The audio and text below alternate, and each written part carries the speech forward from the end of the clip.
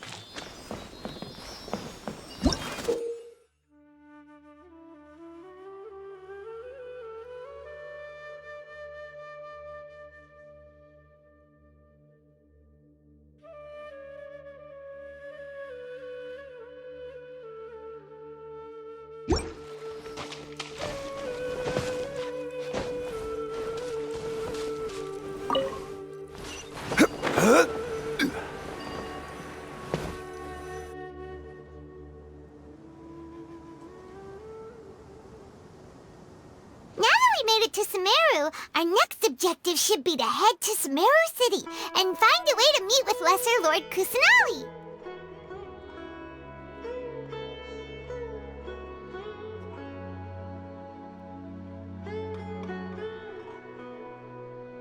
And speaking of Lesser Lord Kusanali, even though we haven't heard too much about her, she doesn't seem to be the same deity who abducted your brother.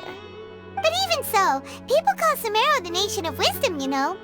If we can get a chance to meet the God of Wisdom, maybe she can give us some useful information. But, Paimon doesn't know the way to Sumeru City. Maybe we can climb up to that spot with the statue of the Seven on it. That'll give us a way better view of things. Even if we can't see exactly where the city is, at least we'll be able to check for some smaller settlements nearby. Wait a second. Look! There's someone up ahead! Perfect timing! Now we can just ask for directions rather than wander around like lost adventurers. Hey there! We're not from around here and seem to have gotten a little lost. We'd like to ask for some directions. Huh? Did they not hear Paimon? Hey! You over there! Could you give us some directions? Huh? What's going on here? There's no way she could have missed that. Oh, wait! Could she be ignoring us? How dare she?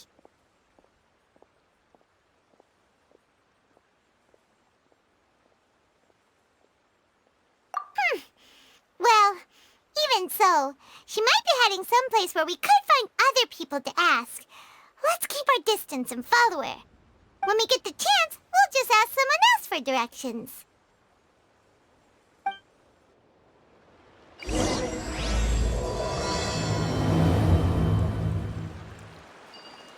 Come on, Let's follow her. Just keep quiet. Make sure she doesn't notice us.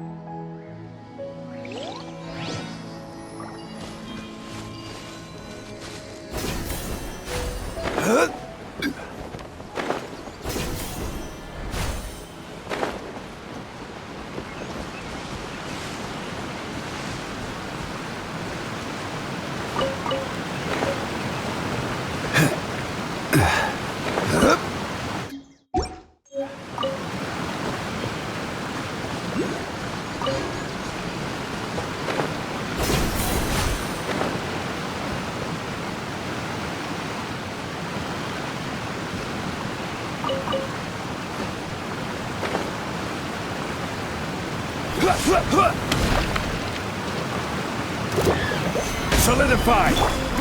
Into the wind!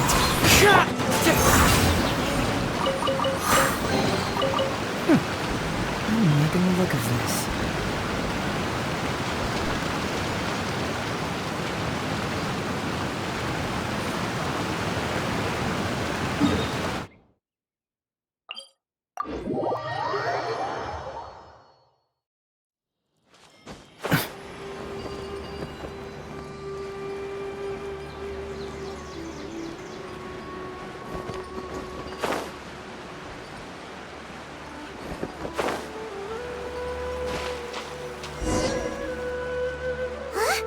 She just walked near that small waterfall and then suddenly vanished. Let's go take a closer look.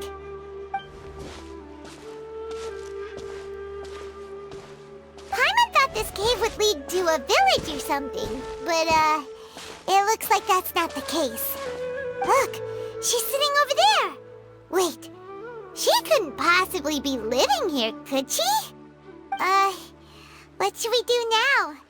Do we try asking her for directions again? It looks like she's meditating or something. If we bother her now, she probably wouldn't let us off very lightly.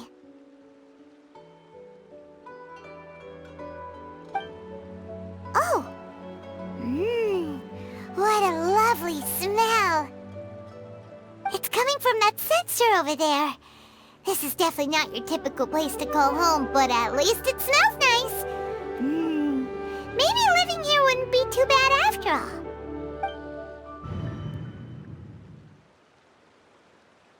Huh? What's the matter? You don't look too good. What? Is the smell making you feel sick? Strange. Paimon doesn't feel anything.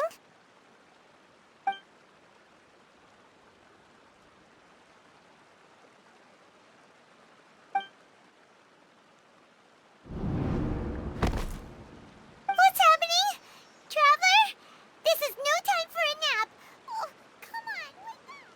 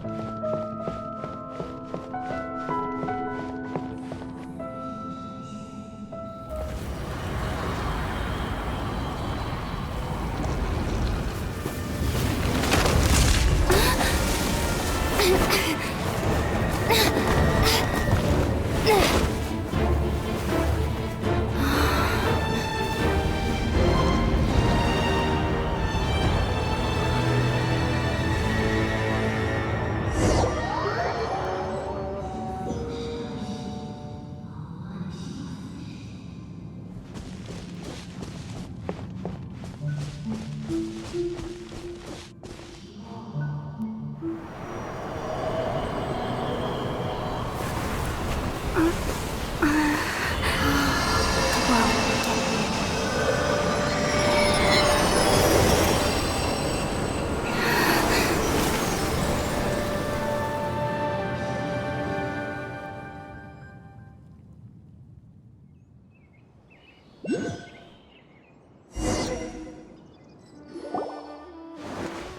you sure it's not serious?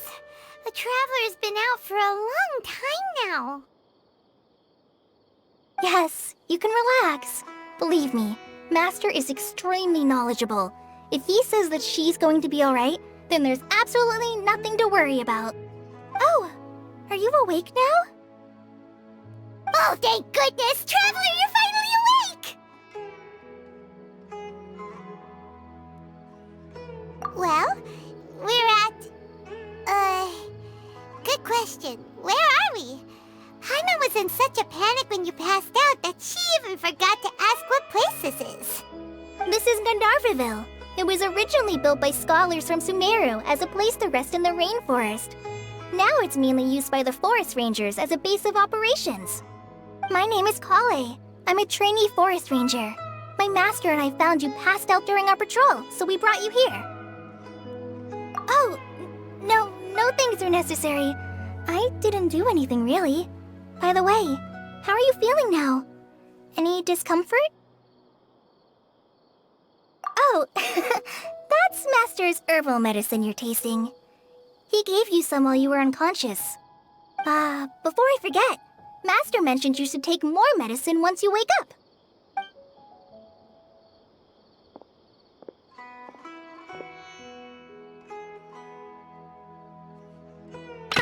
Whoops! Kale, what's the matter? Were you trying to retrieve the medicine? As I've already told you, you must be careful with these.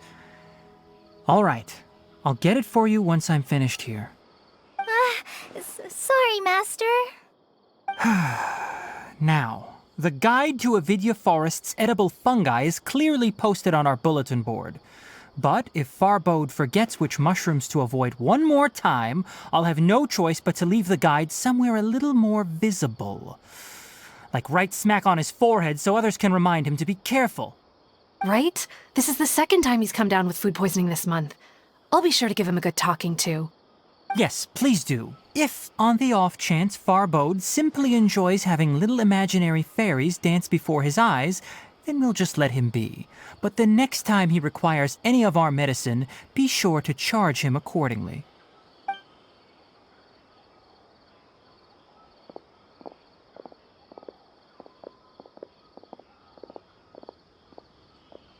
So, how are you doing? Feeling better? Oh, this is my master, Forest Watcher Tainari. He is chief officer over all the rangers here in Gandharvaville. I already informed Paimon about the reason you fell unconscious earlier. But now that you're awake, let me explain it for you as well. It is common practice for Sumeru scholars of certain darshans to dedicate themselves to training and meditation in isolated areas, particularly the nearby forests. While meditating, they use a certain incense known as spirit borneol to help calm their minds as they enter a state of deep rumination. In hopes of asking directions, you two followed a scholar named Hypatia into her cave. The incense you smelled inside was the spirit borneol I just mentioned. That incense typically has no effect on most people, but for a very select few, it can have profound effects on one's cognition, as you experienced firsthand. Does that make sense? Very good. Now, answer me this. Did you feel anything after passing out? Say, any out-of-body experiences? Or did you see anything while unconscious?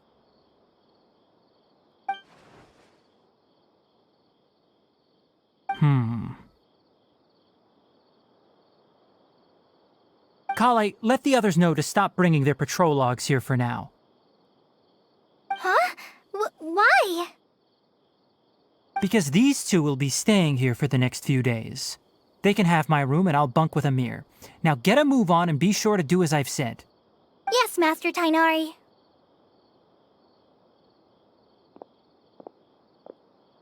Wait, hold on a second.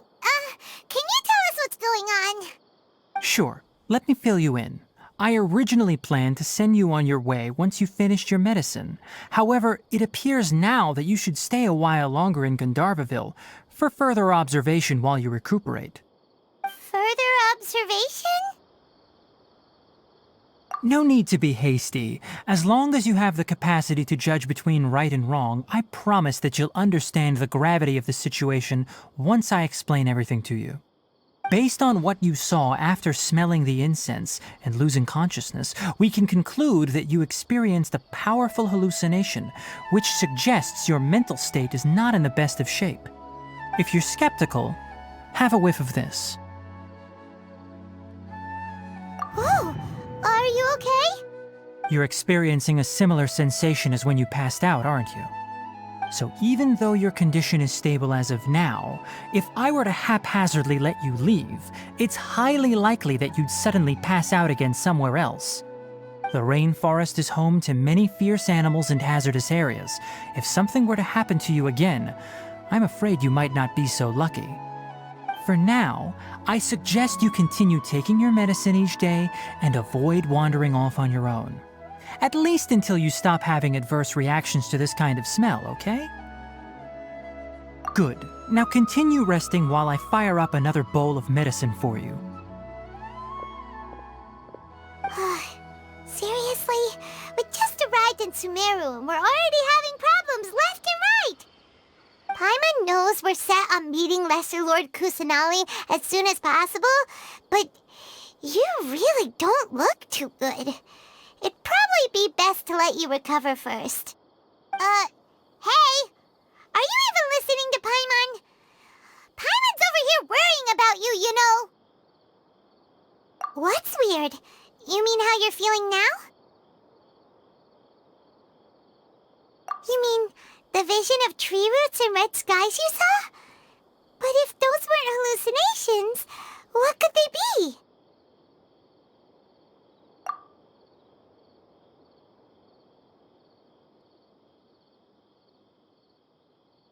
Well, considering how unique you are, Paimon trusts your judgment here. But why didn't you say anything about it to Tainari? If he misjudged your condition, then there's a chance you could get worse, right? Huh? You mean that Tainari already knows that what you saw weren't hallucinations? But if that's the case, why would he try to hide that from us? Oh, Paimon gets it now. That explains why you were so quiet earlier. Well, that settles it then. We'll stay here to rest up and figure out what's going on with your hallucinations. But it seems like asking Tainari might not be an option anymore. What do you think we should do? Good idea. Kale's pretty friendly. We can ask her tomorrow about what she knows regarding the Dendro Archon and customs in Sumeru.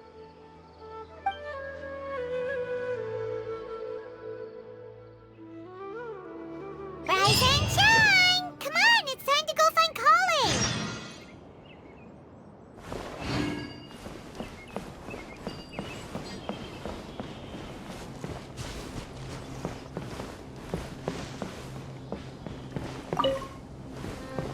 Our recent catch was great. Definitely have another win. All right, next let's see right hand. Yes, not bad. But please remember that you still need to be careful. Understand? Yes, I will. By the way, Master, I still haven't received the patrol route for today. Look, Kale, today's patrol will be a long one, so you won't be coming along this time. Besides, there's a chance we may encounter... well, you understand. But I have a vision too! Am I useless to everyone now? Don't talk like that, Kale. This is not something you need to be worrying about right now. Ah, there you are. Feeling any better? Yeah, since we'll be staying here for now, we thought we might as well try lending a hand around here. Seems you're not the type to sit back and take it easy for a while, huh? In that case, perhaps Kale could take you two for a patrol south of Gandharvaville for the day. And if you're feeling up to it, you can be responsible for cleaning the Statue of the Seven. Tenari, we're ready to head out.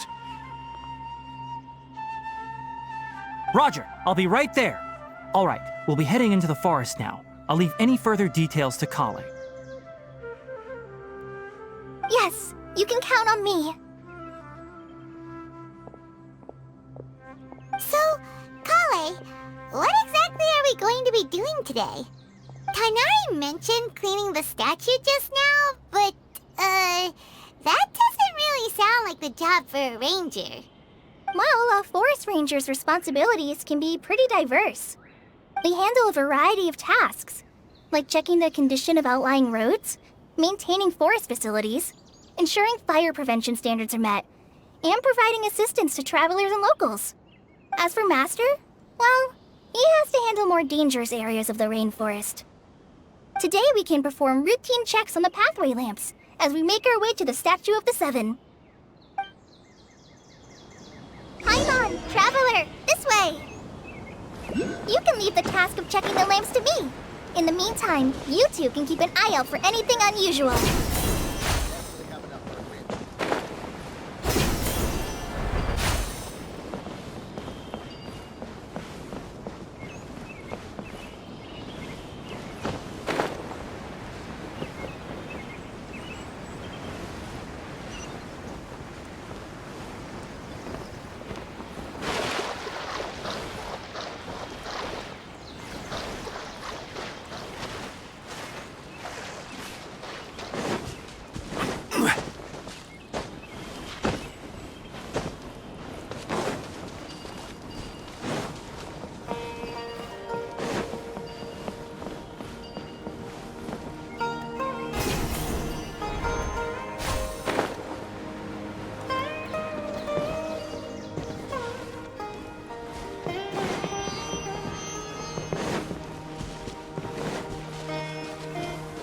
Nothing wrong with these two lamps. Let's move.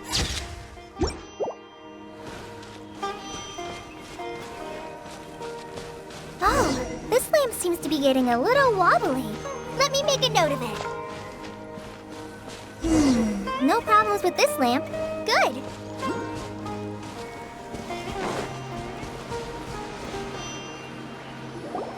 The Statue of the Seven is up on top of that large rock formation.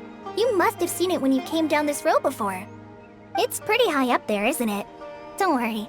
If you're afraid you can't make it up there, I'm sure Master wouldn't mind if you don't clean the statue. Oh? I guess I'll leave it up to you then. There's not much footing once you reach the statue, so be careful up there. Paimon will fly up with you and help you with those hard-to-reach areas. By the way, Kale, do you know anything about the Dendro Archon? You know, what's she like? That depends. Are you referring to Greater Lord Rukkhadevata or Lesser Lord Kusanali? Huh? Greater Lord Rukkhadevata? Oh, is that the name of the former Dendro Archon? Uh-huh. Greater Lord Rukkhadevata was Sumeru's first Dendro Archon. She created the rainforest as well as the wall of Samiel around the desert. Her works provided a means of peaceful living for everyone. To the people of Sumeru, she's not only a symbol of wisdom, but also of power and kindness. Unfortunately, she disappeared in a great calamity that occurred a few hundred years ago. According to what Master has told me, the sages later found the newly born Dendro Archon and whisked her back to Sumeru. To celebrate the reinstatement of their lost deity, the sages dubbed her Lesser Lord Kusanali and let her reside in the sanctuary of Sarastana. Uh-huh. Then what happened? Well, and then... I'm not too sure what happened, to be honest. Huh? You're not too sure? But aren't you from Sumeru? Yeah, I'm from Sumeru. But... Maybe it's difficult to discuss this topic with strangers. If that's the case, then don't worry, we understand. No, it's not that. I'm not trying to hide something from you. Besides, I don't consider you two strangers. Anyway, You two know Amber, right? Wait, Amber? You mean... Yes, that's her. I once lived in Mondstadt for a while, and she helped me a lot during that time. You could even say that she helped me become a new person. There's no one like Amber. She lives life to the fullest while always adhering to her strong sense of justice. She's ready to answer the call for action at any moment, but is also very understanding of others. She's like the spark that lights the fire in everyone's heart around her. If you ask me, she's a prime example of a true outrider. She's the first person anyone coming to Mondstadt will meet. You can't help but be enthralled by her charm and enthusiasm, causing you to fall in love with the lands of Mondstadt and...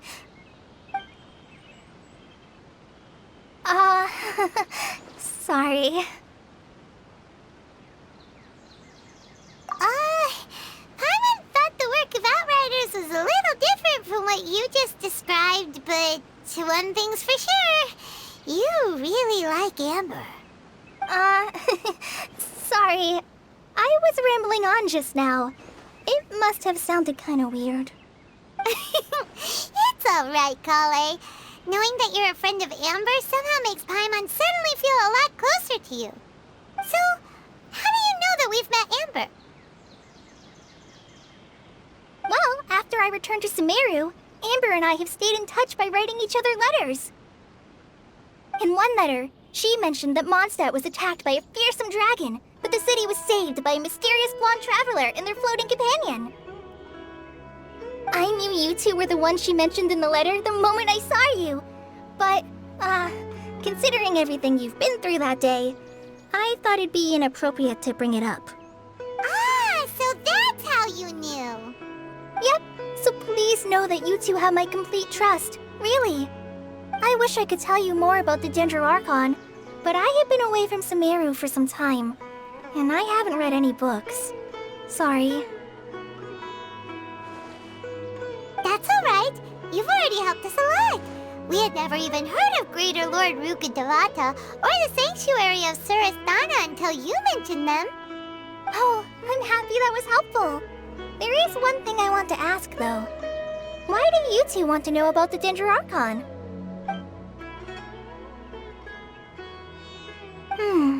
So that's why you're here. Thank you for telling me your story. Don't mention it. We are friends after all, right? Alright, we have a statue to clean. You both have my thanks. While you two are up there cleaning, I'll go ahead and inspect the forest canopy. Let's meet back here shortly.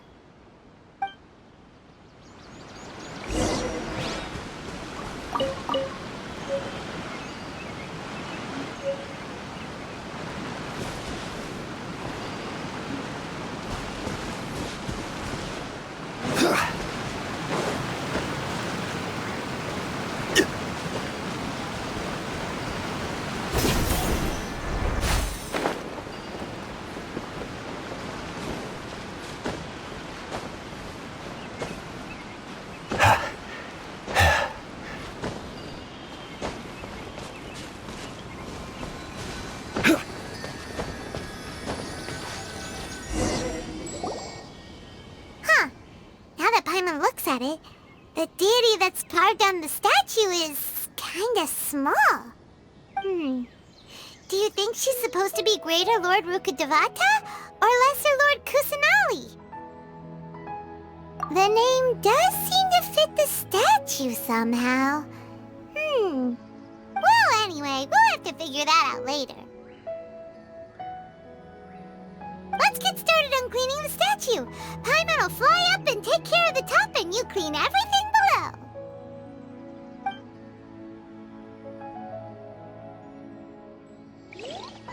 Nice work! That's one clean statue. Let's head down and meet up with Kale.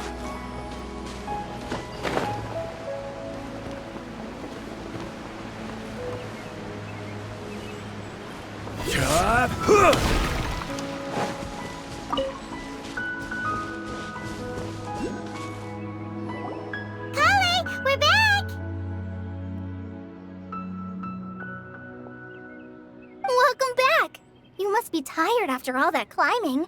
Let's take a little break. I brought some fruit and water for us. Yay! Food! What kind of goodies did you bring?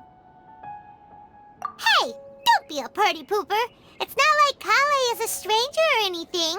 Besides, the best way to compliment a chef is to show passion for their food. Xiangling taught Paimon that. I prepared a nice portable dish that forest rangers like to eat called pita pockets. I hope you'll like them. Whoops! Ah, no! You dropped it on the ground! Not to worry. I wrapped a few layers of oiled paper around each pita. They should be fine. Oh, whew. Paimon nearly had a heart attack there.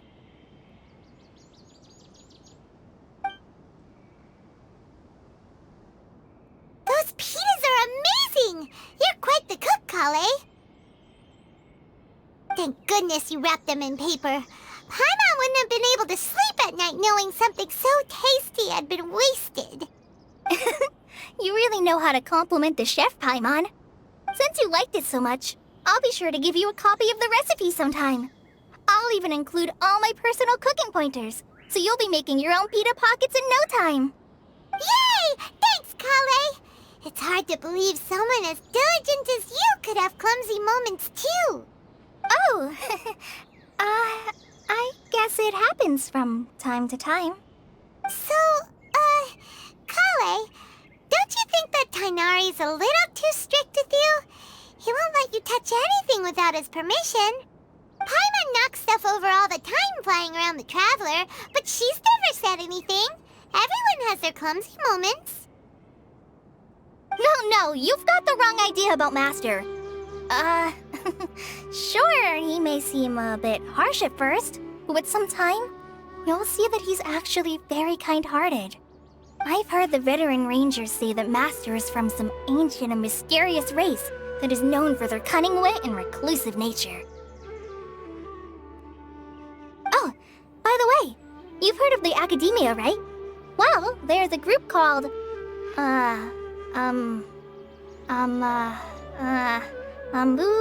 something?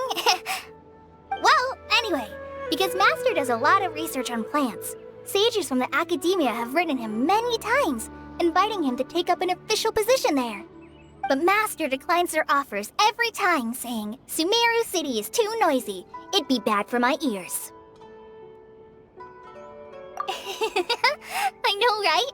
I've always wanted to pet them too. Anyway, Master could have easily left the rainforest to take up a position at the Academia, but he chose to stay here instead as a forest watcher, helping the locals every day and passing on his knowledge to trainees. In fact, Master's the one who taught me how to make pita pockets. Really? Paimon would have never guessed that. Oh, speaking of Tainari, he was the one who took care of you after finding you passed out yesterday. He even carried you all the way here. Paimon's still kinda upset, though. He kept scolding Paimon the entire way here. Oh no, I'm sorry. Master might have been overreacting a little. But, it's mostly because Paimon wouldn't stop yelling, Why, oh why? Is she going to die? It probably started to get under Master's skin after a while. Hey! Don't laugh! Paimon was genuinely concerned about you.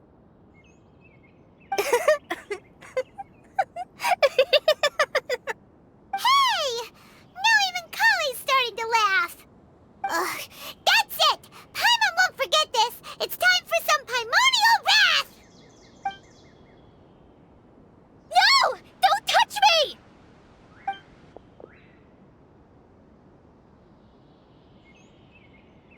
Oh, sorry, Kale. Paimon didn't mean to scare you. No, I just...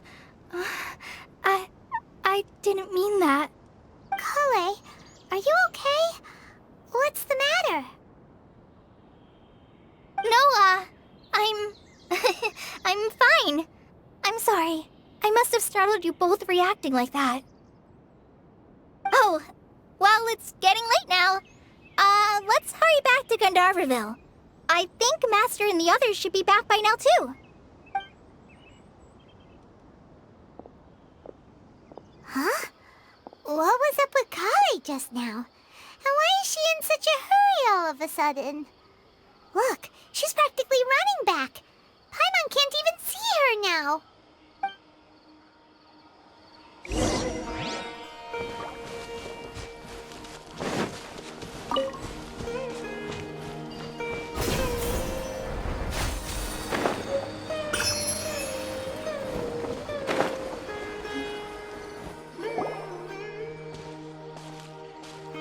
Ah, Traveler. You've returned. Yep, we're back. Have you seen Kale by any chance? Oh, Kale? Yes, I saw her go into her room just a moment ago. Oh, okay. Guess we'll just have to wait and talk to her tomorrow then.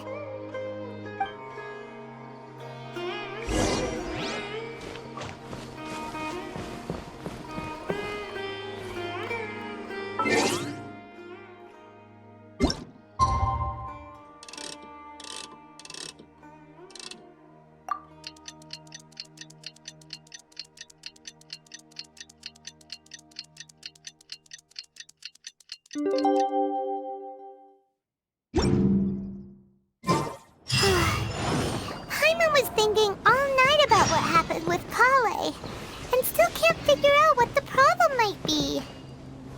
Maybe she's in a better mood now. Let's go check on her.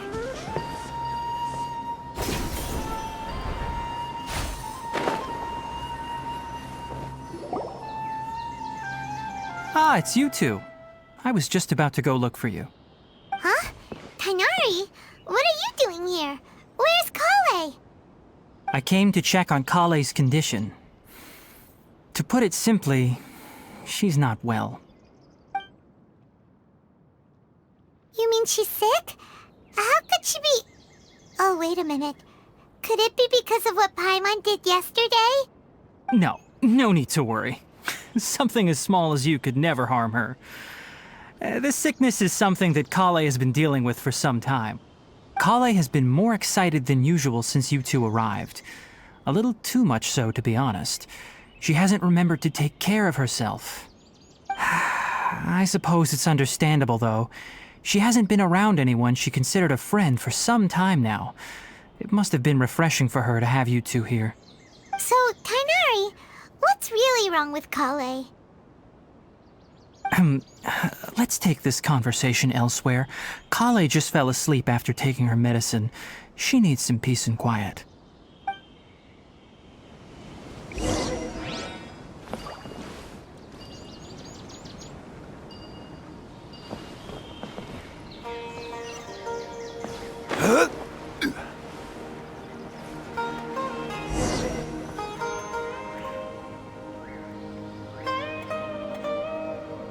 All right, let's continue our conversation here, shall we? To be honest, I hadn't realized that you're that honorary knight from Mondstadt until Kale told me just now. I've also heard all about your deeds in Liyue and Inazuma.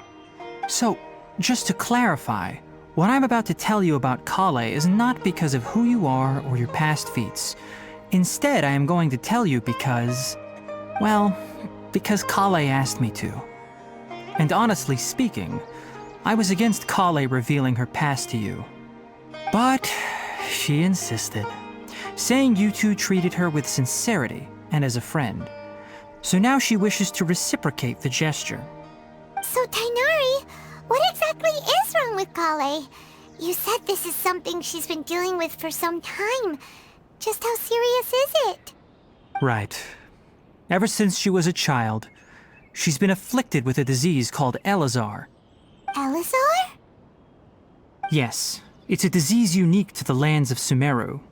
It is characterized by dark and hardened scales that form on the body. At first, the afflicted may only feel mild numbness on the affected area of the skin.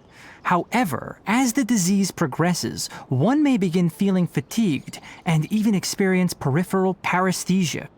In its final stages, the disease strips a person of the ability to control their own body, and they effectively become completely immobile. That sounds terrifying.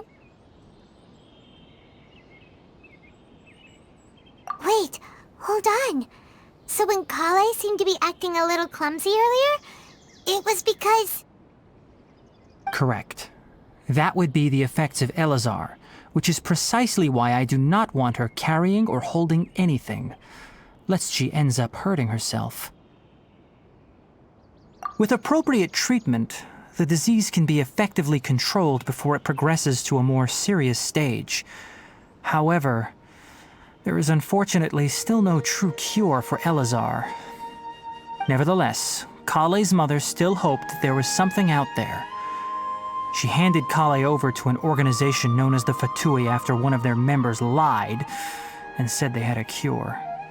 What? The Fatui? Ah, it appears you are already familiar with them. That'll save me some explanation. Anyway, the person who eventually rescued Kale and brought her to me for care said that she had been given to a harbinger known as the Doctor. I have no idea how this doctor managed to do it, but her case of Elazar was completely stable for all the years that Kale was with them. However, Kale's days with the Fatui were anything but pleasant. Kale is a resilient individual and always tries to appear cheerful, but her experience with the Fatui has left deep scars. Even now, she can still feel deathly afraid of someone touching her. Oh, Paimon had no idea Kale's been through so much suffering. Oh, by the way, Paimon, Kale wanted me to tell you that she's sorry for scaring you yesterday. She also wanted both of you to know that she's sorry for hiding her illness. She doesn't need to apologize. None of this is her fault at all. Well said. I hope you'll get a chance to tell her that in person the next time you see her. Kale once thought that it would be impossible for her to have any real friendships. I trust that you two will never let my trainee experience such emotional pain again. Don't worry, Tainari. We'll take good care of her. Well, it's not too serious at this point. She overexerted herself the last couple of days, which is what led to her breakdown this time. As long as she has taken her medicine and gets plenty of rest, she should get better. Though, I must admit that Kale's condition was much more stable when she first arrived here in Gandharvaville. She was interested in the work of the forest rangers the moment she saw us. I could see that she was serious about learning, so I felt compelled to ask her to join us. Her stamina has gotten much worse recently. Though a moderate amount of physical exercise is always necessary, I'm afraid the long-distance patrols are a little too much for her now. All right, now that I've told you about Kale's past, I think I'll head into the rainforest to find some ingredients needed for her medicine. I'll see you two later. Yeah, we'd like to do something to help Kale too. All right, but I must warn you two. The rainforest is a dangerous place, especially for someone who's still recovering like the Traveler. You must follow closely and listen to every instruction. No problemo. Let's go then. We'll be looking for a plant known as lunar lotus. It's often used to help those afflicted with Elazar recover their energy. Hey, Tainari? Where exactly are we going to find this plant?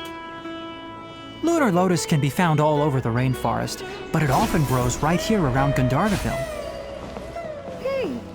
Given the name, it sounds like we should be looking for it in the water. You are correct. Lunar lotus grows in the water. When fully matured, they look like giant blue flowers floating on the water's surface. Quite an attractive species, if you ask me. The large petals are actually the plant's leaves and sepals, which surround a very small flower. You should note that many of the plants found in Sumeru have names that are contrary to their species. Take the Kalpalata, for example. The plant is not a lotus at all, but rather a vine. And then there's the Sumeru rose, which is not a rose, completely contrary to its name. Oh, huh. Okay then. Note to Paimon. Never bring up the topic of flowers with Tainari.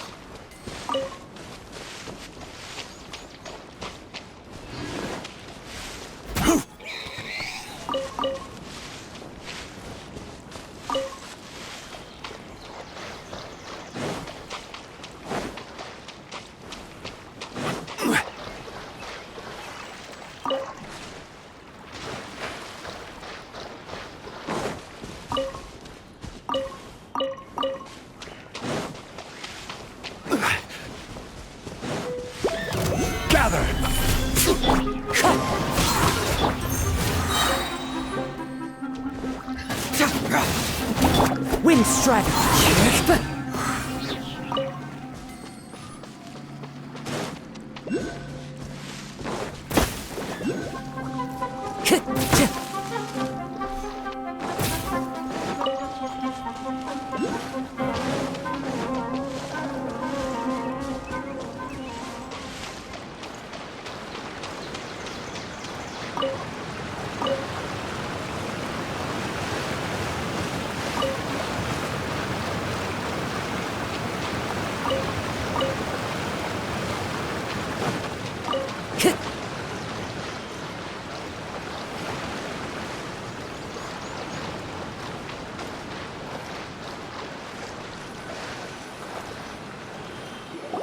There should be lunar lotuses growing somewhere in this area.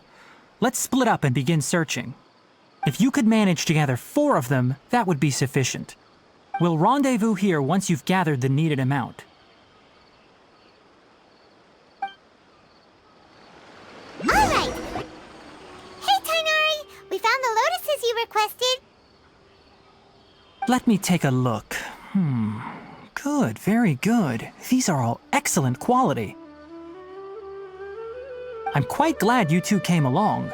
Your exploration experience helped save me a lot of time here. It seems we even have enough time to stock up on some other things I need. Hey, Tainari!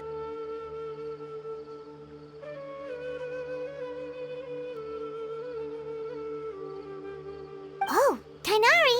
Someone's calling your name! They're dressed like a forest ranger. Ah yes, that's Amir and the others. But didn't they just set off not too long ago? What are they doing back so early? Let's go find out what's going on.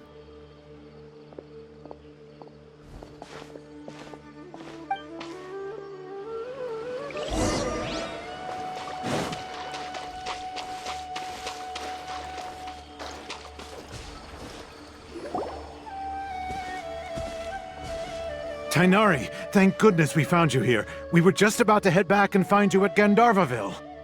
What's going on? We just discovered a withering zone. The Withering is back? But the patrol route you were on should have been already clear just a week ago. It reappeared so quickly. Can you tell me the exact location?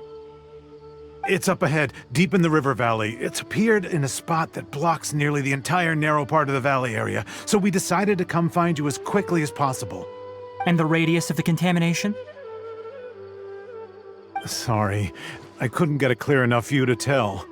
No one in our patrol team had a vision, and it appeared to still be spreading, so we didn't risk getting any closer. Okay, I understand. You made the right decision. I'll go deal with it right away. In the meantime, please guide these two back to Gandharvaville. Wait, Tainari! Why don't you let us help you?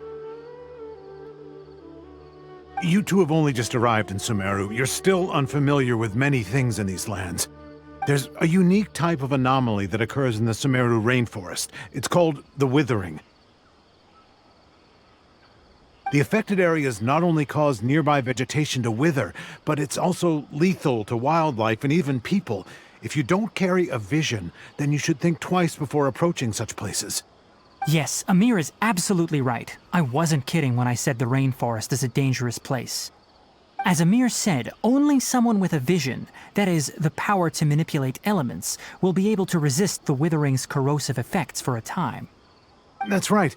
If any of the forest rangers without a vision come across a withering zone, we first make a record of the location and then have a ranger with the proper abilities deal with it, like Tainari here. Only someone with a vision can venture within a withering zone and find a way to deal with it. But you don't seem to carry a vision. Don't worry, she may not have a vision, but she's a real pro at using the power of the elements. It seems the rumors about you are true. In that case, all right, you two may accompany me.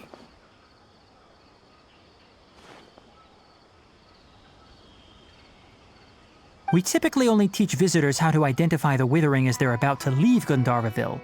We'll make an exception today, and show you what it looks like up close.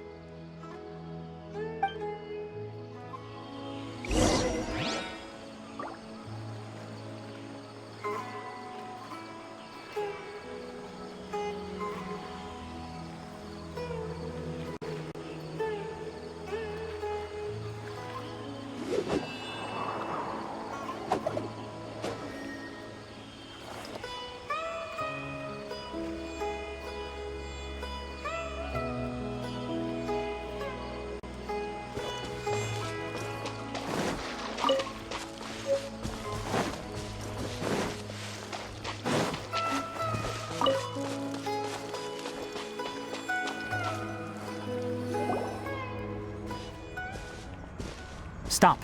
Don't move any further. Look there in the distance. Huh? Where? Oh, look! Those plants have withered! That whole area is kinda gloomy.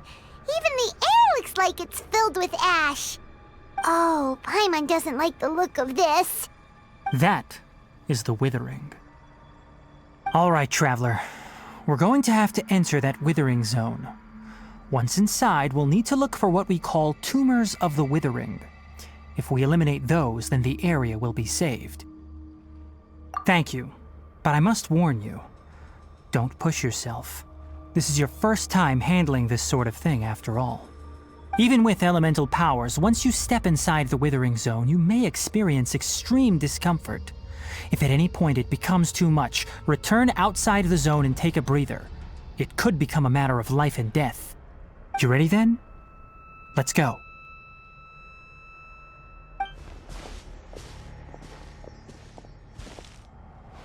First, we must locate any branches sustaining the withering zone.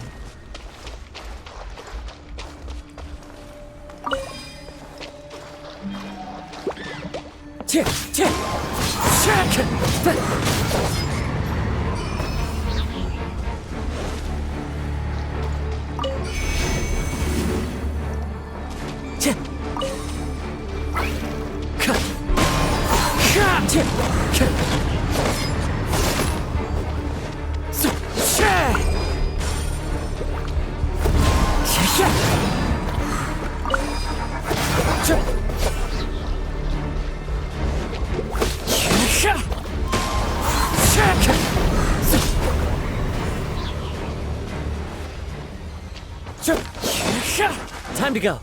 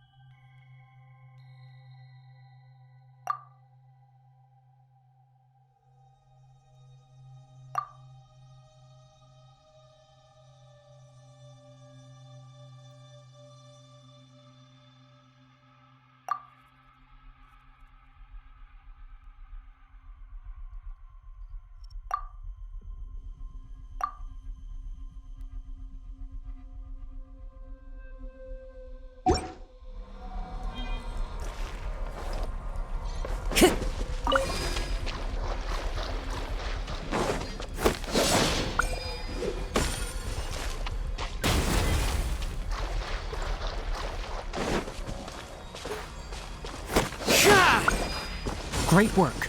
Now that all the branches have been cleared, we'll need to take care of the tumor.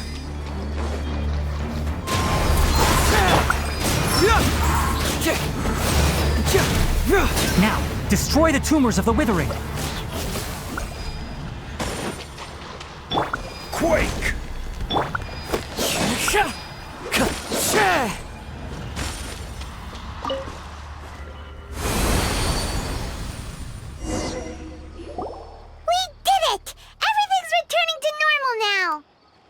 Yes, thanks to you two.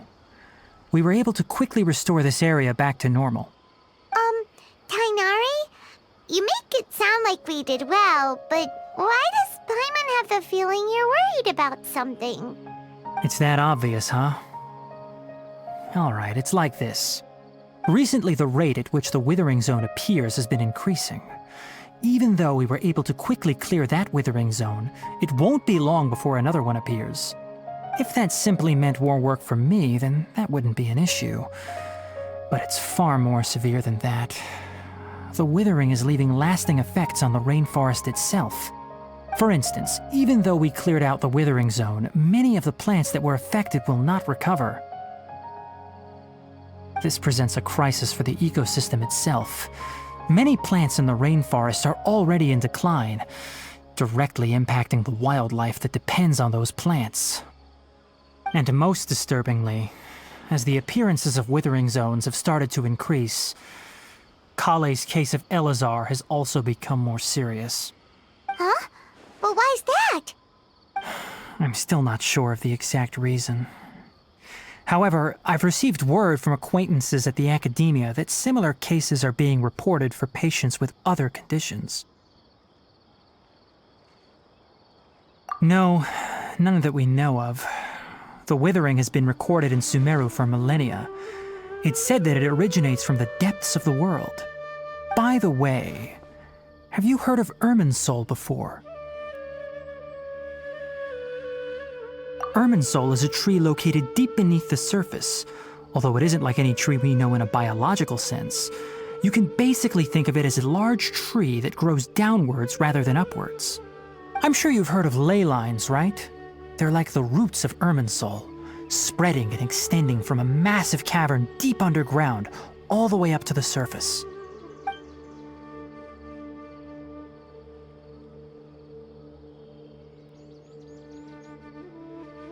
Ley lines continually absorb the memories of this world, which are then funneled into Irminsul, allowing it to collect knowledge and wisdom from ancient times to present day. The Dendro Archon is known as the God of Wisdom because her consciousness is directly connected to it. It is also said that the Dendro Archon's power is a manifestation of Irminsul. And as for the Withering, its emergence is related to a disease that's affecting it. That's right. My ancestors learned of this from Greater Lord Rukkhadevata's familiars a long time ago. But even those mysterious creatures did not know of a cure for Irminsul. I'm afraid we Rangers will be battling the Withering Zones here for a long time until a cure is found. Alright, that's enough on this topic for the time being. Now that we've taken care of things here, it's time for us to head back to Gandharvaville.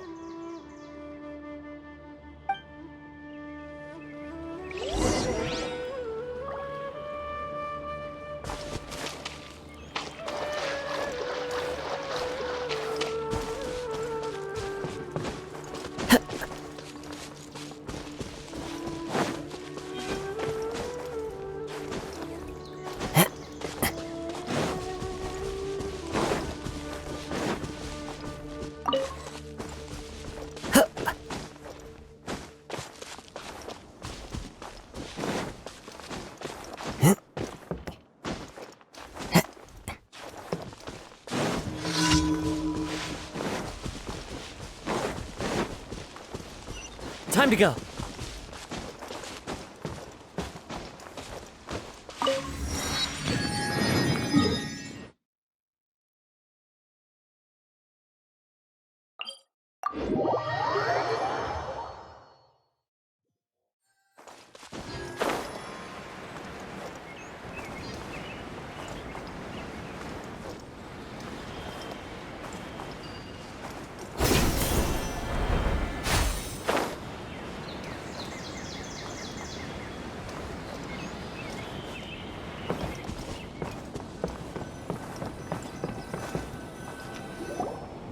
Oh, Tainari, you all made it back.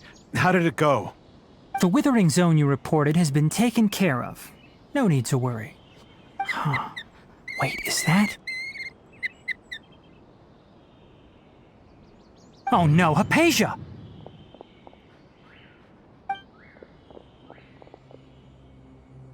Huh? What's wrong, Tainari? This Duskbird is Hypatia's designated courier for urgent news. You do remember her, don't you? She's the scholar you and Paimon were following when you first arrived in Sumeru. Oh, her? How could we forget? So did something happen? Let me see what's written in the letter first. Oh. So what's it say?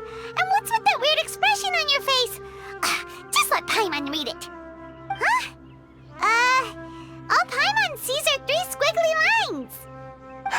Yes, allow me to explain.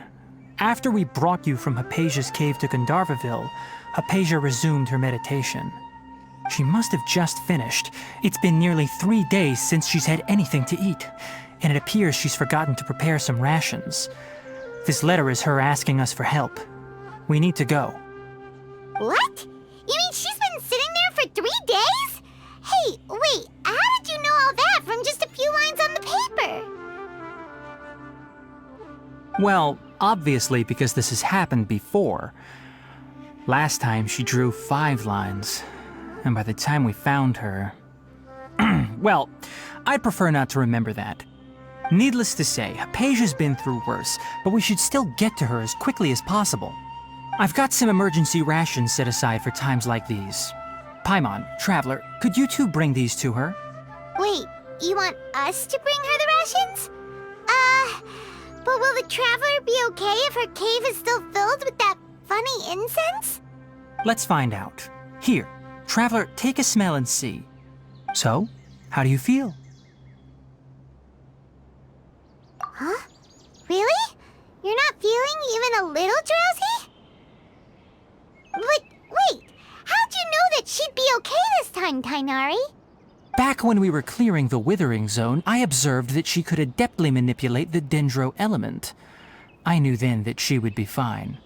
And if I may ask, when I was telling you two about Irminsul's ley lines, was what I described similar at all to what you saw while you were unconscious? That's correct. Those weren't hallucinations at all. Though I don't intend to apologize for deceiving you. Because what you saw is of significant importance. Not just for the nation of Sumeru, but the entire world of Tevat. My forefathers were shown much favor by Greater Lord Rukkhadevata. We took an oath to protect this nation together with her. Now that that duty has fallen to me, it was part of my responsibilities to ascertain whether you could be entrusted with the fate of Sumeru. Now, after seeing you in action with my own eyes, you have earned my confidence, and I no longer feel the need to hide any secrets from you. When you passed out, your consciousness had connected directly with Irminsul. What you witnessed were actually real memories contained within Irminsul itself. I could try to tell you more, but it would be better if you went to ask Hypatia instead. Her focus on meditation and use of Spirit Borneol are aimed at establishing a connection with Irminsul, just as you did. That sounds nice and all, but will she really help us? Seriously, she completely ignored us the last time we tried talking to her. That was because when you ran into her, she was in a special phase of her training. During that time, she must avoid communicating with others. Please, wait here for a moment.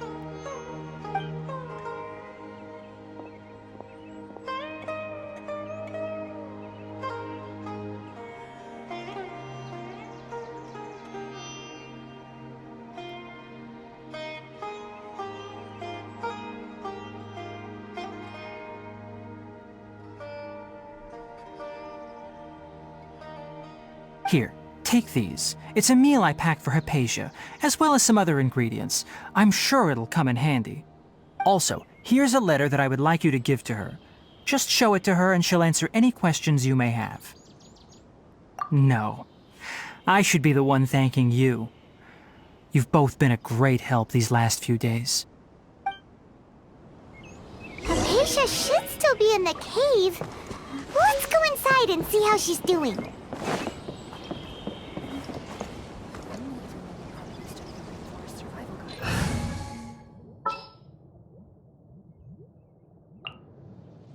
There's still a long road.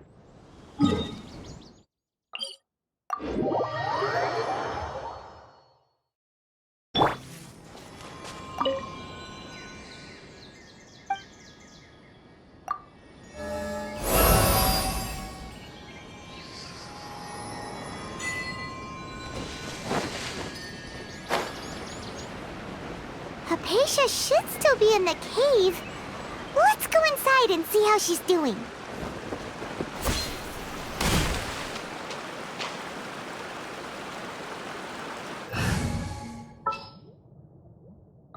I'm on the case.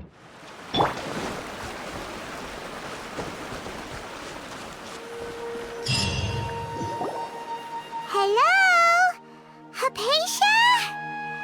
Hey, there's nobody here.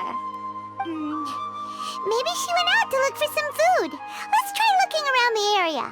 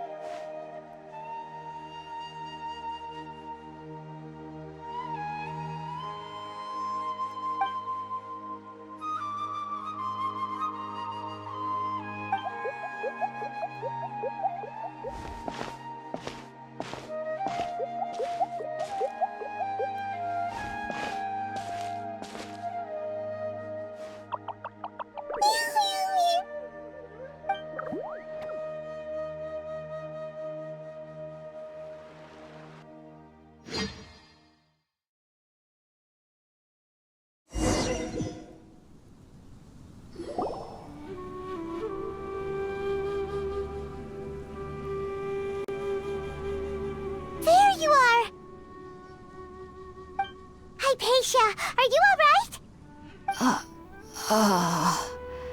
So hungry. Need water. There's no way we can get her to eat in her current condition. Let's try finding some water first. Huh? Wait, why does it look super foggy outside all of a sudden?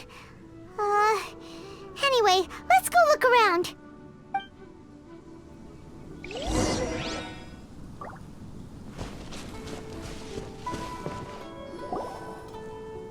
Huh?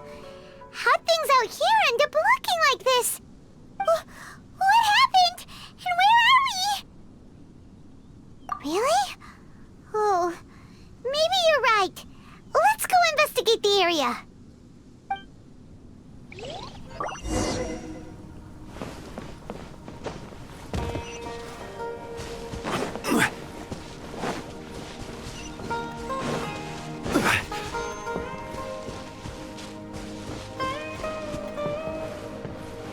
Wow, this place is huge! Paimon knew there's something off about that cave. Let's think of a way to get over there and have a closer look. Who knows?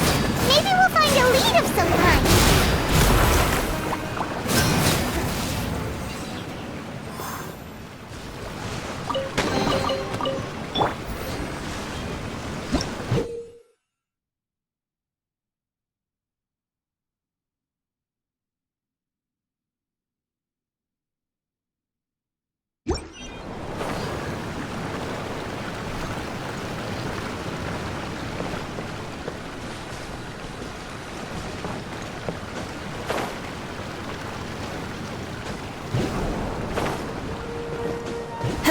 Follow the wind.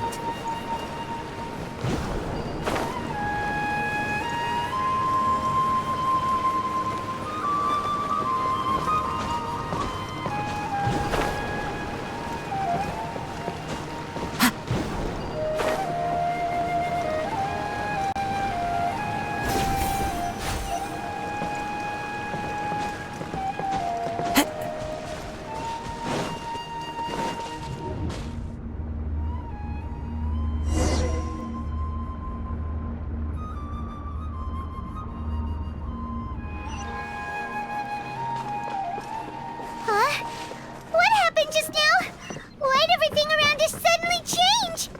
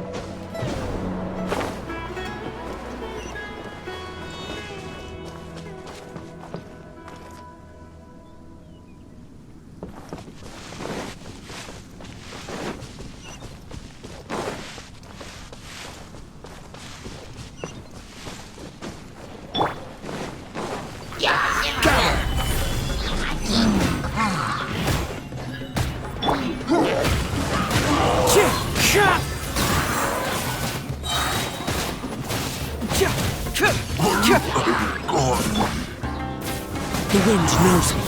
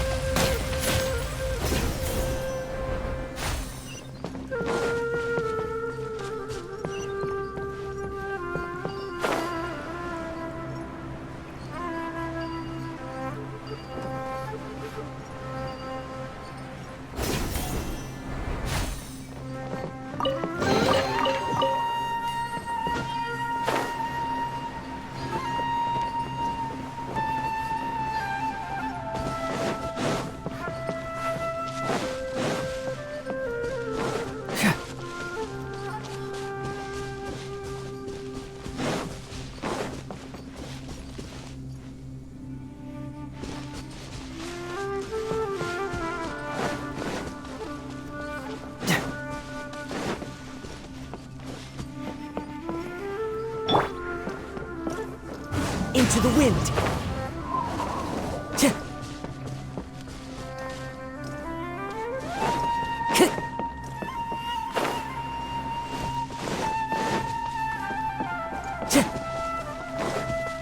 Time to go.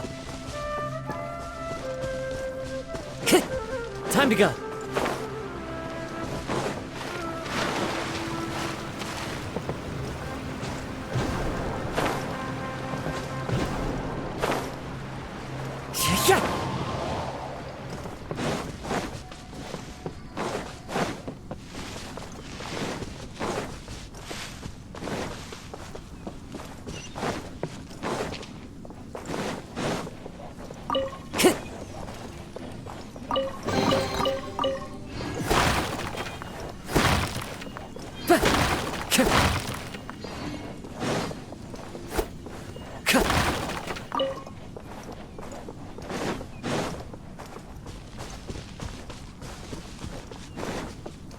Time to go.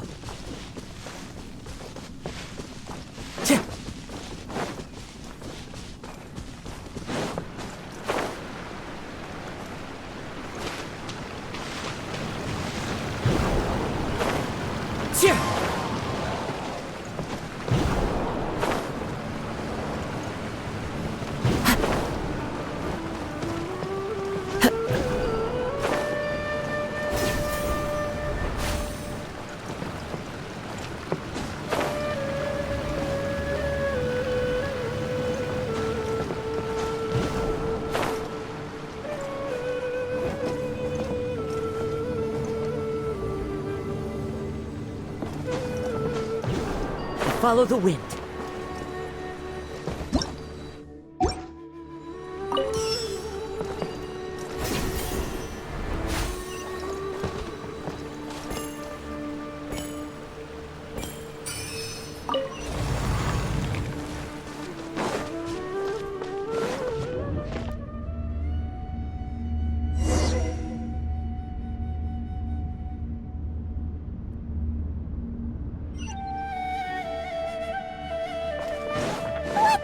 What is going on here? This place is getting weirder by the minute. Hey, what's the matter? You don't look so good.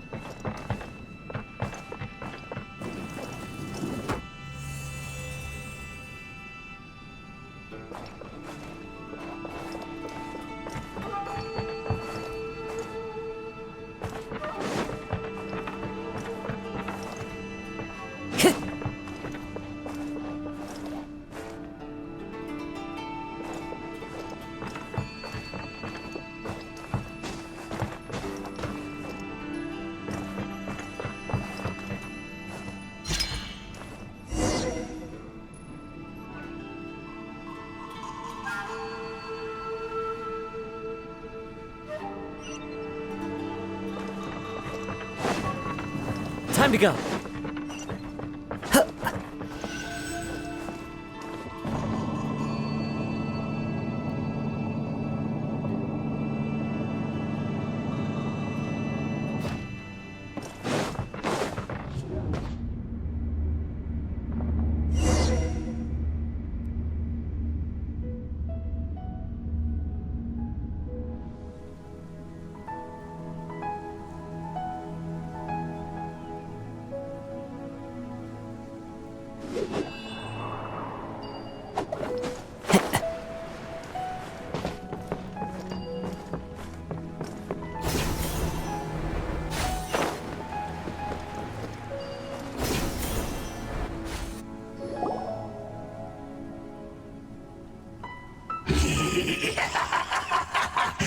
Well.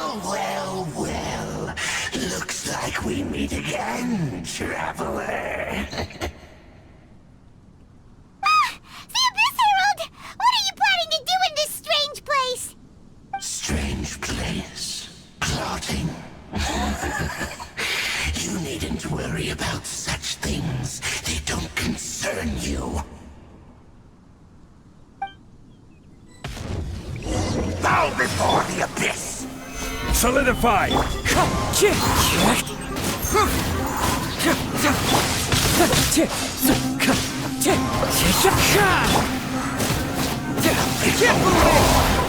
Hold the line!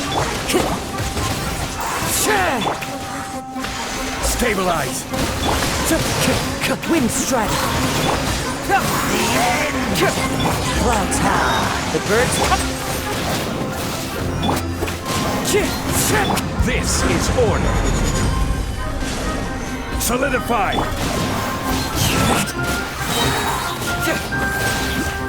Cyclone! Huh? Why can't we beat this guy? Oh, Paimon doesn't get it! We faced others like him before! What's wrong this time?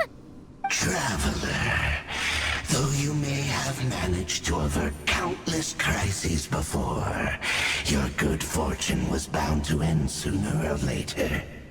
It's time you realize how weak and powerless you really are. Your brother. Oh, pitiful traveler. Are you really so ignorant? Or are you just living in complete denial? His Highness has long since forsaken you. Your meager existence in his eyes is that of an annoying bug, only to be stepped upon. The bonds of love and family which drive you to find your sibling are utterly gone. Your journey is meaningless. But don't you fret now. Today will be your last. Now die!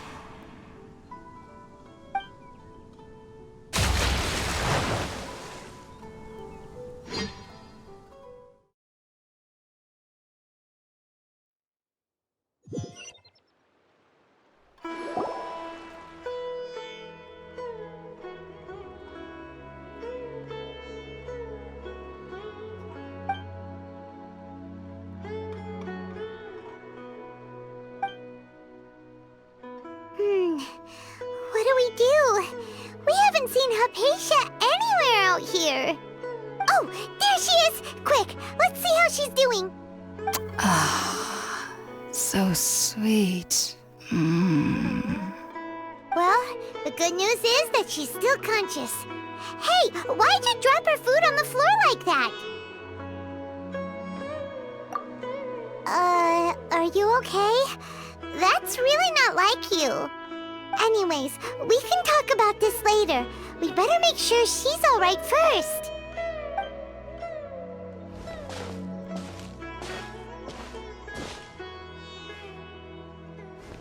Whoa!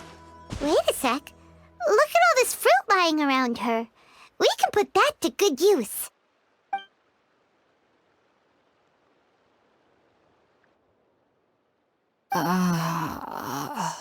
Who is there? Tainari, is that you?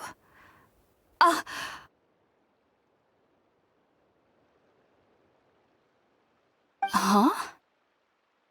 It's okay. You can relax, Hypatia. Tainari sent us here to bring you some food and water. Here, we have a letter that he asked us to give you.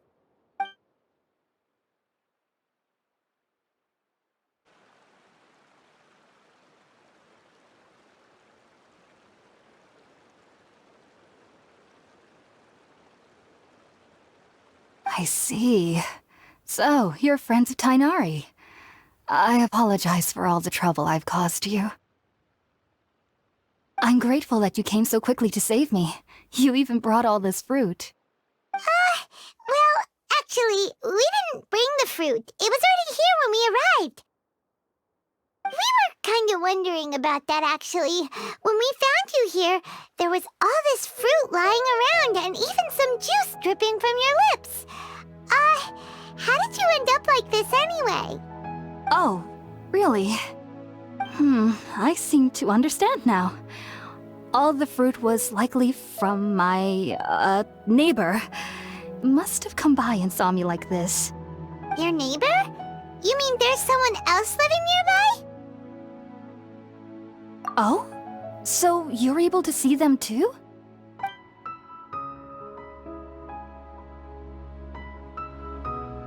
Wait, hold on a second, Traveler.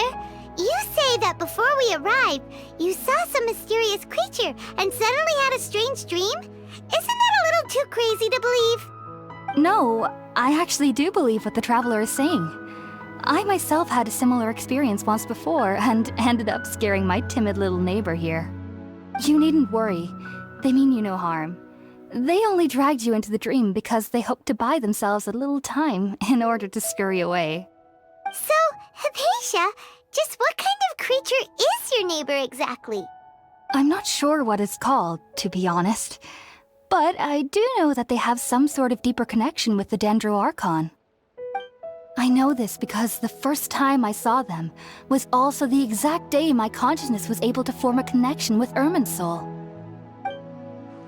Even after I opened my eyes and stopped meditating, my heart was still pounding, and my mind was racing with all the knowledge that I had touched. And at that very moment, I suddenly noticed a small figure at the opening of the cave. In my curiosity, I began to walk over to the creature. They must have already been used to me living in the cave, because they didn't seem to mind me approaching them. They just kept doing whatever they were up to. It wasn't until I crouched down next to them that they suddenly realized that I could see them. Oh! And then? And then I had a dream. By the time I came to, they were nowhere to be seen. I was convinced they'd never show up again. But sure enough, I saw them nearby a few days later.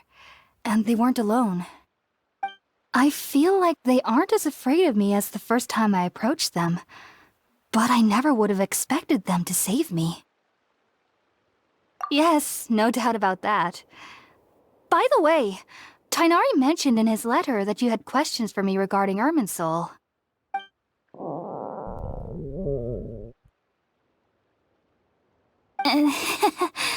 Sorry about that. Sounds like just drinking juice still isn't quite enough for my stomach. Well, if somebody hadn't dropped the food earlier... Anyway, looks like we'll need to prepare something ourselves. Besides, Paimon's getting hungry too. Let's eat first and talk about Irminsul later.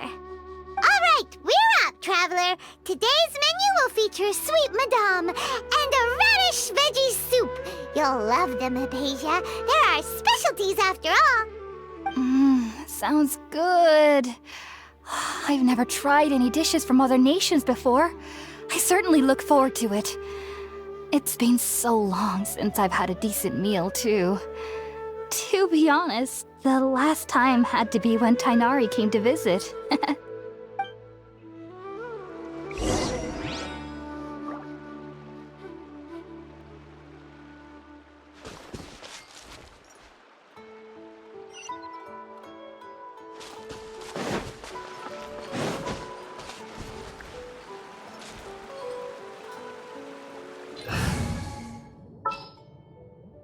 Ta-da! Please!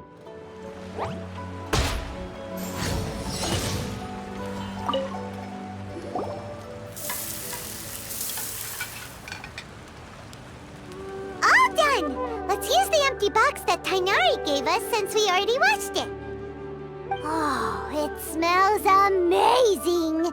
And the box is a nice touch too! Let's go serve this up and start eating with Hypatia!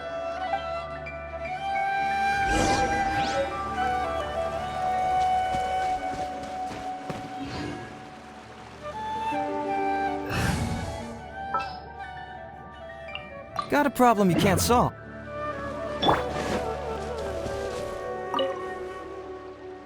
Are you already finished cooking? Smells delectable. I'm truly thankful whenever I can enjoy a proper meal like this. Cooking really isn't my forte.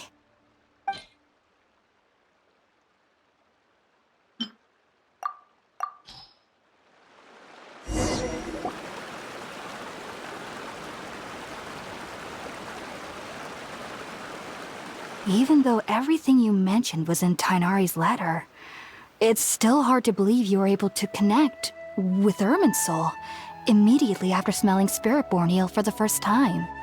It took me nearly 3 years before I could do so. And everyone at the Academia even lauded me as a genius. You should know that some researchers spend their entire lives without ever successfully connecting with Irminsul as you have. So why does this incense allow people to connect to Irminsul? The ingredients used to make spirit-born ale primarily consist of plants created by Greater Lord Rukkhadevata. These special ingredients are conducive to heightening our senses to the Dendro Archon's power.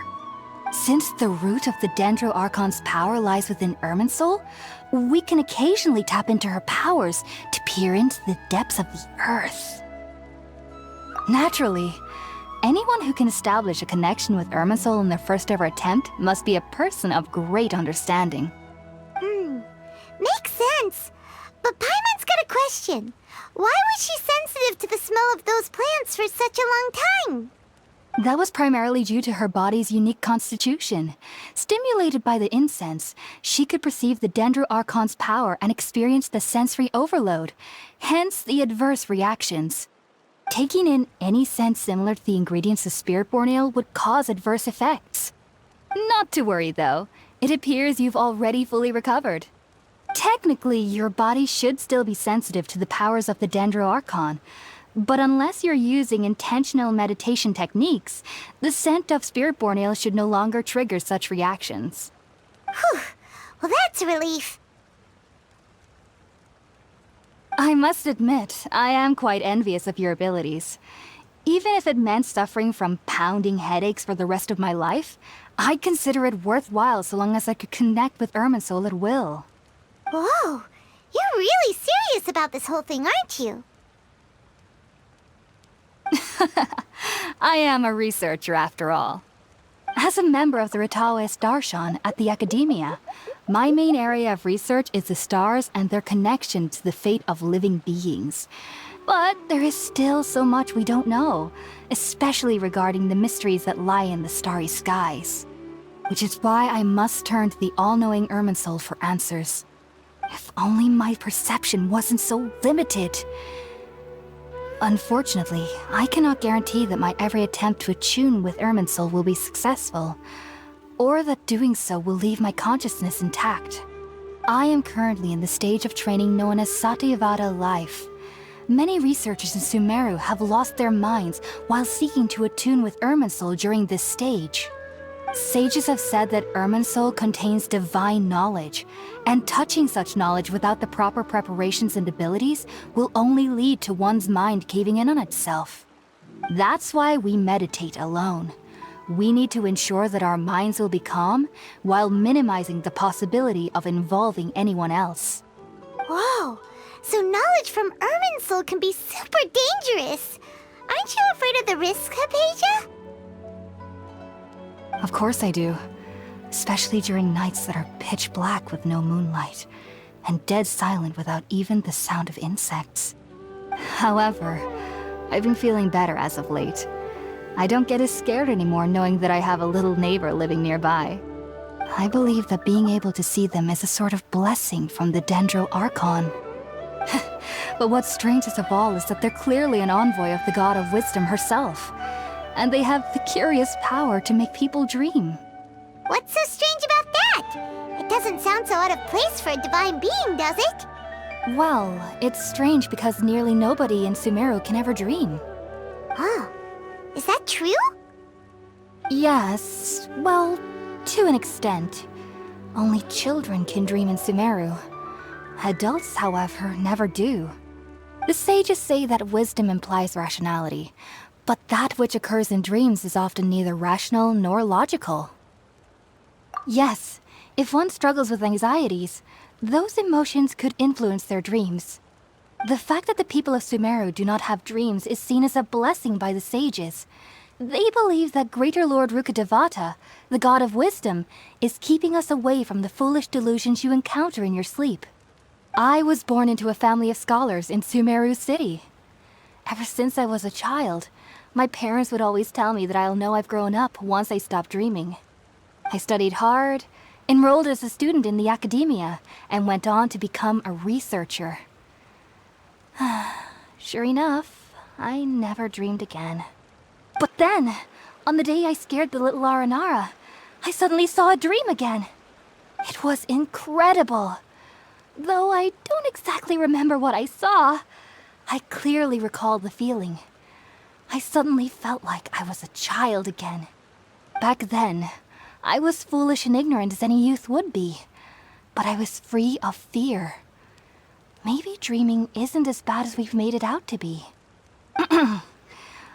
Just be sure not to speak of this if you travel to Sumeru City. They'll look at you as if you've lost your mind. So, do you have any thoughts about the things she saw when she connected with Irminsul? Sorry. I'm afraid I don't have any answers as of now. All I can say is that what you saw is a memory contained within Irminsul itself. World forget me. What could that possibly mean? If only I could ascend past Satyavada life and begin Paripurna life. I might have some more answers for you. If you two are ever in the area again, please be sure to come and see me. There's no need to be thanking me. You two are my saviors. Besides, I'm already looking forward to tasting some more of your cooking. Now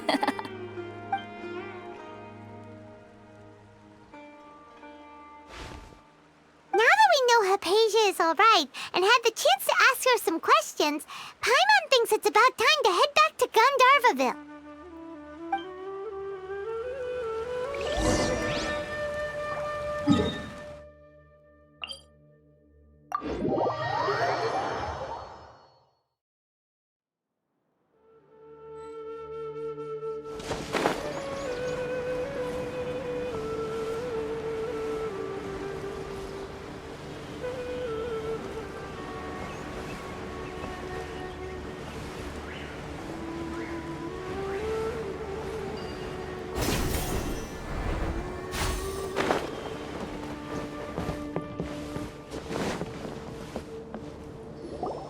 Think about it, Tainari. Refusing to join is tantamount to burying your head in the sand. I understand that you're a forest watcher and that it's your duty to combat the effects of withering zones. But isn't it evident that such work is not a lasting solution to the problem? As Sage Kage clearly stated, your presence and guidance in Sumeru City is pivotal in finding a cure for Irminsul. How could you possibly refuse? Keep your emotions in check, Gulam. Let's at least listen to Tainari's reason for declining. We're here to invite him to the Academia, not to cause a scene. Sage Kage, I am truly honored that you came here in person, but I'm afraid I must still decline your invitation. I am merely a forest watcher. How could the great minds of the Haravatat have any need of someone like me? Well, it turns out that your refusal letter had some implications on your master's reputation. He is a renowned sage of the Immorta, after all. So now I've come here in his stead. I see. Huh. And I figured that given his temper, he would come here and berate me personally. Tainari, your master is an integral part of this effort, and now he requires your assistance. And what exactly does my master need of me, Sage Kage? You'll know, once you've arrived in Sumeru City, that is. And how long will I be required to stay? There's no definite answer as of now. Do you mean to tell me that despite coming all the way here to Gandharvaville, you still can't answer the questions I laid out in the letter to my master? If that's the case, then I'm afraid I cannot give you a definite answer either. Tainari, but you... So be it. Come, Gulam, we're leaving.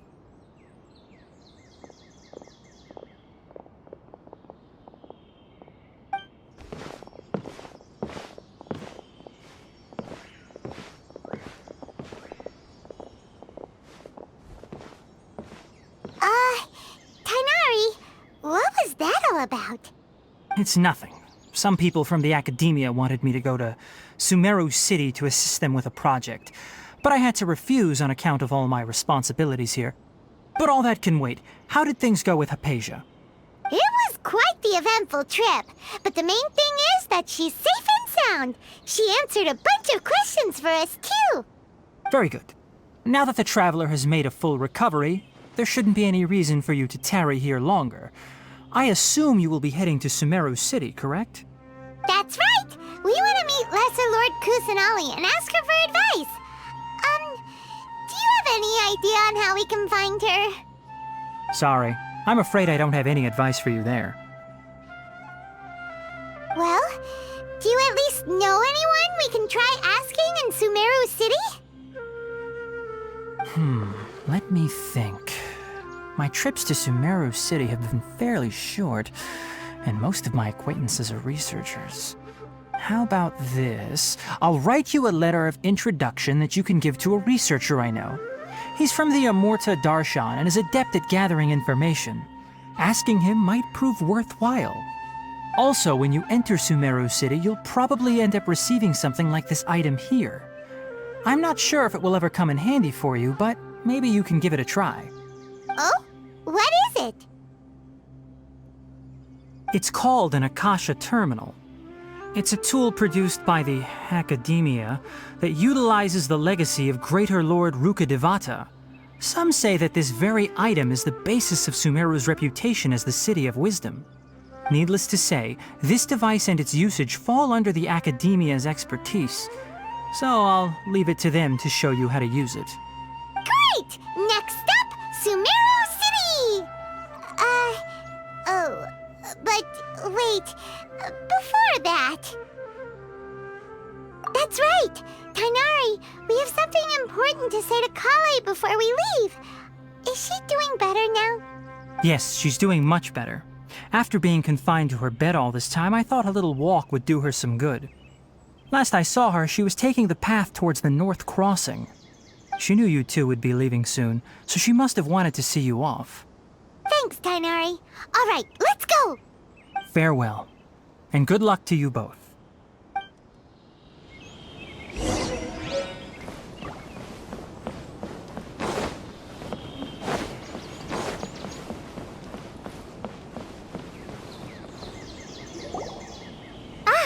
I've been waiting for you two.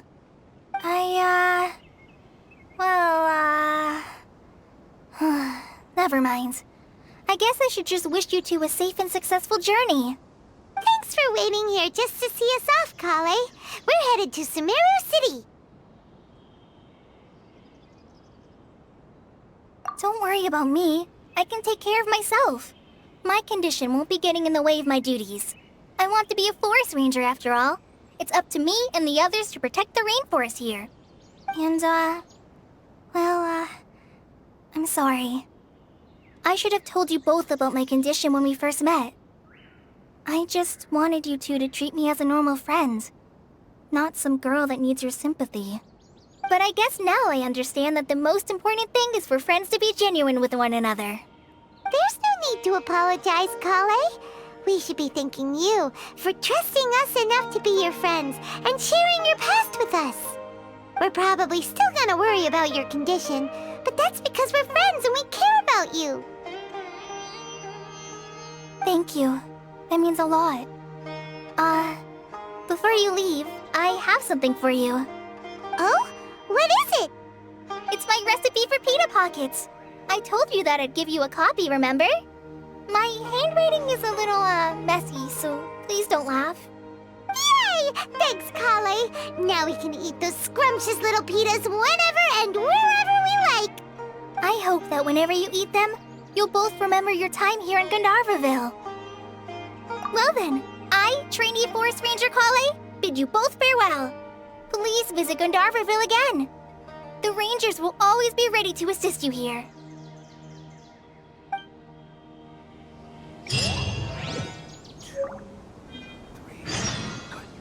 Isn't a single one missing.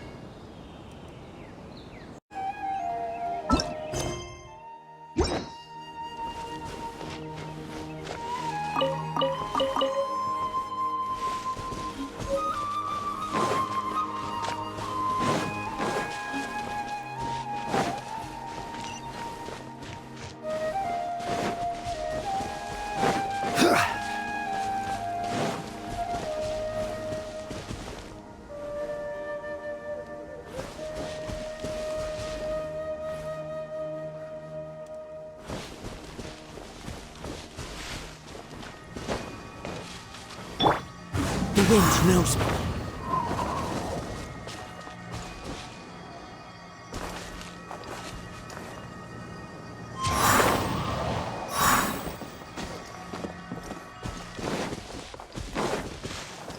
Time to go.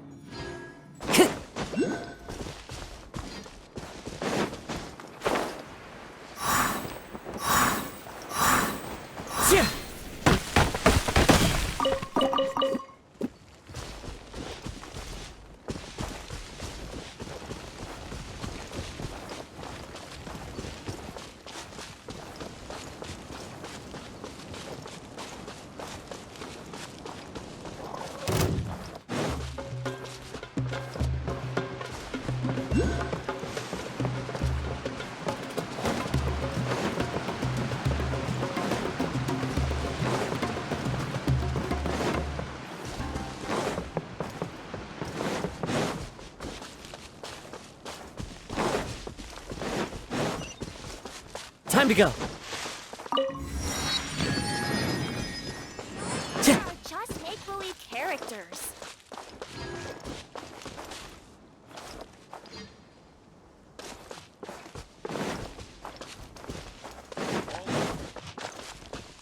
Time to go.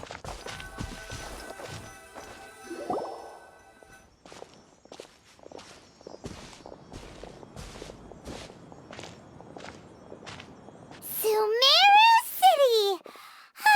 We finally made it! Oh, did you see that? When those people entered the city, something on their heads lit up.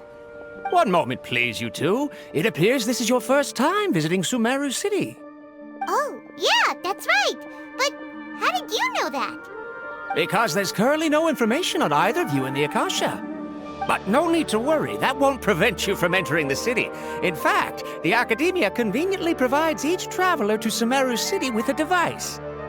Perhaps you two have heard of the Akasha before. It's our beloved Greater Lord Rukkhadevata's lasting legacy, a treasure trove of collected knowledge.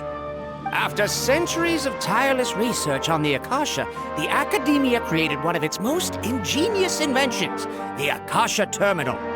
As long as you are within Sumeru's borders, you may use an Akasha terminal to connect directly to the Akasha and access any knowledge you need. I should mention that due to technical limitations, the operation of Akasha terminals will be much smoother and more effective in large cities such as Sumeru City and Port Ormos. Oh, so this is the thing that Tainari was telling us about. It sounds pretty amazing. You two are quite fortunate. Until recently, it was standard practice to only issue Akasha terminals to outlanders who spent an extended amount of time in Sumeru. However, this policy was recently changed, and now all travelers are issued one upon arrival. Here are your Akasha terminals. Please handle them with care. It kinda looks like a leaf. To activate it, simply hold it in your hand and say the following phrase to yourself. May the mighty God bless us with their voice of wisdom. Oh, since this little doodad lets you access knowledge, maybe we can use it to find a way to meet Lesser Lord Kusanali. Let's give it a try. Ahem. May the mighty God bless us with their voice of wisdom.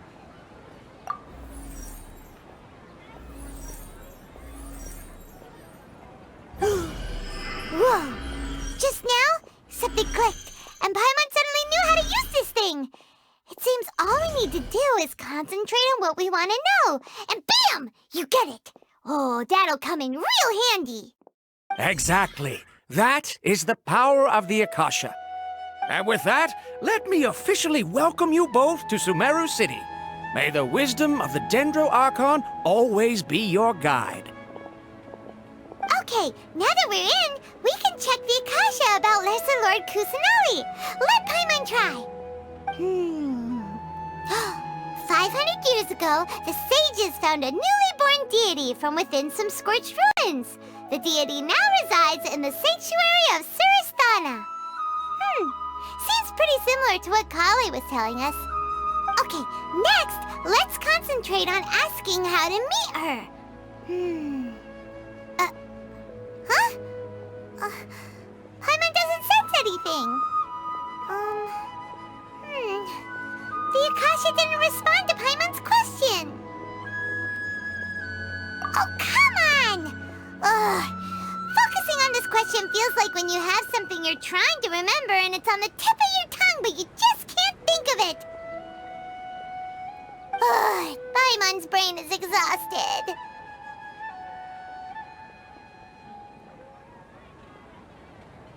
Oh, smart idea! But what are you going to ask it?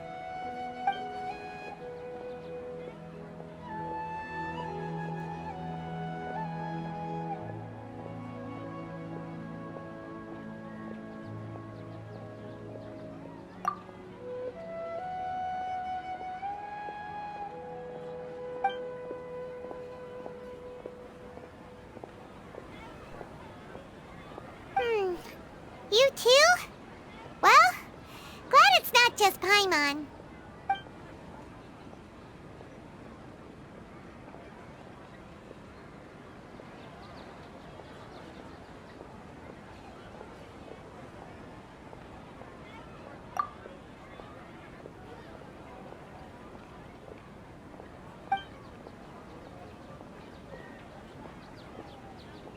Uh-oh. Paimon's getting all teary-eyed all of a sudden. It feels like the people of Sumeru really miss their Archon.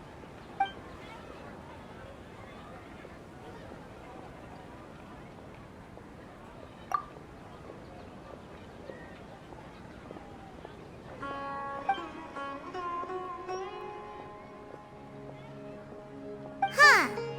Could it be because we're Outlanders and we've only just arrived in Sumeru? You know, maybe we're not qualified to receive an answer to this sort of question or something. Well, seems no matter which way we try, we can't find anything that'll lead us to Lesser Lord Kusanali. Guess our only choice now is to try meeting with the researcher that Tainari recommended. He's from Sumeru and even has a position in the Academia. Maybe he'll be able to access more info from the Akasha. Let's see. Tainari wrote an address on the letter's envelope. Oh, it's not far from the city's gate. Let's head over and have a look. Hopefully he's at home. To make it as a small business, you have to accept a little less profit and sell a little more product. This, don't forget that. Yes, we must document everything. Hello, are you Rohawi? Yes, that's me. Can I help you? Great! You see, Tainari sent us here and... What? Tainari? Please, there's no need to say anything, really. Sure, I admit that the article I published last month wasn't my best work, and maybe the data didn't produce the most convincing results, but...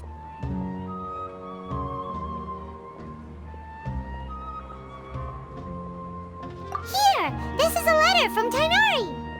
Oh, let me see... Oh! Ooh, what a relief. You two nearly scared the life out of me. So, you two just have some questions for me? Seems even Tainari acknowledges my innate ability for procuring information. So, what is it you two would like to know? We want to meet with Lesser Lord Kusanali. Do you know a way we can do that? You mean you want to meet the Dendro Archon herself? This isn't exactly my area of expertise, but let me see what I can find in the Akasha.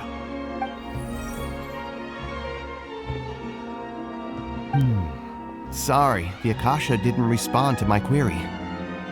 What? You too?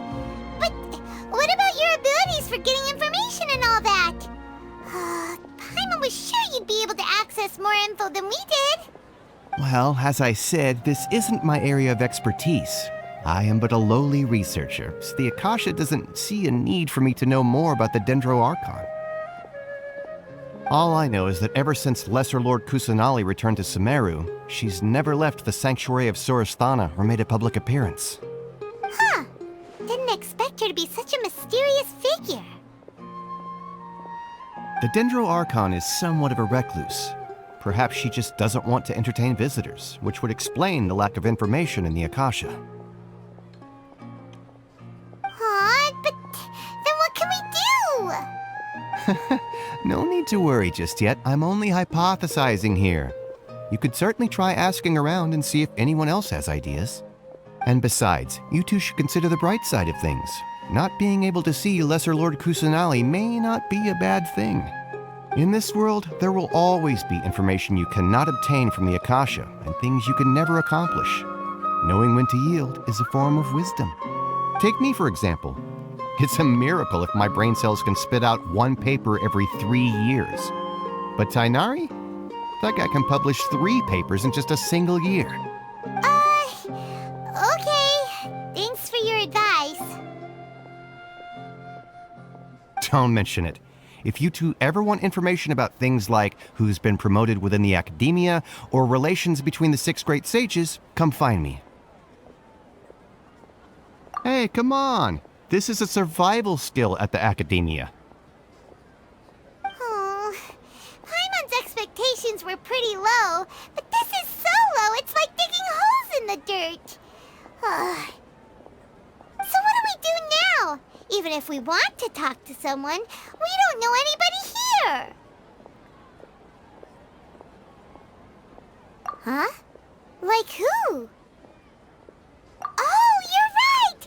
Catherine! The Adventurers Guild has its own intel network. Let's hurry and find her.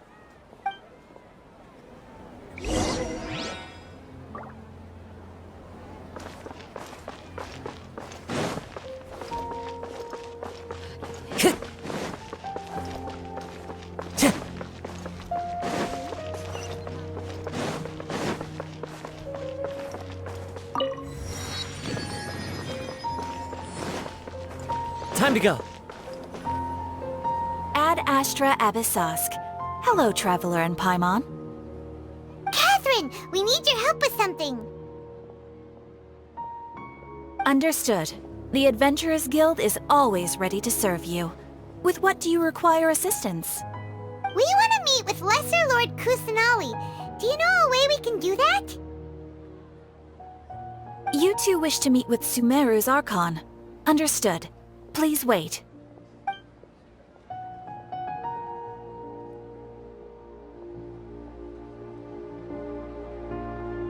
I apologize, but I am unable to call up any relevant information in the Akasha. I'm also unable to locate any pertinent information in my personal memory. Aww, another dead end. Well, if Catherine can't help us, then we really don't know anyone else to ask now. Please do not worry. I may know of someone who can help you two. In Sumeru, the Adventurers Guild does not serve as the vanguard of information. Rather, there are numerous active mercenary groups collectively known as the Eremites. They take on various contracts and work all across Sumeru, so they naturally accrue intelligence. An Eremite brigade called the Corps of 30 is in charge of Sumeru City's defenses. Not only are they the oldest brigade, but they are responsible for managing and coordinating the affairs of all other mercenary brigades. Corps of 30? What a weird name. Supposedly, they are named as such because their ranks numbered 30 at their inception. Asfand, an advisor with the Corps of 30, maintains good relations with the Adventurers Guild. Though he's already retired, he and his words carry great weight within mercenary circles. If you'd like to get in contact with him, you can find him at the Corps of 30's headquarters, the Citadel of Regzar.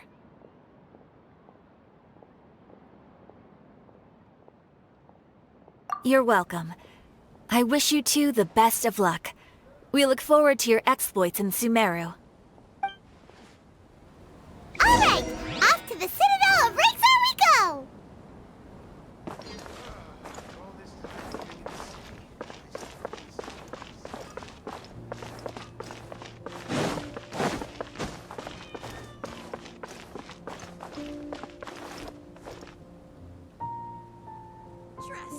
Just take my...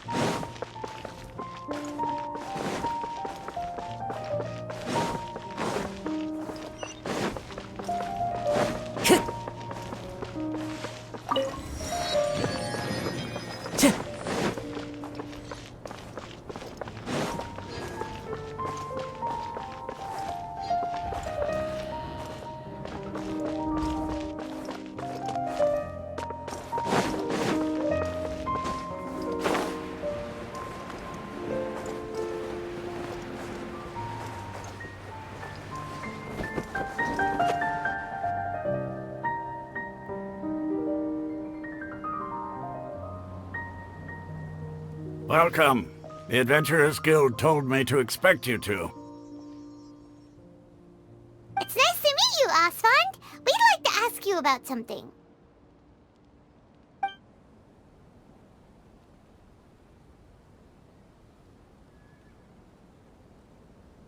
I see. So, Catherine's the one who sent you this way.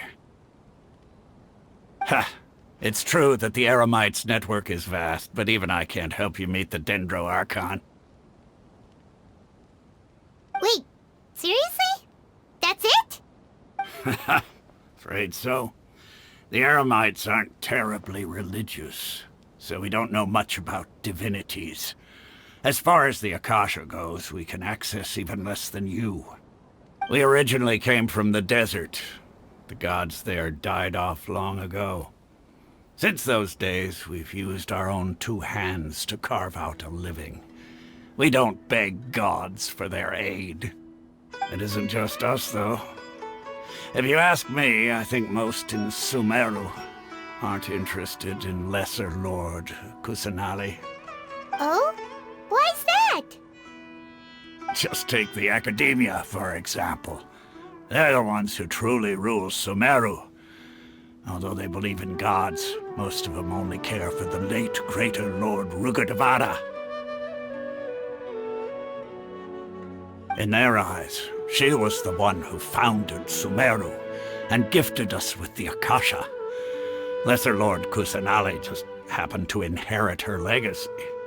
Because of the Academia's influence, most citizens are more familiar with Greater Lord Rugadavada and hold her in greater esteem. Not to mention that Lesser Lord Kusanali never makes an appearance, and the Academia never announces anything about her. As far as the people of Sumeru are concerned, she's just a god that exists. And that's all. Really? Aw. After hearing all of that, Paimon sort of feels bad for Lesser Lord Kusanali. Ha! But who knows? We're all just guessing when it comes down to it. Besides, I'm sure the God of Wisdom doesn't worry about her reputation among people like us. All right. Well, thanks for the info, Osfond. No problem.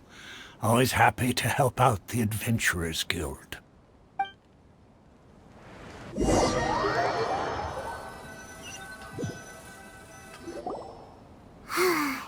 Seems Osfond was right about most people's attitudes here.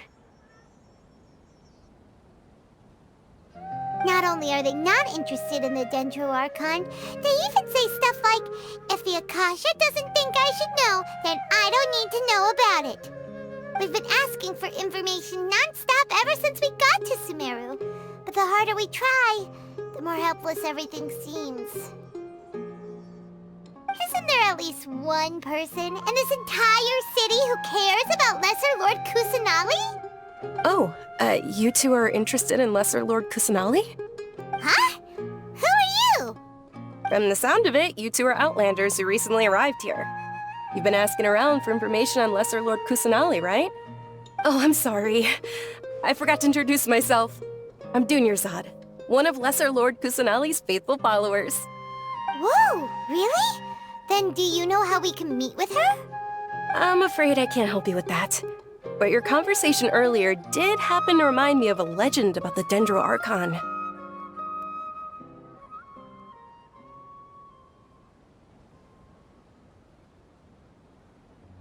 Sure. It goes like this. Long, long ago, there was a man who heard a prophecy. It predicted that a great calamity was about to befall him. Panicked by what he heard, the man sought out the Dendro Archon in hopes that she would bless him with the wisdom to help him escape his predicament. The man journeyed across deserts and through rainforests and experienced tribulations of every kind. However, he still couldn't find any trace of the Dendro Archon. In despair, he thought, alas, the Archon has abandoned me. He then had no choice but to sorrowfully resign to his fate. Okay, and then what happened? And then, the calamity came. But to his own surprise, the man felt somehow emboldened by the trials of his journey. By relying on his own strength, he managed to overcome the adversity. At that moment, a bird perched upon his shoulder. This bird was, in fact, an avatar of the Dendro Archon. She said, "O Archon Seeker, do you now understand? She and her wisdom have long been found by you. Along your journey, we were in every flower and blade of grass, every ray of sparkling sun, and every breath of dancing wind. So long as you continue to think and ponder, we'll be wherever you go."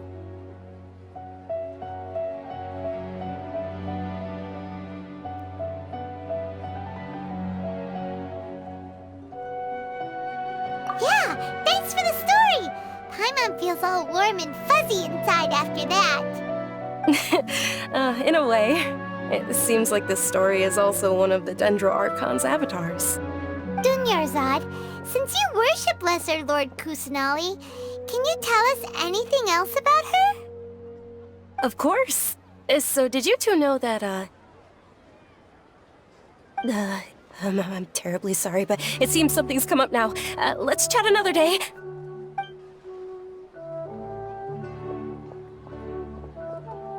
Hey, wait! What the heck just happened?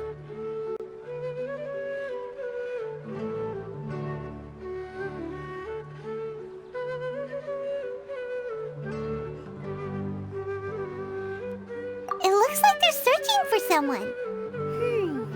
Dunyarzad was acting super nervous just now. You think they're looking for her?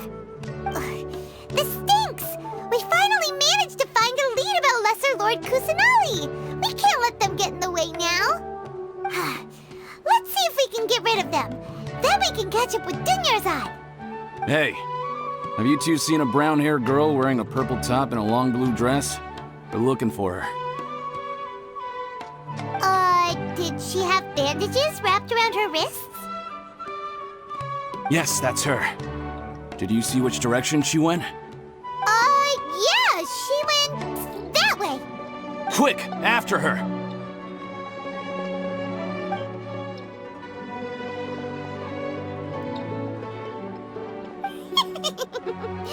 That should keep him busy for a while. Let's hurry and find Dunyarzad!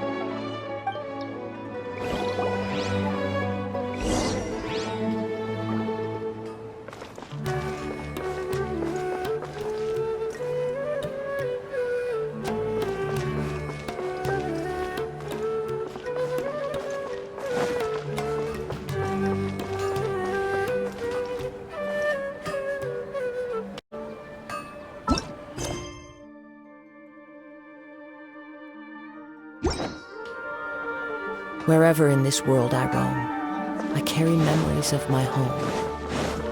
This blade, it is the last link. There you are, Dunyarzad! We thought you might have been long gone by now.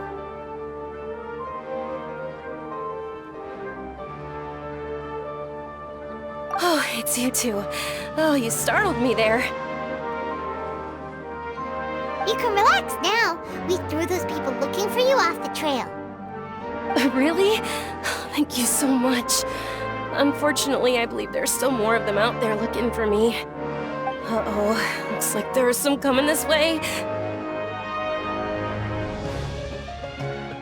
Huh? More of them? Then what are we standing here for? Run! No, wait, my body isn't in the best shape. It's difficult for me to run. Okay, sounds good. There's a tavern on the other side of the port we can go to. You probably wouldn't expect me to hide in a place like that. All right, let's move out. Stay behind us. We'll keep an eye out for anyone looking for you.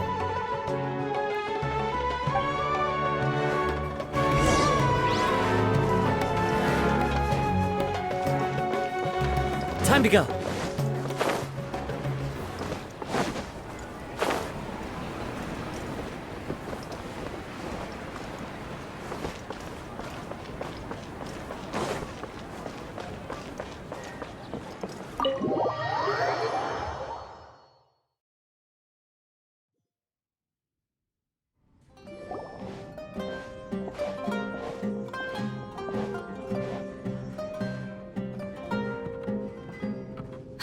We made it. Oh, they shouldn't be able to find us now. Wait! Stand down, Dia!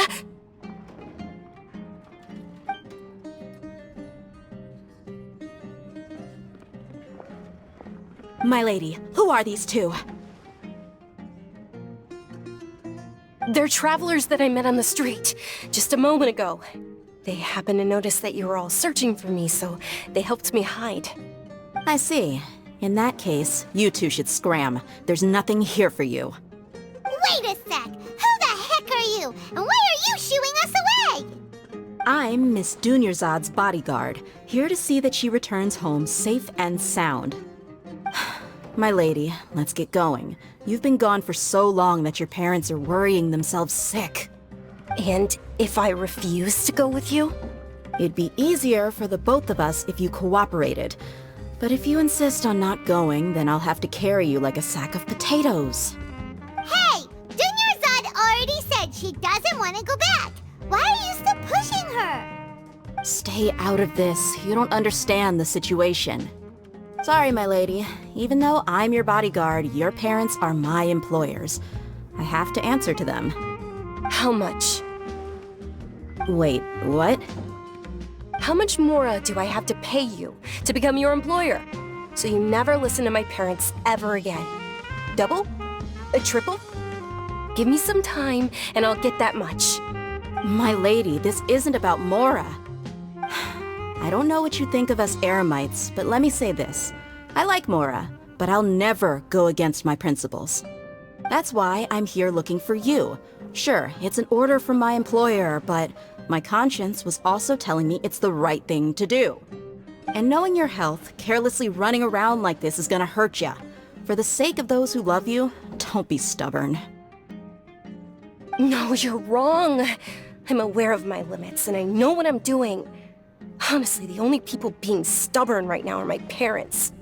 And they know perfectly well that it makes no difference if I'm at home or not. They still won't accept reality. And every time I bring this up, they just change the subject. Dia, you've been living with us a long time already. This should be old news to you. Dia, I know it hasn't been easy for Mother and Father, and I'm grateful for everything they've done for me.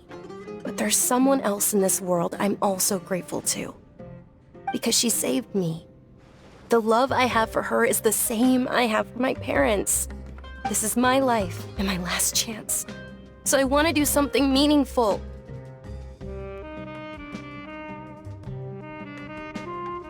My lady, are you sure what you're doing now is meaningful? Yes, I'm sure. At least, it is to me. Fine, I won't ask you to return home anymore. But let me make something very clear. I'm only doing this because I respect your determination, not because I agree with you. Thank you, Dia. Sorry for being so rude just now. My nerves were acting up. And I even brought up your payment in such an offensive way.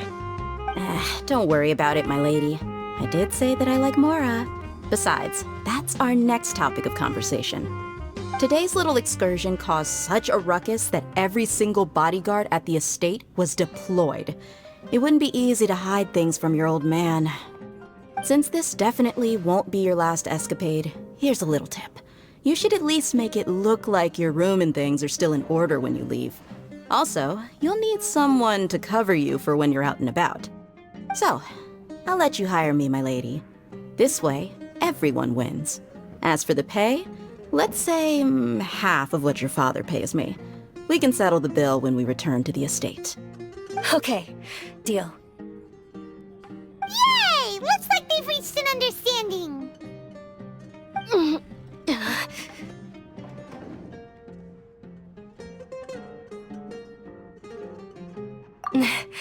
I'm fine, really. I just feel a little tired now that things have calmed down. My lady, stop trying to look tough. We're already in a tavern, so let's rest up and grab some grub. I'm sorry for worrying you two. If you don't mind, I'd like for you to join us. Sure! After you rest up, we want to hear more about Lesser Lord Kusanali.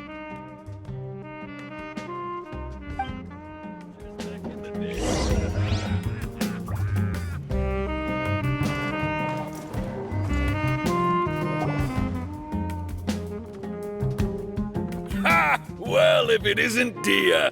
Haven't seen you in nearly half a year. Word on the street is that you're a bodyguard for the Homayani family now. Ha! Don't you find that kind of work boring? Nah, you get used to it. How about a menu over here? You got it. Huh? Isn't this little Miss Homayani herself? We don't get to serve personages like you very often. We'll be sure to prepare our very best. Thank you, sir, but there's no need. I don't have a lot of Mora on me, and I really ought to save as much as I can. But please bring these two the best food you have. They're my new friends, so I want to be a good host for them.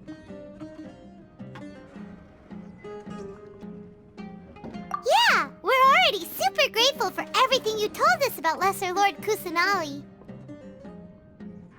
How about our coconut charcoal cakes?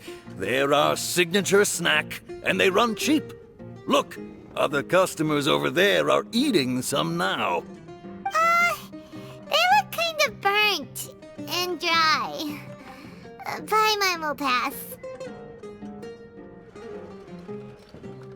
Hey, come on! Paimon has personal preferences too, you know.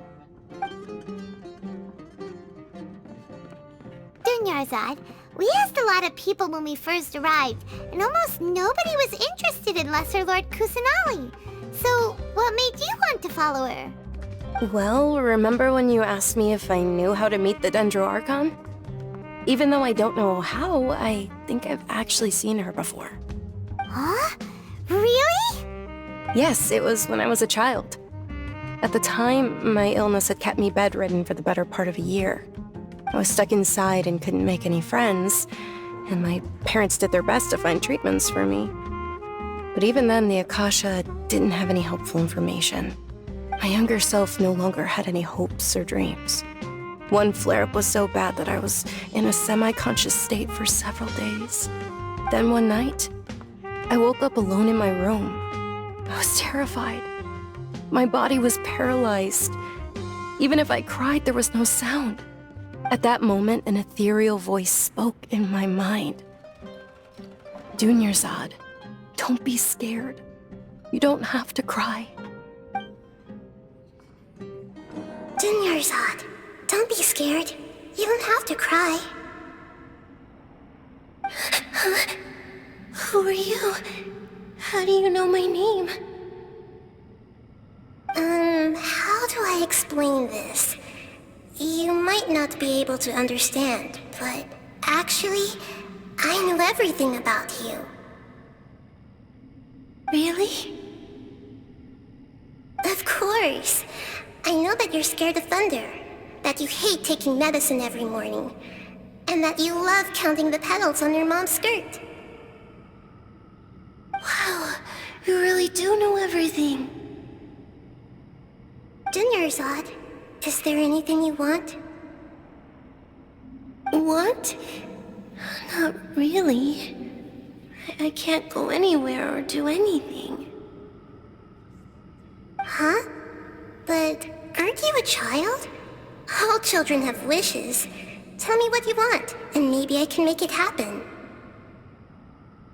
But can you make my illness go away?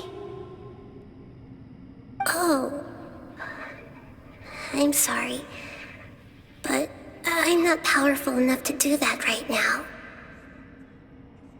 Then, can you be my friend?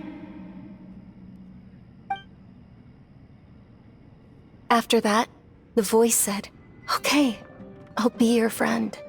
Although my body was suffering during those days, that voice encouraged me and told me many wondrous things. Beyond my window was the flourishing Sumeru city. Beyond the city was a lush rainforest. And beyond that was the wall of Samiel, deserts, and all of Tevat. Once I finally made it through that bout of illness, I couldn't hear that voice anymore. I told my mother about it, but she said that I must have been dreaming. But I know that that voice wasn't a figment of my imagination. Before that, I had never heard of Tevat. Yes, for sure. If it weren't for that voice, I would have never grown curious about the outside world. nor would I have learned how to read and enjoy so many books. That voice sparked a desire for wisdom. It had to have been the Dendro Archon. I've been hoping for a chance to repay her kindness. In fact, I was running around today to help prepare the Sub-Zero's festival for her. What's the Sub-Zero's festival? It's Lesser Lord Kusanali's birthday, which was the day that she was found by the sages. It's actually an old holiday that originally celebrated Greater Lord Rukkhadevata's birthday. When she passed away, the holiday eventually became a celebration of the Lesser Lord's birthday. I heard everyone was overjoyed when they welcomed her back to Sumeru. In those days, the festival was a huge deal. But because of the Academia's influence, people have gradually lost interest in the festival. The Academia actively participates in Sumeru's many holidays dedicated to Greater Lord Rukkhadevata. But when it comes to the Sub-Zero's festival, forget any funding. They practically act like it doesn't exist. Maybe they see Lesser Lord Kusanali's birth as confirmation of Greater Lord Rukkhadevata's death, so they're reluctant to celebrate it. Aw, but that's awful. It is. It's absolutely terrible. Sure, the Greater Lord founded Sumeru, but hasn't Lesser Lord Kusanali been the one quietly protecting us for the past few hundred years? Just remember that we're still out in public. Don't get too carried away now. I know that people over by the Grand Bazaar still hold the Sub-Zero's festival to this day. But I hadn't met any of them before, so I was never able to contribute. But recently, I made a friend there who also follows Lesser Lord Kusanali. I gave her my savings because I want her to throw a wonderful festival this year. That's the least I could do for Lesser Lord Kusanali. Hold on, my lady. Does this friend happen to be Nilu, the one who sends flowers to the estate? Yes, that's her. I saw her leaving the other day with a nervous look on her face. It seemed like she was hiding something in her arms. Did you give her something? Yes. Initially, I didn't have much more prepared, so I had Nilu sell one of my skirts. I've agreed with Nilu to meet up at the Grand Bazaar today, and see how things are coming along. Dia, would you accompany me? Sure. That's quite the trip, though. I'll carry you. No, that would be too much, even for you. You might as well just accept the lift. If I let you walk, who knows how long it'll take us. And if anything happens to you, then I'd really never hear the end of it from your father. But of course! Nilu will be thrilled to hear there are more people interested in Lesser Lord Kusanali.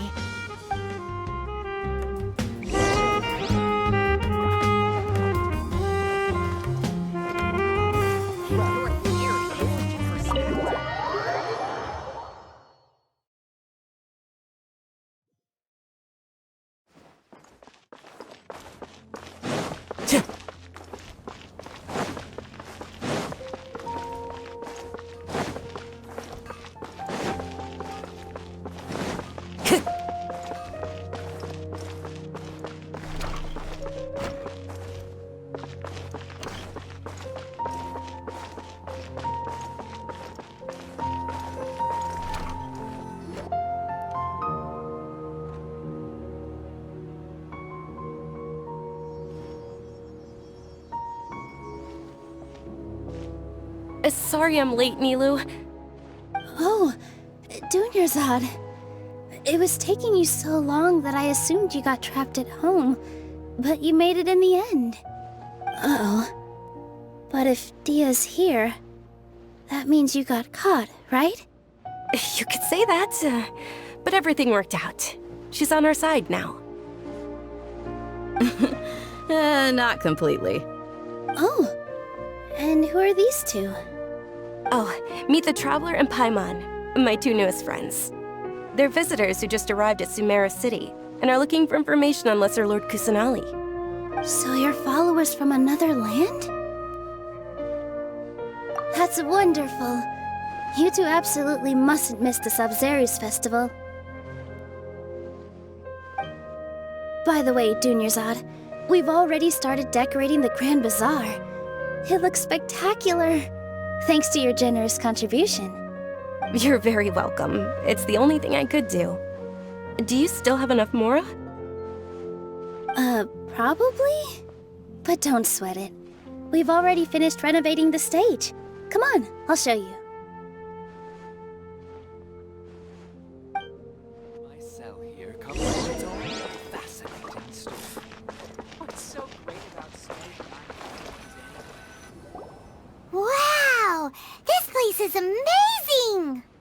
Not bad. Last time I was here, the stairs were full of holes. The stairs were nothing. A little while ago, we discovered that the tree above the stage had a huge chunk of bark ready to fall off. Mr. Zubair was worried sick.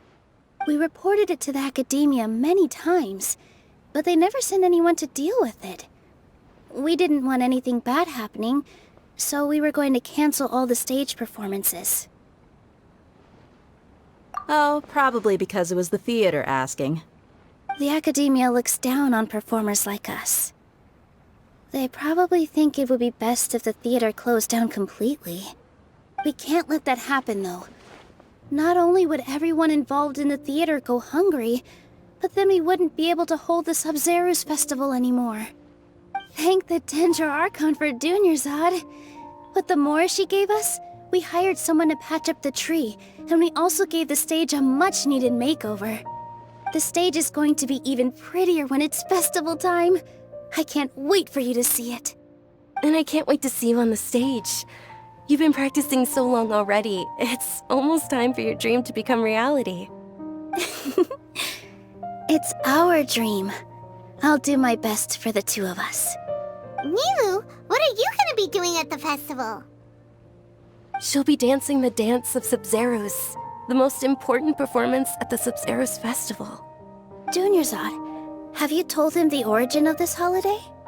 I only told them about the Greater Lord and Lesser Lord so far. Okay, then I'll tell you two about how this holiday came to be. According to legend, the Sub-Zeros festival was originally the Goddess of Flowers' birthday celebration for the Greater Lord. A long, long time ago, on one of Greater Lord Rukkhadevata's birthdays, her friends threw her a celebratory banquet. Some of the gods got drunk. One started playing music, and the Greater Lord started singing, so the Goddess of Flowers began to dance. As she danced upon the grass, countless beautiful parisaras began to bloom wherever she stepped. Those brilliant purple flowers became her dazzling stage. All the gods clamored, "Oh, if only time could stop at this very moment." Of course they did. When people mention the gods, they always think of the Archon War. But Sumeru's gods also had happy times. Although they aren't around anymore, they're preserved in our tradition of dance. This outfit I'm wearing is apparently based on how the Goddess of Flowers looked. Though we're just tiny people compared to the Divine, we still have to do our best to make sure that the birthday girl feels loved on her special day. Nilou, you of all people will definitely be able to convey our well wishes to the Dendro Archon. I also noticed that you went the extra mile and scattered parisaras around the stage. They symbolize the Goddess of Flowers, after all. It's just a shame that all the real parisaras went extinct after her death. Yeah. The Greater Lord brought forth parisaras in memory of the Goddess of Flowers, but she ultimately could never truly replicate that beautiful purple. Thinking about the Goddess of Flowers dance makes me wish I could have seen it. If my stage were anything like that, I'd be thrilled if I had just 2 real parisaras on the stage. So, Traveler and Paimon, what do you think? Interested in the Sub-Zeros festival? Will you two be coming? All of Lesser Lord Kusanali's followers will be there for her birthday. It'll be a good opportunity for you to learn more about her. Ooh, Paimon thinks that's a great idea! Hey, come on! There's nothing wrong with enjoying a festival. Besides, it's Lesser Lord Kusanali's birthday. She'll be happy to have more people who are celebrating it. So how about we all attend the Sub-Zeros festival together? Dunyarzad, let me show you which stage decorations we've picked out so far. Traveler and Paimon, if that doesn't sound interesting to you, then feel free to explore the area. Everyone at the Grand Bazaar loves Lesser Lord Kusanali, and we're all looking forward to the Sub-Zeros festival. In that case, we'll take a look around.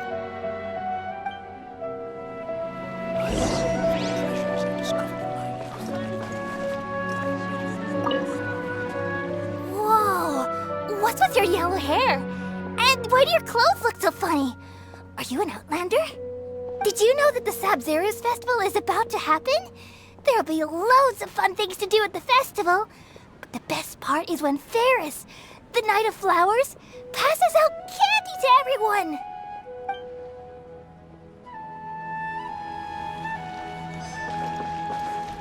Huh. Revamping the stage for the festival couldn't have been easy, that's for sure. I bet this year's festival will be one to remember. I don't know much about the Grand Bazaar, but I do know that the residents here have a penchant for song and dance. Two things that the Academia doesn't particularly approve of. Oh, and the perfume sold around here is a lot better than what you'll find elsewhere. The fragrances are longer lasting and they're gentler on your skin and... I mean, that's what I've heard at least.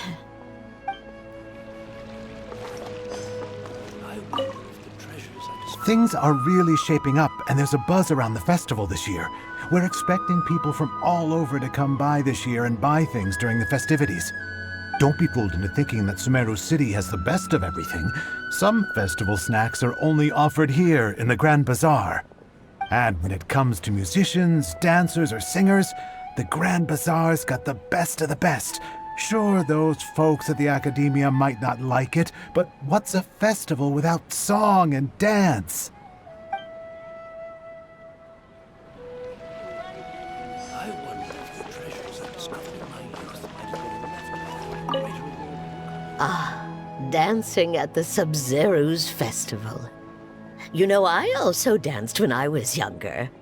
As a child, I even asked my grandmother why we performed the dance for the Lesser Lord when it was originally done to honor the Greater Lord.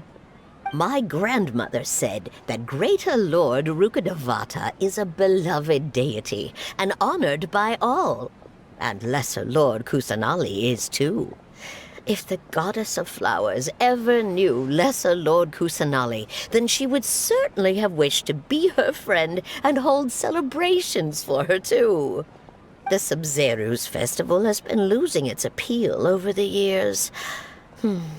That is, until a wealthy benefactor stepped in this year and brought the festival back to life. I heard she forked out a lot of mora to make it all happen.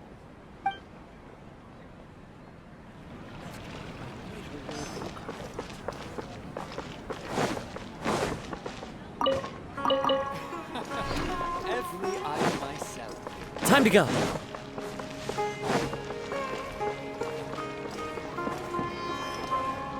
Milu, your outfit looks amazing. There's also something different about you from when we first met up. I thought I'd add a little extra pizzazz to my dress for the festival. See? Wow, did you sew all that yourself? Uh-huh. Sewing is a fundamental skill for everyone in the theater company because we make all our own costumes. Did you know that Mr. Zubair not only can make costumes, but props too? I've noticed that you can't keep your eyes off that crown over there. Would you like to try it on? May I? Of course. The legends say that the Goddess of Flowers had beautiful horns on her head, so this crown was made to reflect that. Dunyarzad, you look absolutely stunning with it on. It's like I'm looking at the Goddess of Flowers herself.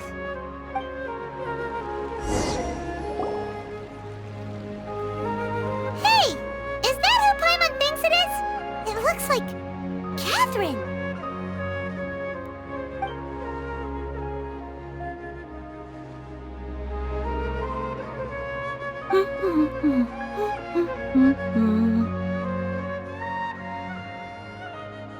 Huh.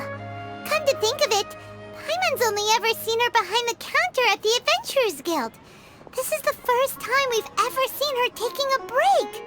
Hey, Catherine! Huh? Oh, hey! It's the Traveler and Paimon! What's shaken? Whoa. Break time Catherine sure sounds a lot less formal than usual. Paimon was still waiting for her to say Ad Astra Abyssosk. Sure. Standing behind the counter at the Adventurers Guild doesn't require any complicated functions.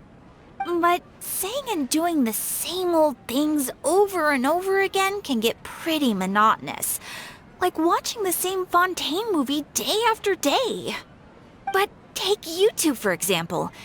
You travel across Tevat to enrich your lives and gain new experiences. Well, we enjoy traveling across Tevat and all that, but we're mainly looking for clues about her brother. Yes, you should keep searching. Sometimes the answers we're looking for aren't necessarily at our intended destination.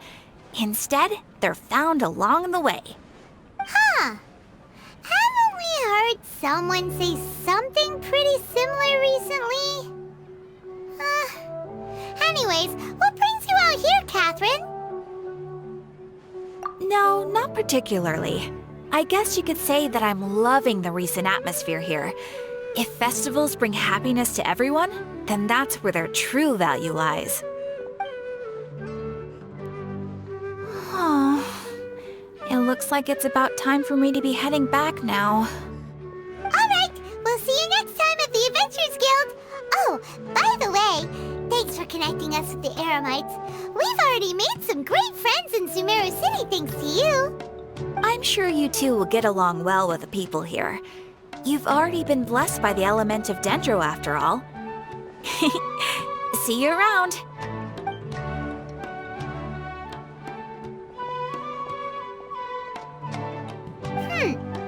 There's something really different about Catherine today. Hey, Traveler.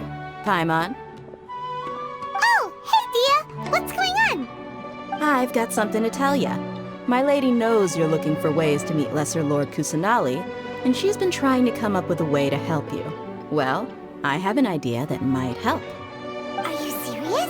We'd love that! It might not necessarily pan out, so don't get your hopes up too much. I'll need to take you two somewhere and ask someone some questions. My lady is feeling a little worn out at the moment. Nilu's found a place for her to rest. After I take my lady home, let's meet in front of the Citadel of Regzar. Sounds like a plan! Let's head over to the Citadel of Regzar and wait for Dia! Time to go.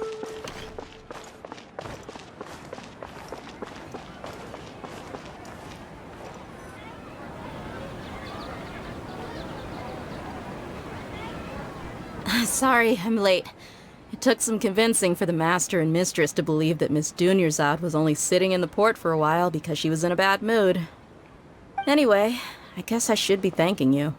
I haven't seen Miss Dunyarzad that happy in a long time. If it wasn't for you two, she probably would have been caught and dragged back much earlier.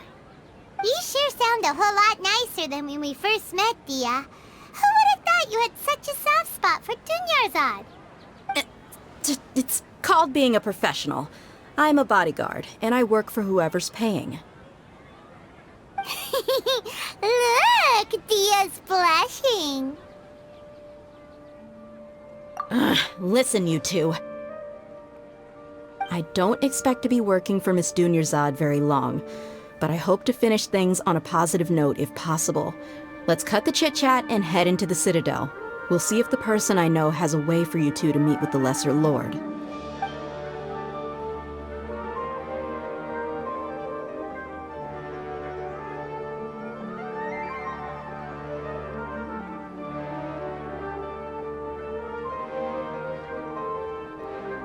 Oh, hey, Chief. Ha, Dia! What are you doing here? And well, didn't expect to see you three together. I take it you all know each other already? Mm-hmm. We met this morning after the Adventurers Guild pointed us to Ozfon for more info. No kidding. So, where's Ruksha? I thought I'd help these two out by asking about the theft. Anything you can tell him?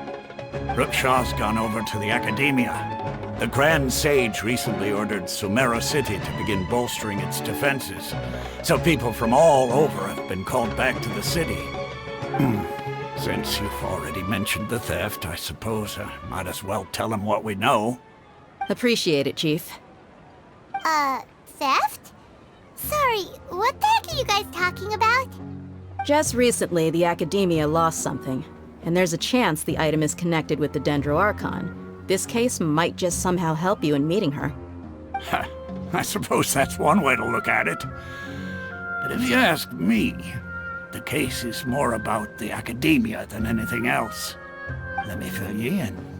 The Academia recently sent a convoy to pick up an important package from Aru village. Word got out, and the convoy was robbed on its way back. The Grand Sage took the whole matter very seriously.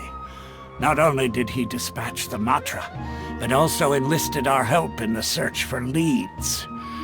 All we know so far is that whatever was stolen is currently in Port Ormos. You two have heard of Port Ormos, haven't you? It's the largest commercial port in all of Sumeru. You can travel there by leaving Sumeru City and heading south along the river.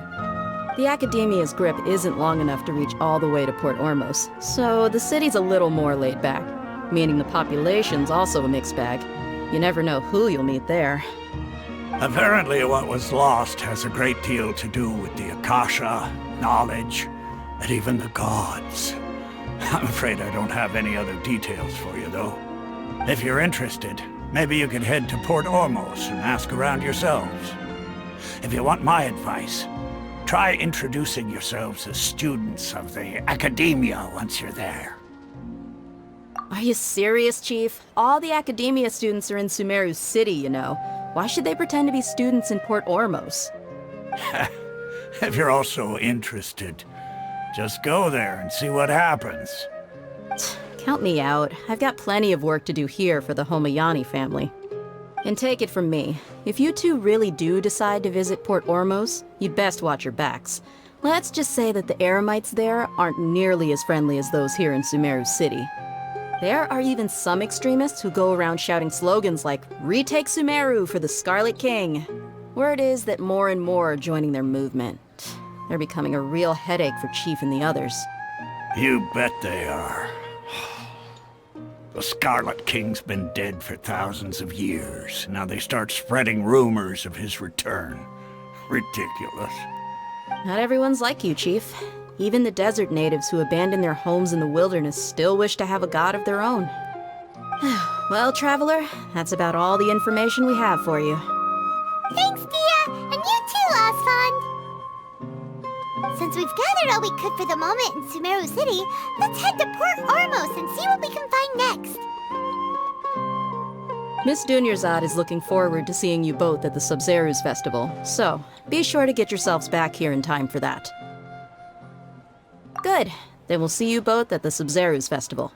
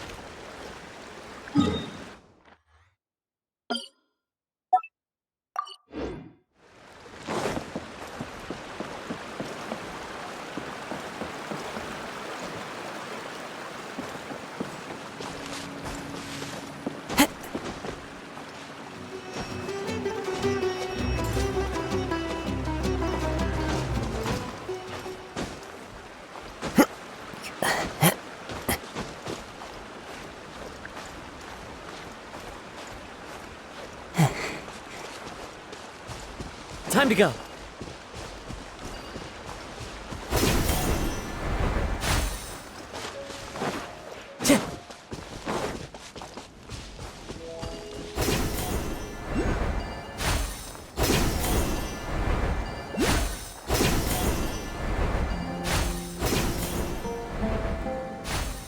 Follow the wind.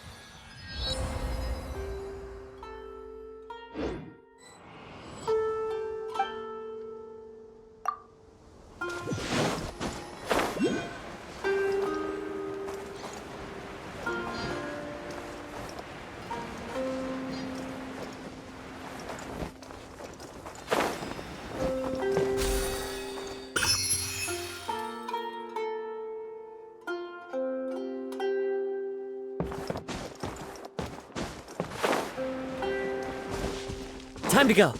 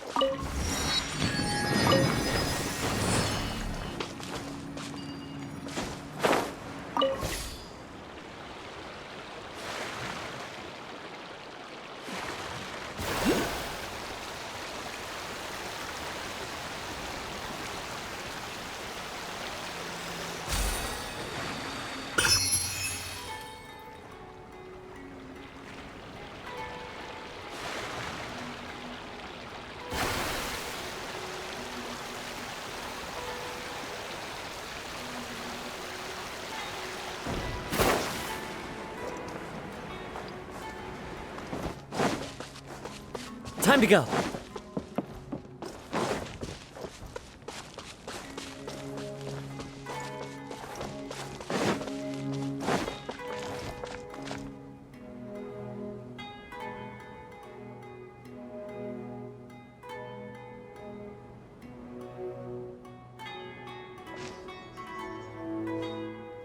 Come and have a good look yourself. Traditional spices of the highest quality, made with pride and experience. You've got a deal. I can't thank you enough for always looking after my business. Believe me, I'm not making this up. Several Eremite mercenary groups are nearly in open conflict, but does the core of 30 care? And that's not all. Did you know that... Wow! Talk about hurly-burly! This place is busy! Guess that's only to be expected for the largest port in Sumeru. Maybe it's because of what Dia told us earlier, but Paimon can't seem to shake the feeling that there's also danger lurking in these crowds. Ooh. Let's get our bearings so we can start looking for leads. We know that whatever the Academia lost is related to the gods. But other than that, we don't have much else to go on. Osfun told us to try posing as Academia students while asking around.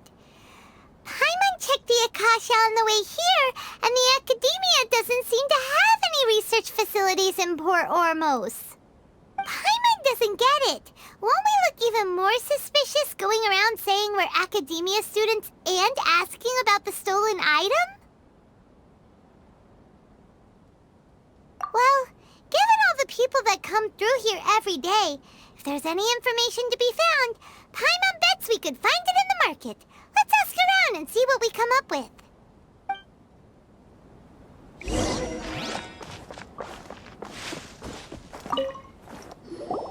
Welcome. Welcome. How can I help you two? Hi there. We would like to ask you a question. Do students from the academia ever come to Port Ormos? Of course. Especially around this time of year. Students from Sumeru City that are about to graduate often come to Port Ormos to cut loose a little. Many people often talk about how hard it is to get accepted into the academia, let alone graduate. But those who finish their studies and go on to become full-time researchers at the academia have it even harder. Sure, we may not be Sumeru City, but Port Ormos offers beautiful scenery and a stress-free environment. Some even say it's good luck to come to Port Ormos, so students and researchers come flocking here when things get to be too much at the academia. You see over there? Those are students from the academia. They've been looking worried and miserable ever since they got here a few days ago. If you ask me, the life of a merchant is better. So long as the Akasha teaches us what we need, then life is good. Those students seem to be discussing something. Let's see if we can listen in.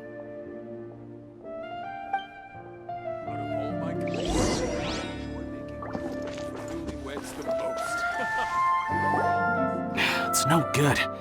I've tried asking around, but I haven't been able to learn anything useful. Not to mention that a bunch of scary-looking Eremite mercenaries have been posted along the streets now.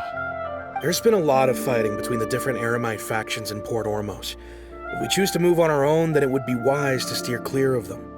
Especially the group that's constantly shouting some stuff about the Scarlet King and some resurrection. I've even heard that the Citadel of Regzar is starting to get fed up with them. What was that group called again? Ein something or other? They're called Ein El Akhmar. Today, I heard that the thing we're after might be in their possession at the moment. Wait, come again? Don't you see? Many of the Eremites in Port Ormos deal with trading this kind of thing. They're usually pretty wary of outsiders, but not so with students of the academia. It's because the kind of goods that students are looking for aren't the kind of goods that Eremites are after. As long as they know you're a student, then deals can be made. I've heard that Ein El Hakmar likes to set up shop at the Jafar Tavern. Supposedly, if you're willing to part with 500,000 Mora, they'll give you info on anything. Wait, did you say 500,000? If information alone costs that much, then how could we ever afford to buy what we're looking for? I guess we might as well give up on trying to graduate this way. I wouldn't worry too much. Our field of research is very niche. Who else could possibly be after that kind of shady knowledge? I bet it's practically worthless to anyone aside from us. Oh, I guess that makes sense. Then the only thing left for us now is to find a way in. Why don't we all just pool our money together and pay for the information? Whoa! Did you hear that? A niche field of research and shady knowledge? It all sounds pretty suspicious to Paimon. Is knowledge something people just buy and sell like that? So, what's our plan?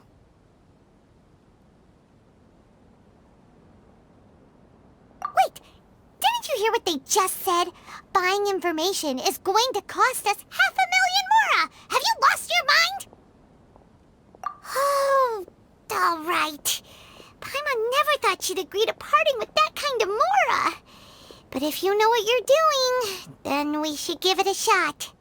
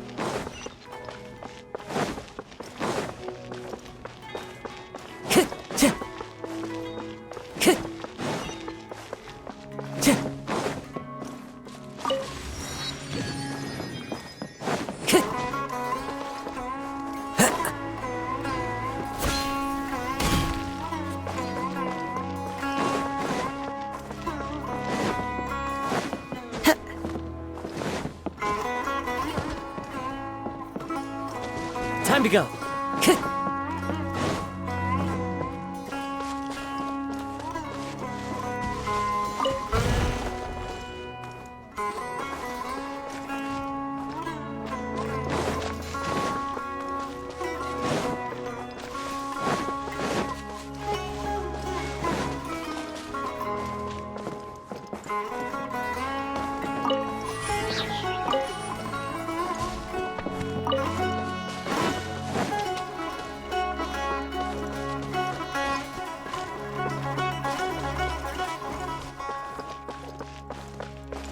This is the place we heard those students talking about. Let's find a seat somewhere and see if we can spot the group they mentioned.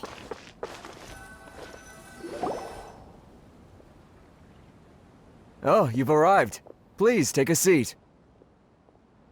So, they think that they can go toe-to-toe with the boss? Ha! Once we reclaim the power of the Scarlet King, they'll be the first that the boss punishes. They're nothing to be afraid of. Our main rival now is the Caracal Battalion. They've also amassed a significant amount of more this time, so we mustn't underestimate them. How can the Caracal Battalion compete with the boss when they're nothing but a bunch of money-grubbing opportunists out for a quick mora? Yeah, with Boss's fervent devotion, he'll be able to use this power to bring our god back this time. Huh. All these guys talk about is the Scarlet King, so they're probably the ones we're looking for. Greater Lord Ruka Devata. That traitor and her followers must not be spared. The day will come when the Scarlet King exacts vengeance on Sumeru, and all of them shall be punished. Yeah, Paimon was wondering what they meant too. We should ask about that if we get the chance later.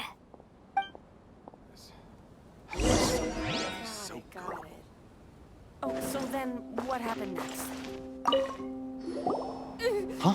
Who are you? What do you want? A student? Huh. What's a student from Sumeru City doing in Port Ormos? Ah, well, if it's info you want, you've come to the right place. The question is, can you afford it? Huh? What is this, some kind of joke? Oh!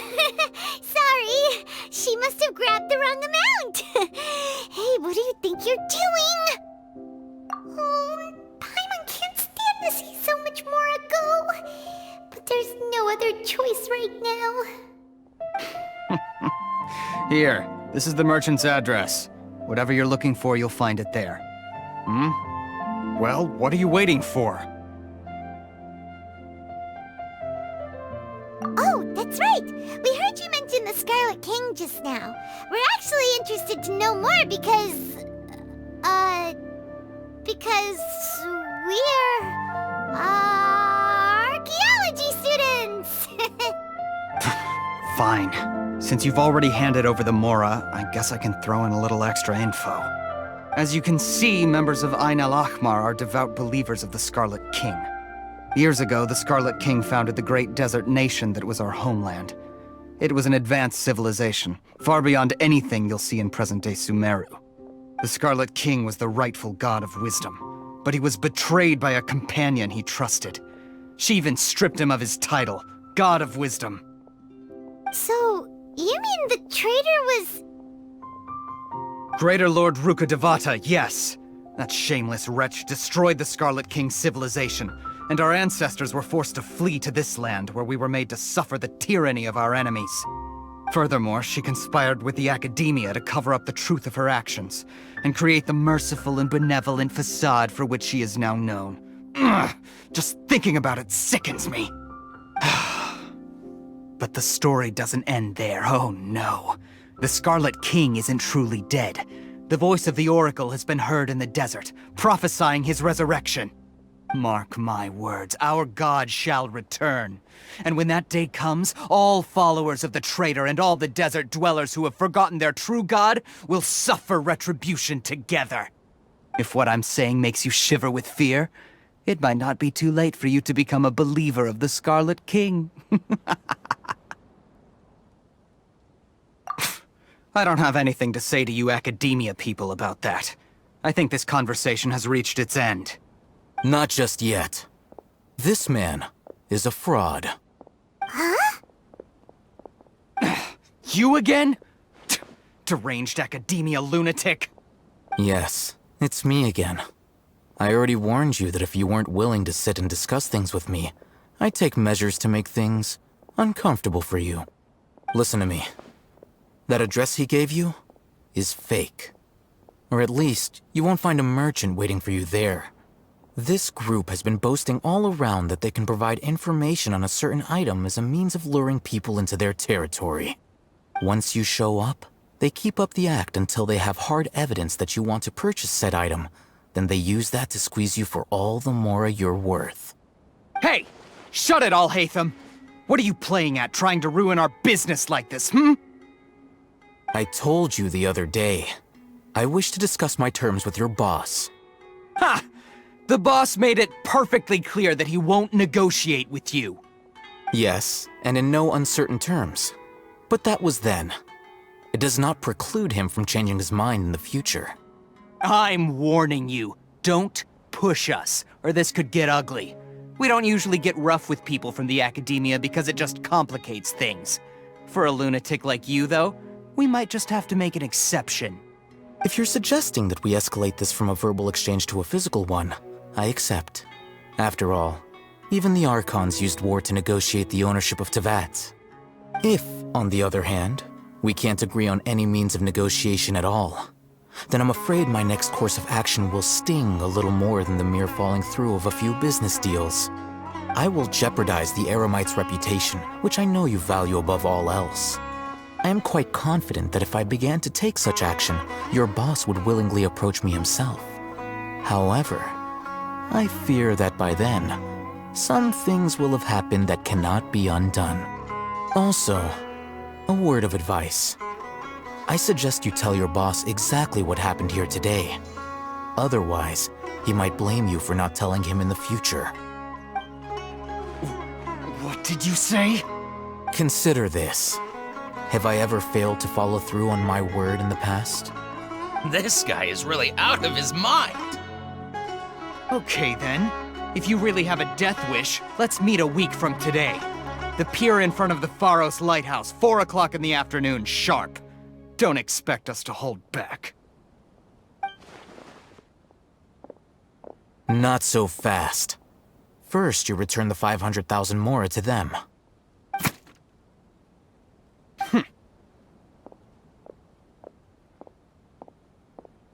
Please, I beg you, don't provoke them. We can't afford any trouble with this crowd.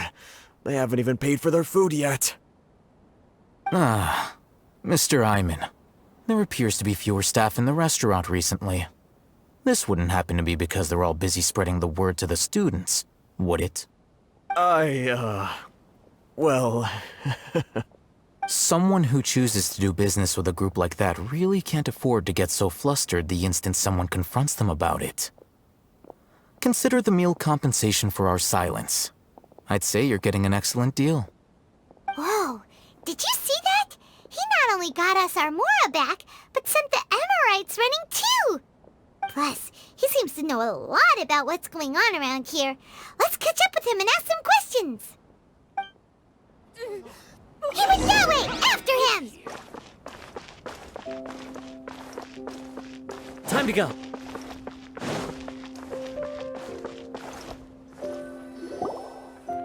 Wait up!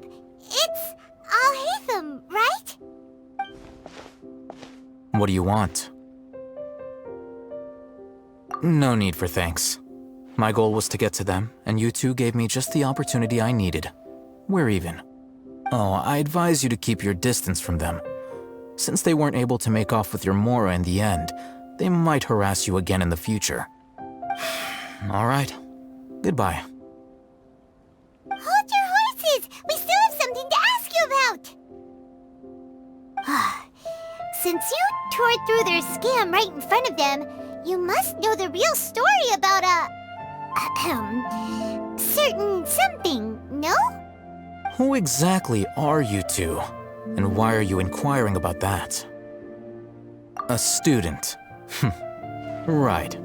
Look, You should know that those thugs conducting business with you had nothing to do with your lie. Huh? Oh, yeah! She's really strong! Weren't you saying something about a physical exchange? We can help with that. She doesn't even have a vision. Forget it. Maybe not, but she can still use elemental energy. Otherwise, there's no way we'd go asking for info from from guys like that. Those hot-headed thugs are definitely gonna bring a lot of backup for your next meeting. Even if you don't go alone, you won't regret taking us with you.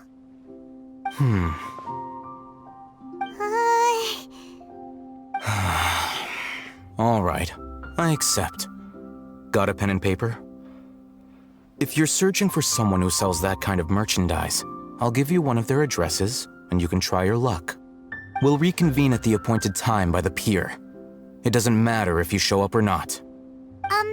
So, since you were happy to give us this merchant's information, does that mean you can tell us exactly what we're after? You were willing to part with 500,000 mora for something and you didn't even know what it was? Okay. Well, if you truly are as skilled as you claim, then you can beat the answer out of them when they become hostile. Look, if you've been making inquiries, then you have to know something by now. Tell me what you know so far, so I don't waste time repeating information. We know it's connected to the academia somehow, and that not only do the Eremites deal in it, but some students want to get a hold of it too. What else? You know almost everything there is to know, but you're unable to compile this information because you've never seen the object before. This is what you've been looking for. Huh? Paimon can't tell what it is. It looks like some kind of ornament. This is a knowledge capsule. To put it simply, it's a vessel that can store a fixed quantity of canned knowledge. It's like a miniature Akasha. Anyone who links it to their personal Akasha terminal instantly becomes privy to its contents. Correct. Anyone. Unlike the Akasha, which heavily regulates who can access what information, knowledge capsules confer their contents without any requisites. That's amazing! It's essentially a convenient and harmless vestibule for knowledge.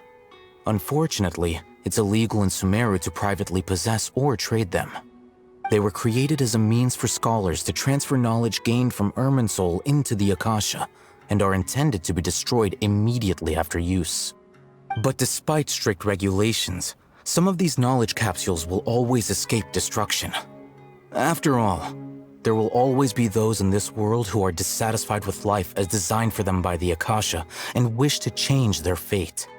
Over the past century, a wide variety of canned knowledge has been leaked from the academia. Now, in Port Ormos, the valuable ones are a means to mora for the Eremites. Meanwhile, those which the Eremites deem to be useless to them occasionally prove useful to the common citizens and hapless academia students. Well, I think that about sums it up. Oh, so that's your true objective. With our current arrangement, I don't believe I can offer an answer. You're still resolved. Fine. Let's talk somewhere with fewer people.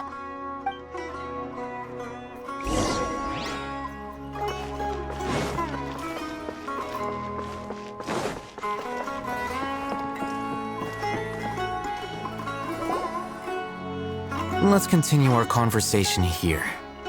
If you wish to learn more about the knowledge capsule that the Academia lost, then you must help me with something. I need you to find someone named Dory, a traveling merchant. Unlike the peddlers who hawk inferior knowledge capsules, she often has quality goods in stock. Some say that as long as there is profit to be made, there is nothing she won't dare to sell. She's guarded against people from the Academia because most of her wares don't comply with Academia regulations. I think she blacklisted me. I met with her informant, but it soon became clear that they had no intention of letting me get any further. Become one of Dory's customers and earn her trust. This is my condition for further collaboration. Why do you want us to meet with her? Until you complete this task, you don't have question privileges.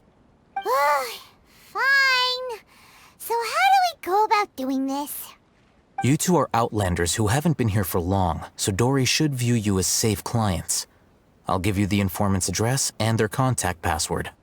Beyond the password, though, I have no way of knowing what other tricks she might have up her sleeve. You'll have to improvise. This is kind of nerve-wracking. The true challenge begins after you meet her. She has a keen nose for Mora and a shrewd eye for wares, and she only likes customers who she deems to have good taste. I'll prepare some funds for you. Buy her highest quality wares and earn her approval. But we only just saw a knowledge capsule for the first time. We don't know how to tell which ones are good and which ones are bad. Is that something we can learn quickly? That's true. Have you two heard of elemental sight?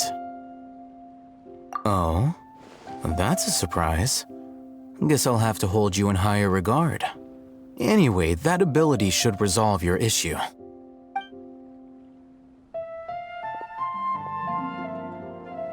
Here are 2 knowledge capsules. Tell me, can you detect any difference in their quality?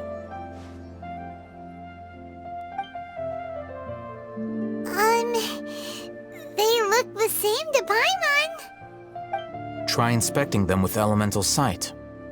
How'd it go? Did you see anything? Rumor has it that higher quality knowledge capsules generally appear brighter when viewed through elemental sight.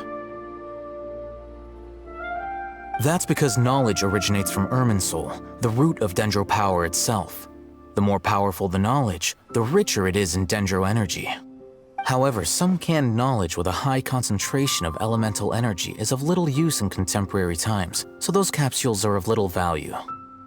Using elemental sight is merely a stopgap measure, but it should suffice for earning Dory's trust.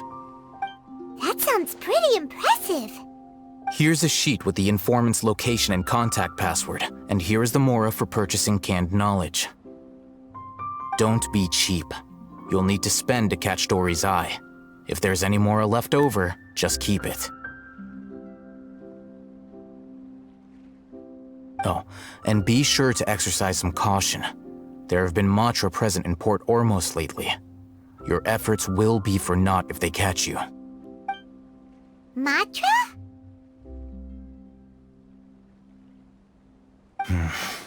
They belong to the Academia's regulatory body. They also handle cases of illegal canned knowledge transactions. Like I said, the Academia has banned both their trade and possession. The Matra are razor sharp. You're in for nothing good if they lock their sights onto you. If you two want to back out, now's the time. Okay, then we have a deal. If you succeed in your dealings with Dory, come find me at the Wikela Funduk. We'll have an open discussion then. Looking at what Al-Haytham wrote, Dory's informant is a trader near Old Ormos. Let's follow these instructions and try to get in contact with him.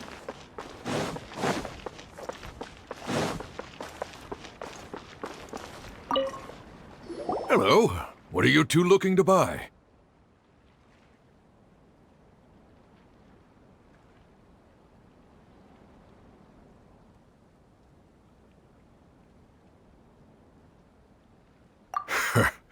What a unique palate. We have unripe horror fruits, but we usually keep them in the back. I'll have someone escort you. Following the paper got us past the first round. Ronak, these two want to buy unripe horror fruits. Show them to the warehouse. Got it. You two, please follow me. You two have a fascinating fashion sense. We haven't seen a customer wearing a Sumeru rose for quite some time. Hold on. Let me think. Sumeru Rose means common merch. No, again. We're obviously wearing mourning flowers. Ah, my mistake. I do apologize. Whew.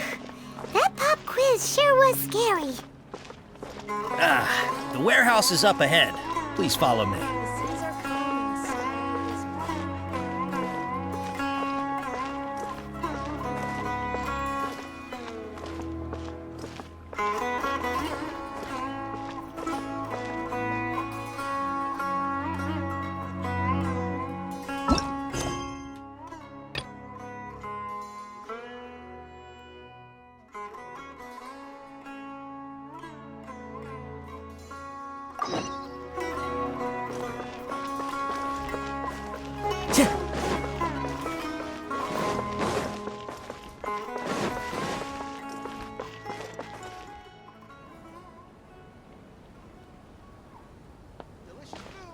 Port Ormos is pretty great. There's so many new and interesting things, not to mention all the tasty food. Sumeru's largest commercial port sure lives up to its name. Look at all the merchants, and everyone seems excited just to be here. How did things end up like this? All thanks to your artistic license. That's how. I should have made you wait until we got an update from Tanja. But when I finished the prototype Aranara yesterday, you agreed that the kids would like it. That's why we tried bringing it out for a test run today. Well, I never thought they'd dislike it so much.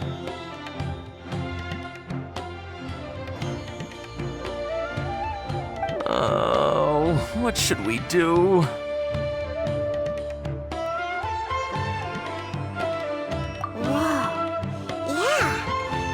Everyone else, they seem really down in the dumps. Let's go find out what's going on. Hey there! Paimon's name is Paimon, and she's a traveler who was just passing by. Is there something bothering you? Oh, I noticed you two a moment ago. Welcome to Akara Crafts, the best toy store in Port Ormos. At least for now. What's bothering us is this prototype Aranara. To start with, could I get your opinion on it? Prototype Aranara? You mean this wood carving here? It looks like a mushroom monster to Paimon. Oh, there we have it. The verdict is in. What a headache. Not the first negative feedback we've had. So, what exactly is a prototype Aranara? So for context, Aranara are magical creatures in Sumeru fairy tales that live in the forest. For the store's 20th anniversary, we plan to release a series of hand-carved toys based on the Aranara stories that kids know and love. This is a prototype we made to get an idea of how they would react. But when we put it out there, the reaction was not quite what we'd anticipated. They thought it looked like a mushroom too, huh? No, worse than that, actually. I can't quite describe it, though. And I'm also not very good with kids. Maybe you could ask them for yourselves.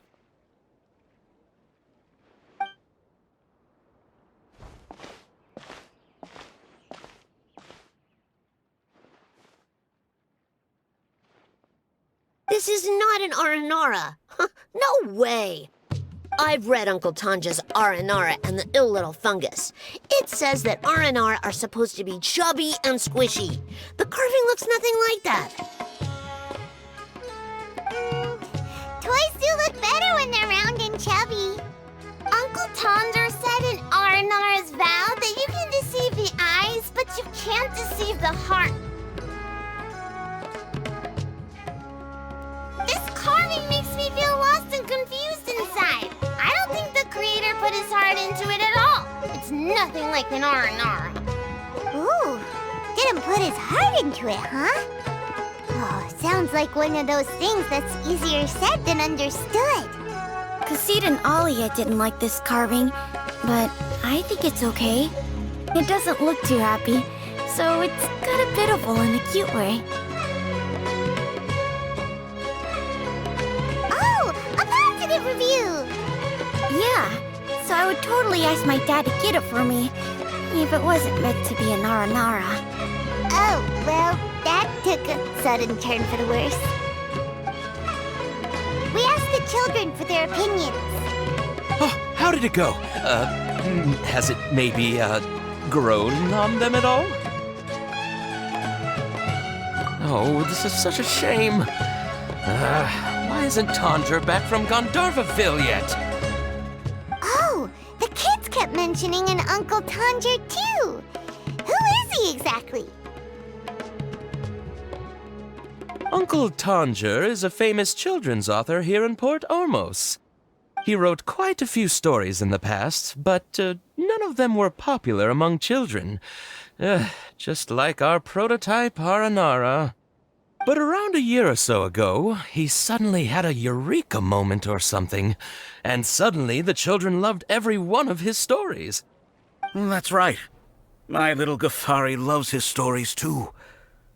The whole reason we decided to make these carvings was because we saw just how popular the Aranara are among children. We asked Tanja for guidance, but right after he agreed, he went off to Gandharvaville with his son to look for inspiration. They haven't returned yet. We were running out of time, so we had no choice but to carve an Aranara based on our own imaginations.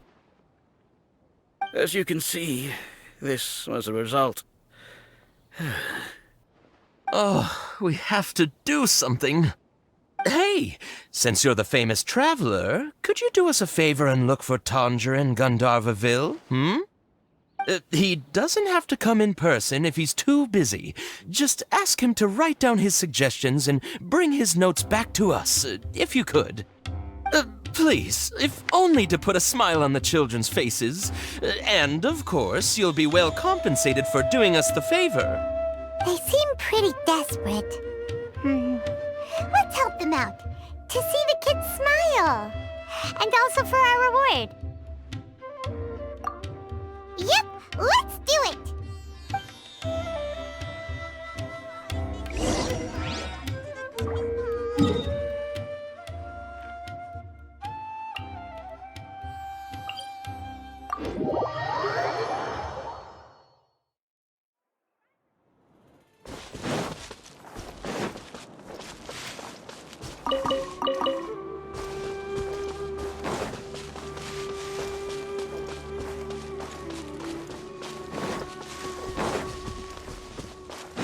Time to go.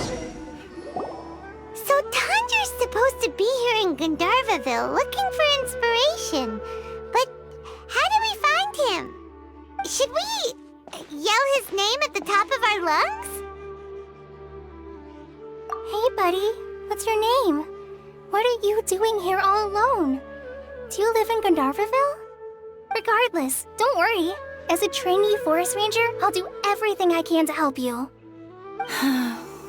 Hi, Miss Forest Ranger. I'm Rozzy. Don't mind me. I know the way back to Gandharvaville. When people say, don't mind me, what they really mean is don't worry about me. That's all the more reason not to leave you alone.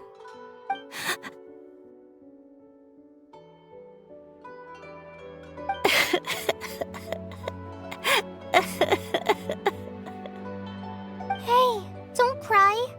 What's wrong? Take your time. You can tell me all about it. Huh, that voice sounds familiar. Paimon's heard it somewhere before. Oh, it's Kawe! And a child who seems to be upset. Oh, let's go say hi.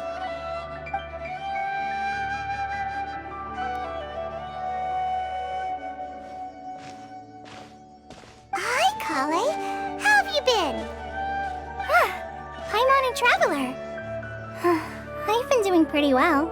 Thanks for asking. I'm helping Master Tainari patrol the forest. What brings you here? We're here on an errand. We heard your voice, so we thought we'd come ask you for help. You seem kinda busy, though.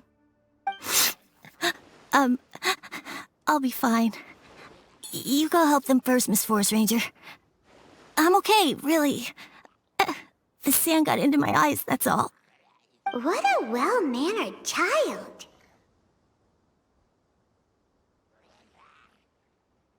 Sand? There is not a lot of sand in a forest. You keep saying you're okay because you don't want us to know what you're upset about, right? Maybe. That's exactly why you have to get it off your chest. Here's a trick. If you're keeping a secret that bothers you, you can try telling it all to a tree hollow. A tree hollow? Yeah, a tree hollow. Do you know Tanja's stories? The Aranara living in the forest will patiently listen to every word children say. Maybe there really are Aranara living in the tree hollows that will listen to you. You like the R&R stories too? Of course! I love them! Oh, people who like R&R are the best. Okay, I'll try telling my secrets to a tree hollow. Thanks, Miss Forest Ranger. You know everything. Aw, you're just exaggerating. Anyway, I'm trying to be like my friend, who always does her best to cheer people up when they seem sad. So, how are you doing? Feeling any better now? The forest is very dangerous, so how about we stick together? Sure.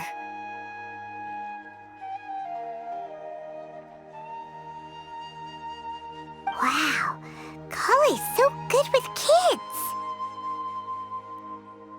Well, helping children who are lost in the rainforest is all part of a forest ranger's duty.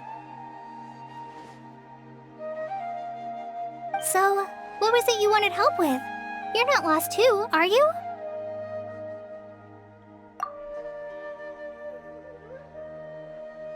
Okay, so you're looking for a children's author from Port Ormos called Tanja. And he's here in Gandharvaville, looking for inspiration. Wait. When you say Tanja, do you mean the Tanja? That's right, Uncle Tanger. So he's in the area, looking for inspiration for a new story as we speak? This is amazing. Could you wait for me for a second? I'll run Razzie back to Gandharvaville and then I'll be right back. I've always been curious what the man behind those incredible stories is like in person.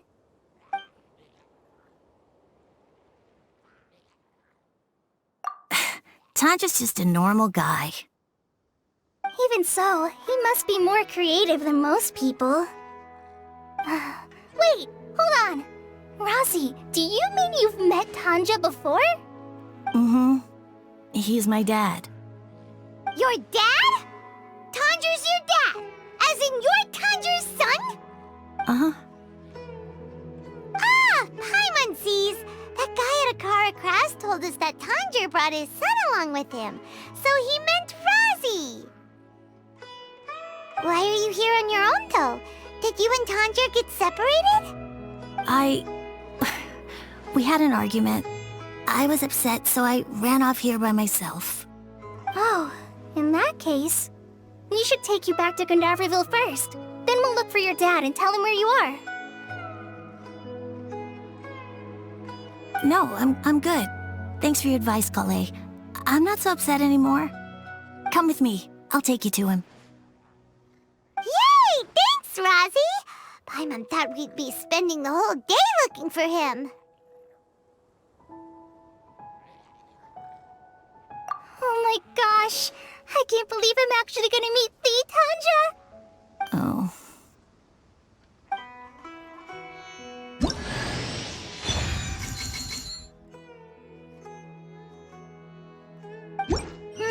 So Tanja headed this way. I know this place pretty well. Follow me.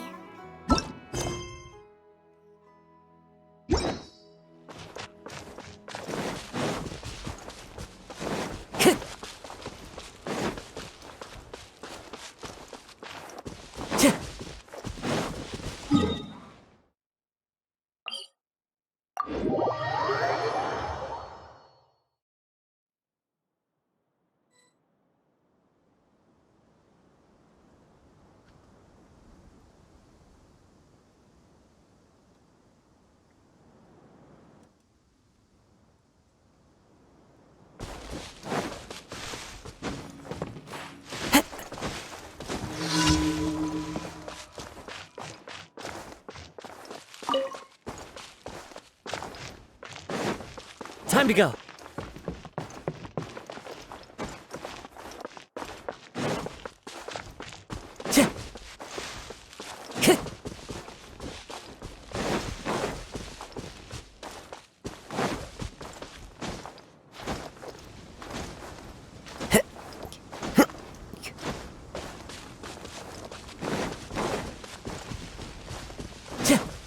Rosie!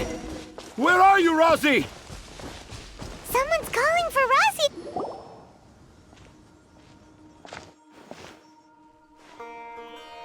Oh, Rosie! Thank goodness I finally found you. What would I do without you, my son? Were you in danger? Did the wild beasts scare you? Did the stars guide your way? I'm okay. All thanks to their help. Thank you. Thank you all. I dare say that even the most cold-hearted Spino crocodile would be moved to tears by your kindness. Oh, it's nothing. It's all part of my responsibility as a trainee forest ranger.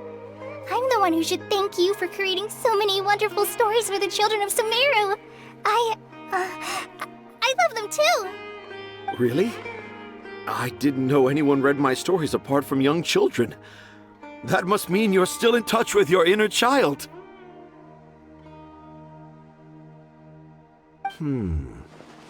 Okay, then. I have the inspiration for my next story. It shall be about an Aranara granny who's a child at heart. Huh? It's an honor to become the source of your inspiration. Whoa, Kale looks like she's about to pass out. Hey Kale, are you okay? I'm okay. Sorry. I just got a little too excited. Are you two story lovers as well? Yes. The moment I saw you, the image of an Aura giant and an Aura finch traveling together popped into my mind. Oh? Who asked for my help? My sincerest apologies, but I have fans all over Sumeru. Trying to remember every last one is like trying to identify each grain of sand in the desert. Seems like Tanja has a slightly exaggerated view of what it means to be a children's author. Also, Paimon's not a finch! That's nothing to get excited about!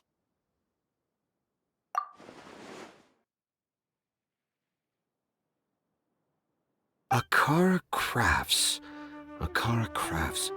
Oh, right. I remember now. That small boat once sailed into the sea of my memory, but before long it floated away over the horizon, never to be seen again. Perhaps for the best. After all, a wild tempest was a-raging in Tangier Harbor. What? Paimon has no idea what he's saying.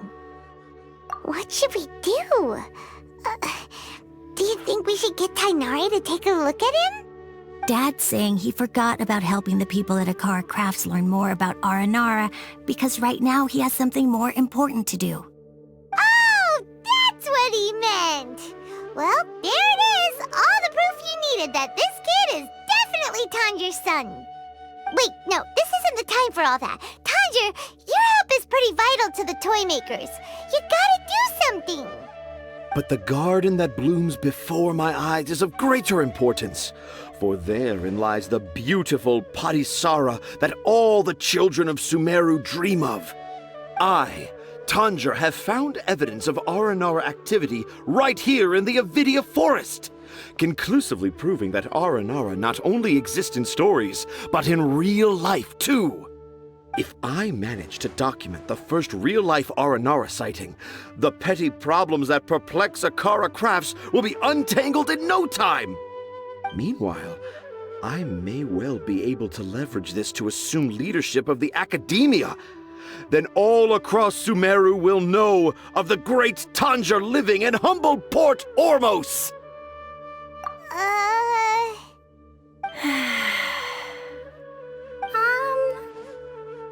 I haven't written any papers myself, but I think you need to have a bunch of them approved by the review board before entering the academia.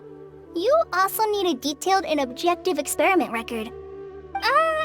Anyway, Tanja, what did you mean by evidence of R&R activity? The hook's what's important in a story. The great storyteller Tanger never gives his audience the bait right away. Come with me. Wait, not that way. Kale, what's wrong? Nothing, but that way leads us deeper into the Avidia forest. I'm just concerned for Tanja's safety. And I think I'm starting to understand why Razi and Tanja were fighting.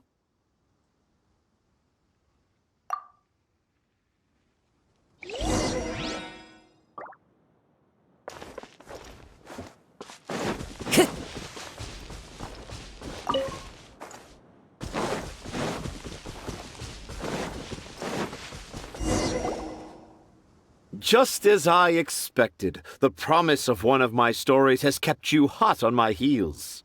But this is just an ordinary tree hollow.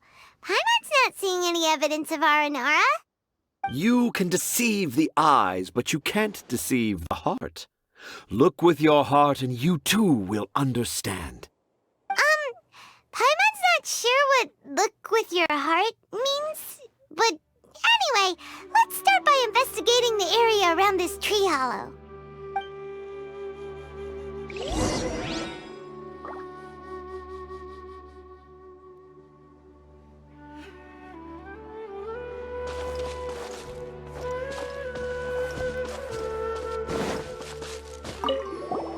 Hey, look!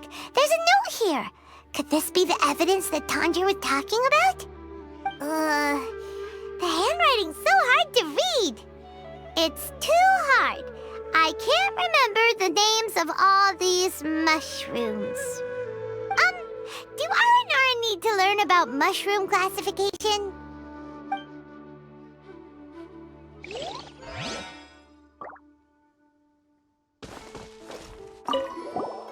Here's another note that says, "This tree hollow is my castle."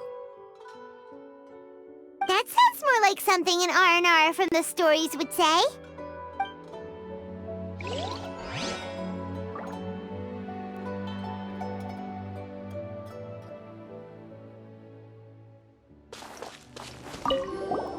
There's another one here! If only I were a clever Aranara. A clever Aranara. Is the emphasis on clever or Aranara?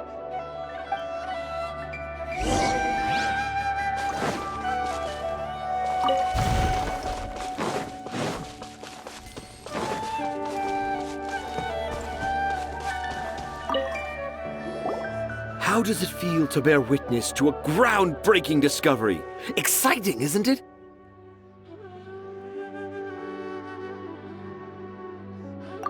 The crude handwriting may look like a child's, but don't forget, we're in the middle of a rainforest. I doubt that a child would be able to reach this deep into the forest, and I doubt even more that they would think of this lowly tree hollow as some sort of impenetrable castle. I boldly hypothesize that this tree hollow is in fact the Aranara's academia. The notes we saw were written by the Aranara themselves. There is no doubt in my mind about that. An Aranara that wasn't so bright left a note here wishing to become a clever Aranara. Oh, I shall craft a new story for them and call it The Aranara in the Tree Hollow. How's that? Don't the very words just conjure up images of Aranara in your mind's eye? Nope.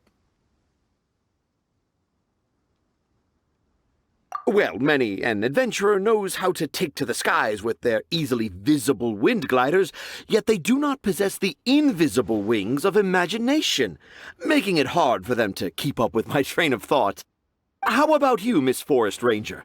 Do you soar into the atmosphere on the wings of imagination? Huh? Me? I don't know. Maybe I do, but maybe not. Anyway, it has nothing to do with me, so... Yeah, I'm fine. It's just that witnessing Tanja's creative process is a little... overwhelming? Oh, yes. Yes. Overwhelming. For now, I've decided to stay here with Razi until we witness the legendary moment when the Aranara appear in this hollow. Don't worry, I won't let the Akara Crafts toymakers down. When a real Aranara appears, their little troubles will be resolved in an instant. He seems pretty stubborn. Looks like we'll have to stay here and wait a little longer. No, I think we should return to our camp first.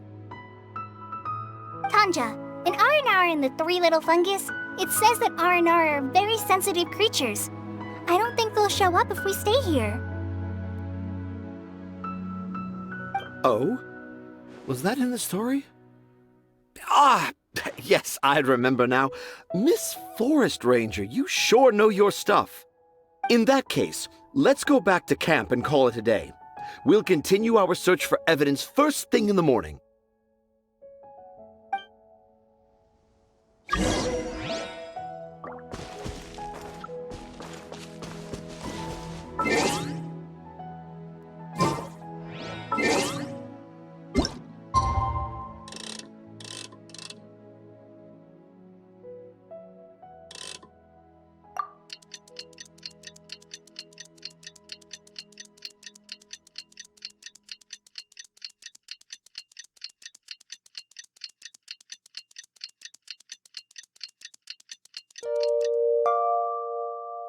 There are leaves around, and I know just the tune to accompany them.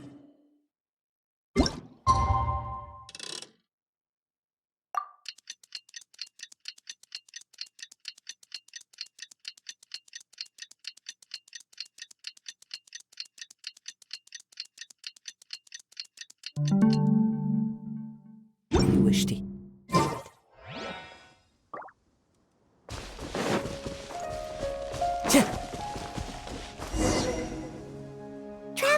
Traveler, wake up!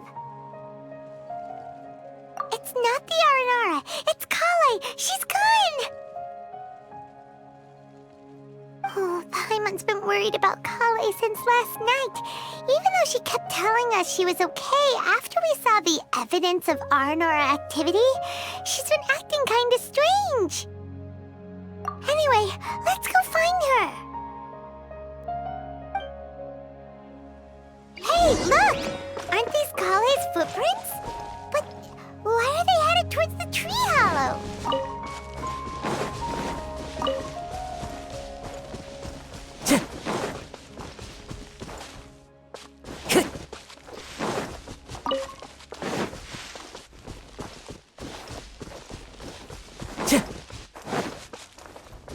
Time to go. So Kale came back here alone. Is she waiting for the Aranara to show up? And I thought this was a place nobody knew about.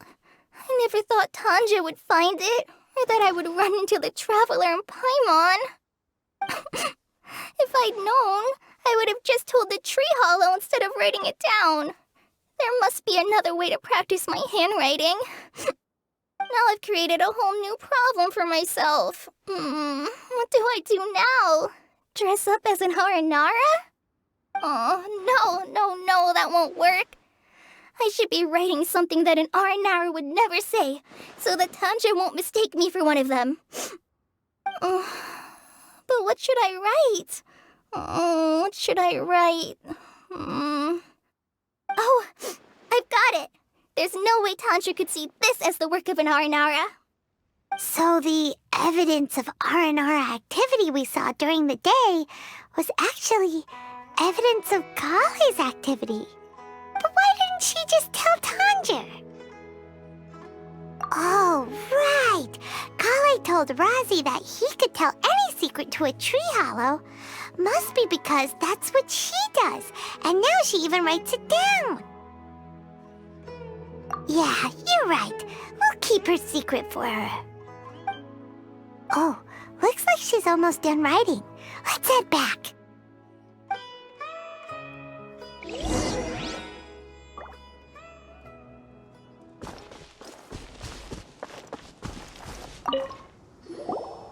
Aha! There's a new note just as I expected. Yes, yes! It's the same handwriting, which means it must have been written by the same Aranara. Let's see what it says.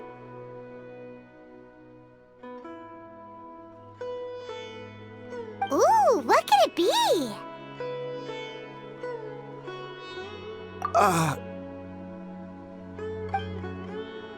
I want to visit Mondstadt during the Ludi Harpastum again?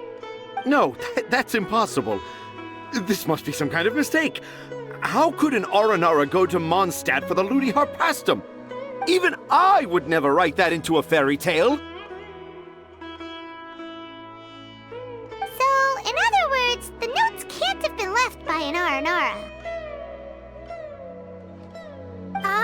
Yeah. If you ask me, they were probably left by a passing merchant from Mondstadt or something. Definitely not an Aranara. No! No, I refuse to believe it!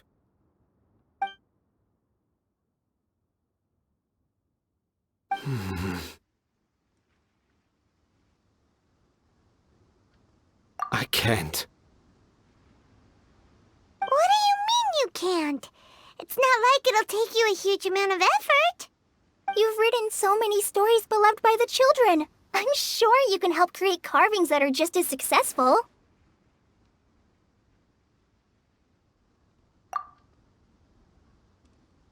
No! I can't do it! I thought that if I could find an Aranara, I'd be able to help Akara Crafts. But it was someone from Mondstadt all along.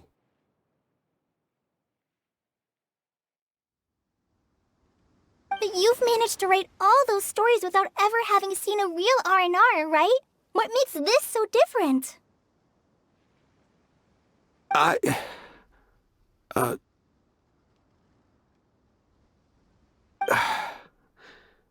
Rosie, you tell them.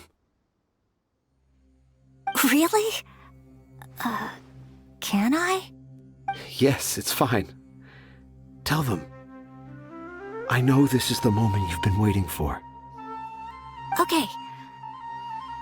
Kale, Traveler, Paimon, do you remember when I said that there was a secret I didn't want to tell anyone? I didn't want to tell anyone the secret, but it made me feel very sad and also turned Dad into a completely different person. So, I think I should tell you. Dad isn't the one who came up with all those Aranara stories. What? Hold on. So if Uncle Tanja wasn't the author, then who was it? Wait, you don't mean... It was me. Dad's been telling stories in Port Ormos for as long as I can remember. I always got to listen to all his new stories. Every night, Dad would give me a Zaytun peach for dinner, and I'd eat it while he told his stories. The Zaytun peaches were delicious, but Dad's stories were really bad. He always uses sentences that are really hard to understand, and strange, metaphors, I think they're called. But Dad kept on going, telling his stories again and again. One time, he even borrowed a camera from Lord Sangema Bey's shop and got me to take pictures of him in action. Dad showed me the picture and said that it shall become the precious record of Sumeru's best storyteller early in his career. Even though I only had Zaytun peaches to eat and not so great stories to listen to, I was happy. Then one day, I tried telling Dad a story I came up with. Dad seemed really excited from the very beginning. He looked really happy. He lifted me up high into the air and told me to continue. He lifted me up so high that I was looking down at him. As I continued with my story, I saw his expression gradually change. And when I got to my favorite part, Dad started crying. I guess he must have been moved by my story. When Dad put me back down, I looked up at him again, but now he had a scary look in his eyes. You remember it so vividly. It's not only Razi. I, too, remember every detail of what happened that day. After that, I gradually grew in fame and started making money. I became Sumeru's best storyteller, just as I always dreamed. Finally, we could afford more than just Zaytun peaches for dinner. I thought it would make Razi happy. I was really happy at first, but then everyone started calling me Tanja's son instead of Razi. I kinda guessed why, but I also didn't want to believe it. Dad got busier with things that had nothing to do with storytelling, like that request from Akara Crafts. So I made up my mind that this time, I just want to be good old Razi so that Dad will become good old Dad again. Instead of Dad the way he is now, starting every story with, "Dedicated to my dearest Razi." I prefer my dad how he used to be, stumbling over words and not knowing how to end the story. That's why I decided to keep how I imagine R&R to look like a secret. Wait, Paimon gets it now. To sum up, all of Uncle Tandra's fairy tales were actually stories written by Razi. And because Razi didn't want Tandra to keep living a lie, he refused to help him with the Akara Crafts commission. Yes. That's why I tried looking for possible evidence of Aranara. But it turned out that I was just being a clown, as always. And not even a funny one. I'm a terrible father. I'm sorry, Razi.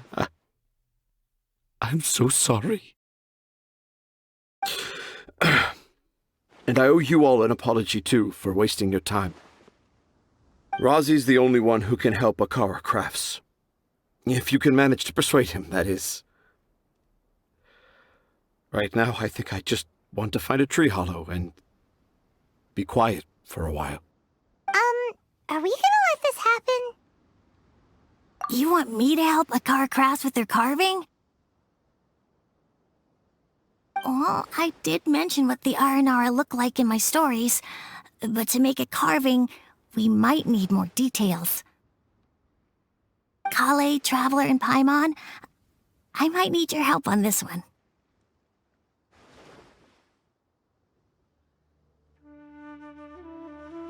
I've never really left Port Ormos before. This is my first time in Gandharvaville. Well, it's my first time being so far from home. Sumeru is so much bigger than I thought. Seeing new places has given me loads of new ideas for my R&R stories. So I want to visit more places in Sumeru. That way, I can help Akara Crafts create an R&R carving that everyone will love. And I also want to take pictures of Dad everywhere that we travel to.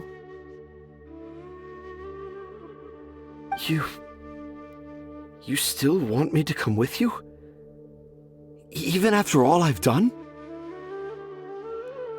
Yeah, of course.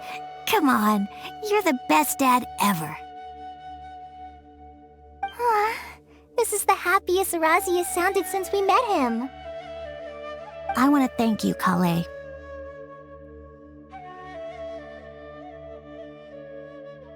Huh? Me? I didn't do anything to help. You told me about telling my secrets to a tree hollow. Even though I didn't have the time to find a tree hollow, telling everyone my secret made me feel so much better. Yeah, it's hard to keep too many secrets. And there's no need to hide our mistakes from others all the time.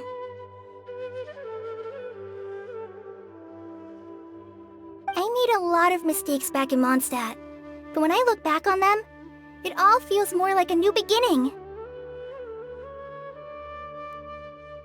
I'm sure this experience will be the same for Tanja. Yes. I'll do my best to become a good father again. Wait. Did you just say you've been to Mondstadt? I just... just passed by once. Never mind that. Come on now. Akara Crafts is waiting for us. Let's go, Razi. Grab that camera and see what hidden inspiration you can discover along the way. Okay, let's go. Come on, Dad. Razi, slow down and watch your step. Yeah!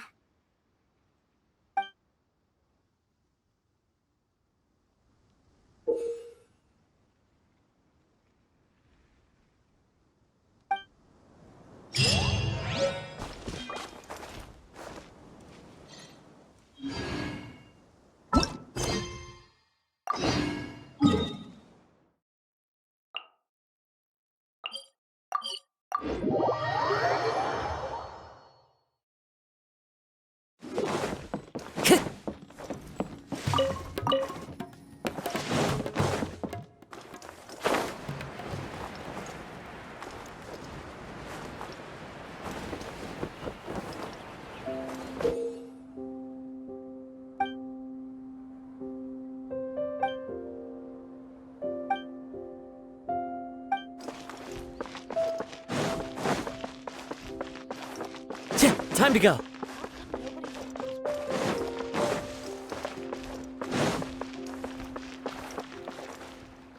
Before I retrieve your products, I need to confirm a few things. Please forgive me, but we may not have sufficient stock for you today. Earlier, many of our hara fruits were taken by mice.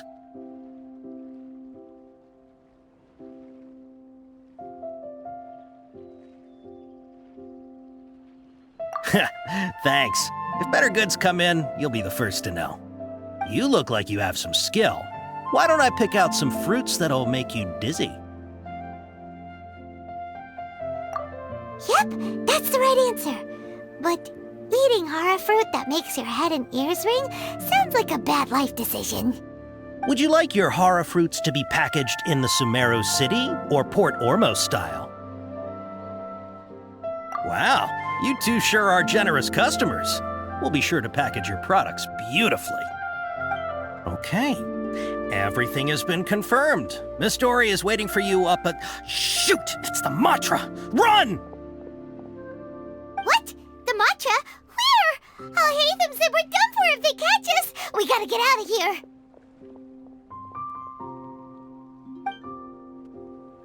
We don't know this area, so let's follow that informant.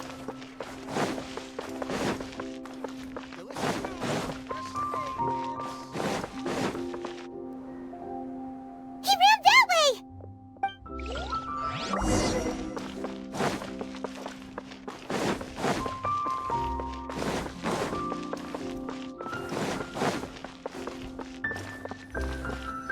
Look, he's over there.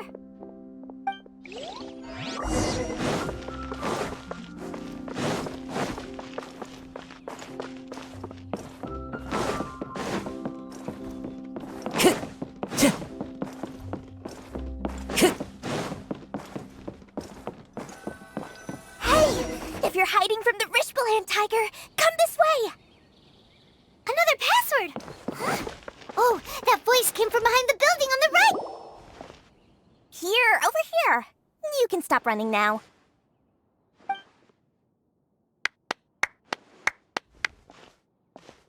So you were the one who was calling out to us just now. But, are we definitely gonna be safe here? These two good customers wish to buy some hara fruit, Miss Dory. And if there's nothing else, I'll just excuse myself. Oh, very good. Thank you. Huh? Wait, you're Dory? Paimon thought you'd look a whole lot scarier. Hey, what are you trying to say, Princess Pea-Brain? I can be scary enough when I need to be, believe you me. If you don't watch what you say, then you can forget about doing any business. But it seems you two have actually done pretty well so far. Not only did you manage to find the informant, your reactions were also pretty sharp. You don't really look like criminals or anything, but I bet mind, Mora, that you've been involved in some shady dealings, haven't you? Paimon's not sure if that's supposed to be a compliment, but we'll take it. I can't risk doing business with people who start huffing and puffing after just a few paces. No matter how much Mora they might have. Not only will they get caught by the Matra, but they'll also get us into trouble. As decent folks trying to run an honest business. We don't need any of that. Wouldn't you agree? So that's why I prefer to have customers like you. It's your first time here, but don't worry, I won't ask too many questions. Even if you wish to buy enough knowledge capsules to decorate your house with, please, knock yourself out. As long as you have lots of round, shiny Mora, then we're all good. Ah, yes, of course, of course. Go ahead, help yourselves. Voila! Wow, she has a trove of canned knowledge. Whew. She'd probably be in serious trouble if the Matra caught her with all this. What kind of products do you seek, my dear customers? Don't worry, I'm not interested in your reasons for buying. I can, however, offer some suggestions. Take this one, for example. An analysis of the sociological ideology and dialectics of the Hilichurls. Only 3 people in all of Teyvat have ever studied it, making it extremely rare. It's on sale now for 350,000 Mora. Yeesh, who would want to be an expert in that topic? Or how about the architectural styles and construction methods of Teyvat in the early Archon War period?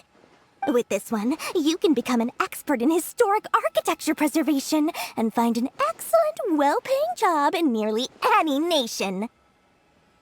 Ooh, now this sounds like it could be useful. 2 million Mora, and it's yours. No discounts. Whoa! That's a lot of Mora! Of course, you are free to pick whatever your heart's desire. The contents and price of each knowledge capsule are indicated in small text on the body of each one, down at the bottom. Alright, let's try the method that Alhaitham mentioned.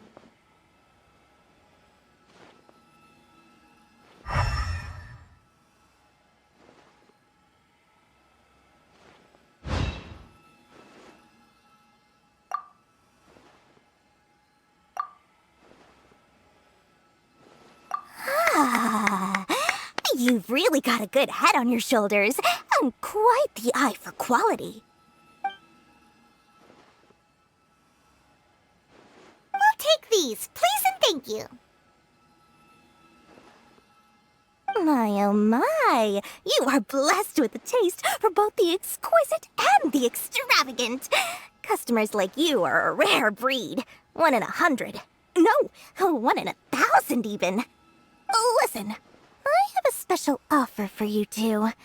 If you spend just 100,000 more, you can pick any knowledge capsule of your choice up to a value of 1 million Mora. Say what now? Hey, did you hear that? Spend another 100K and we get a capsule worth a whole million! But all the canned knowledge we just bought is easily worth 500,000 Mora. If we spend just a little more, we can get something worth 1 million Mora. Isn't that a fantastic deal? Think about it. We've gone to all this trouble to get this canned knowledge. And so far, everything we bought belongs to Alhaitham. Aren't you even the least bit curious about how this whole canned knowledge thing works? We're talking instant knowledge here. Don't you want to try it yourself? Come on. We still have around 100,000 of Alhaitham's Mora left. So let's put it to good use by finding something useful for you. Ahem. You've got a deal, Dory. We'd like to spend an extra 100,000 Mora. Excellent! Then please, select from this fine collection of canned knowledge over here. Hold on a second. Paimon thought we could choose whatever we wanted. Why can't we choose the ones from over there? Oh, but my dear customer, the knowledge capsules over here are worth 1 million more each. I'm sure discerning customers like yourselves will be able to find something to your liking. Please, take your time. Oh, Paimon has a bad feeling about this. Let's use Elemental Sight again to check these.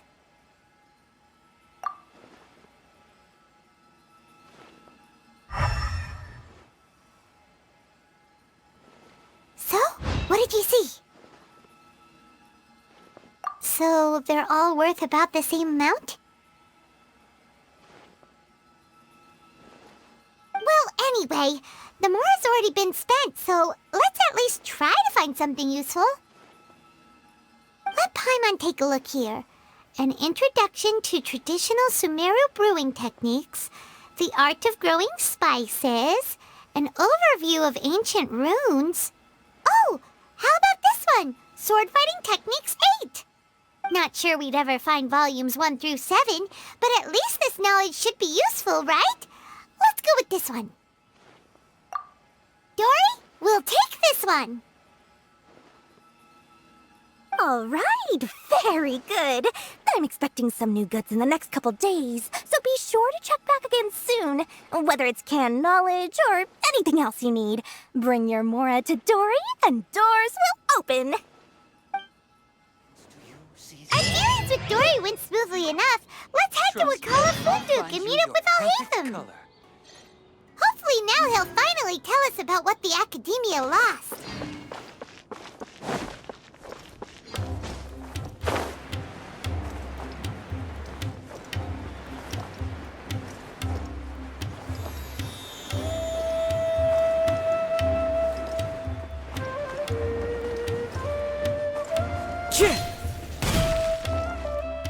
Ha! You two made it. And from the looks on your faces, you were successful. Whoa, there's so many people from the Academia here. Why would you pick this place as our meetup spot? Well, Wakela Funduk is under the Academia's control, so naturally the Academia has people working here. I came to Port Ormos under the pretense of conducting official business. You're a pretty daring guy. Relax. No one here is interested in anything we say, and the Matcher won't come here. Okay now, tell me how your encounter with Dory went. Okay, we did what you asked. So, can you tell us about the knowledge capsule that the Academia lost now? Before that, I have to ask, why are you two so intent on tracking it down? You don't have to answer, of course. Yeah, she just wants to meet the God of Wisdom and ask her about something important. We've been in Sumeru for a while now, but we still haven't found a way. When we heard that the Academia had lost something that might be related to the gods, we came here in case it turned out to be our lucky break. In that case, you're on the right track. A short while ago, the Academia lost a knowledge capsule in the desert. It's supposedly a divine knowledge capsule. Use it, and you'll gain the wisdom of the gods. Wow, there's really such a thing as that? Hey, if we find it, do you think we could learn how to meet the Dendro Archon? Ooh, or even how to find your brother? I highly doubt it has any mystical properties, but it does indeed exist. And it's right here, in Port Ormos. So, where exactly? That's what we need to find out next. I won't deny that.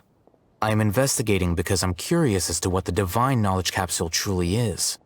As you know, the Eremites in Port Ormos also have their eyes on it. It is an extremely precious item. The knowledge contained within may bring great power or wealth to whoever has it in their possession. Several brigades have been vying for ownership of it as of late, but there is still no victor. My personal finances and connections cannot compete with those of the Eremites. After attempting various methods, I finally managed to reach a tentative agreement with several brigades. I agreed to forego ownership of the divine knowledge capsule in exchange for the opportunity to study it. After all, there's no harm in understanding what it is. However, there are those who are less amenable to negotiation, such as those from Ain al-Ahmar. They adamantly believe that the Divine Knowledge Capsule contains the Scarlet King's power, and that he will return to this world when they obtain it. They refuse to let anyone from the Academia tarnish their deity's soul. So you kept hounding them because they refused to cooperate with you? Yes.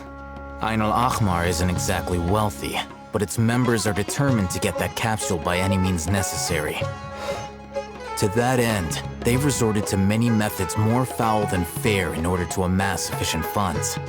So, I've been sabotaging their business to force them into negotiating with me. The Divine Knowledge Capsule should be up for a secret auction within the next few days. Each brigade will place their own bid, and the prize will be covertly given to the winner. To ensure the capsule's security and to evade the Mantra's notice, the winning brigade will not publicly disclose their victory. Unless I know whose hands the Divine Knowledge Capsule ends up in, my agreements with them will fall through. Dory is the most reliable source of information, but that avenue was previously closed to me. With you on board now, the situation is different. In other words, you wanted us to befriend Dory so you could find out where the Divine Knowledge Capsule is. Yes, you can say that. But this arrangement harms none of us. The day after tomorrow, go back to Dory and try to purchase information on the Divine Knowledge Capsule's whereabouts. If she has no information, wait 2 days and approach her again. If I get the opportunity to study the Divine Knowledge Capsule, I will relay my findings to you. Will that suffice as compensation?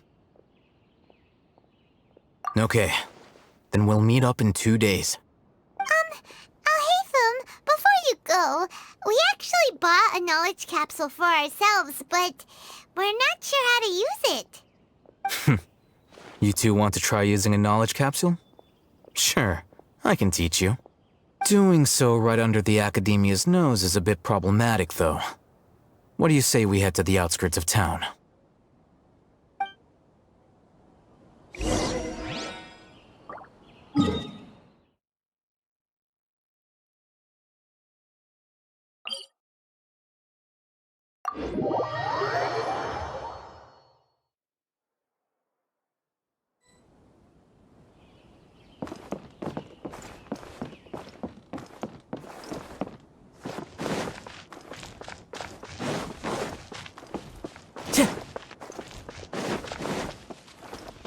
Time to go.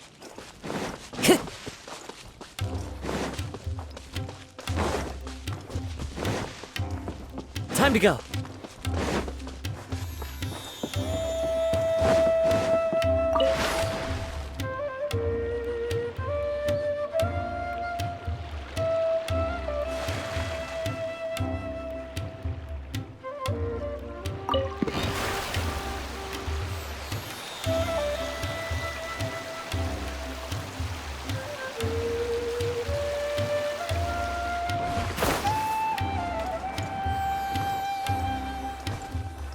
All right, this place works.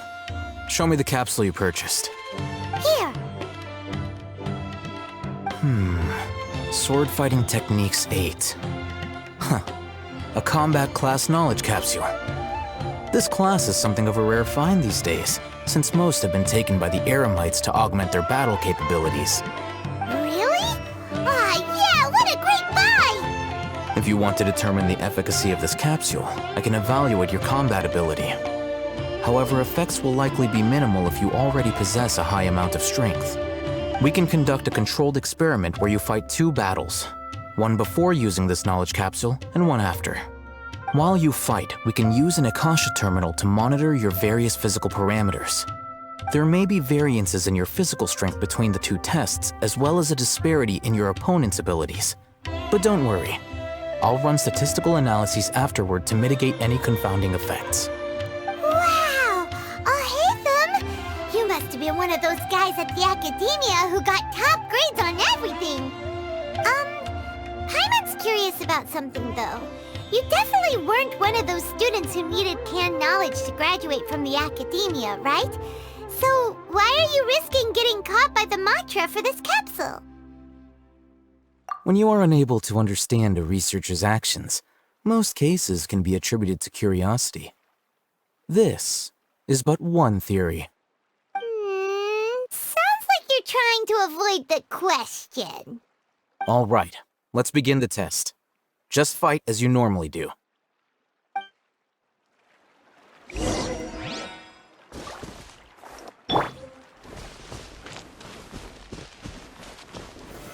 Solidify!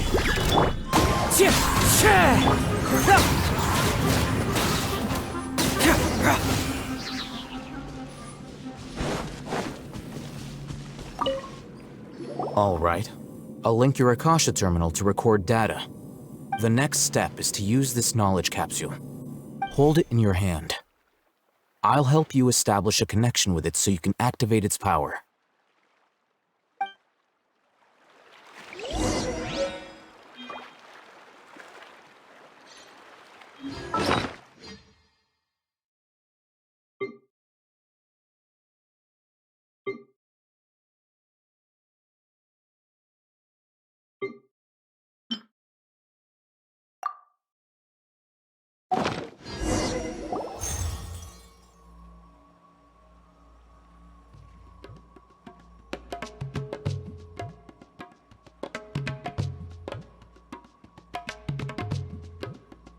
Hey, how are you feeling?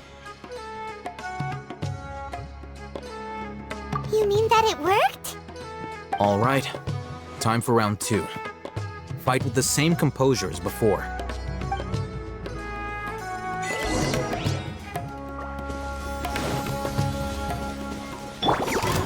Stabilize! Rest and rebuild!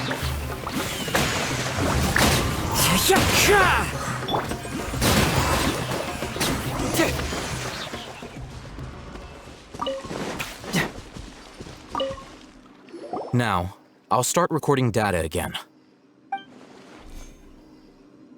Oh, hey, Thumb. How's it going? Well, the knowledge capsule you purchased did improve her combat capability. During the second fight, her overall fighting performance increased by 0.073%. Wait, how much?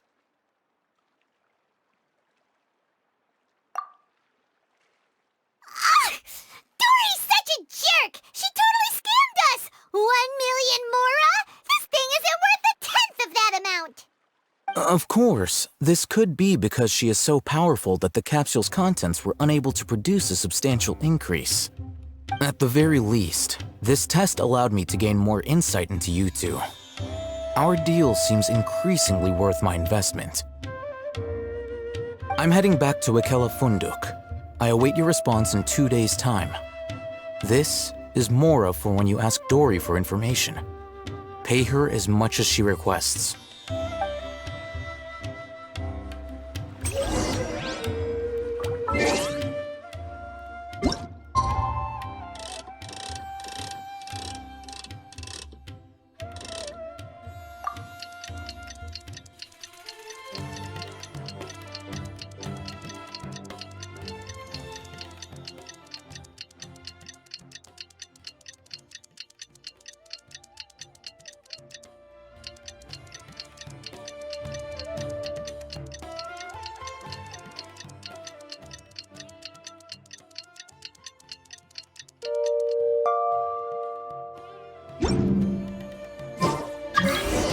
Let's see Dory today and ask her about where the Divine Knowledge Capsule is.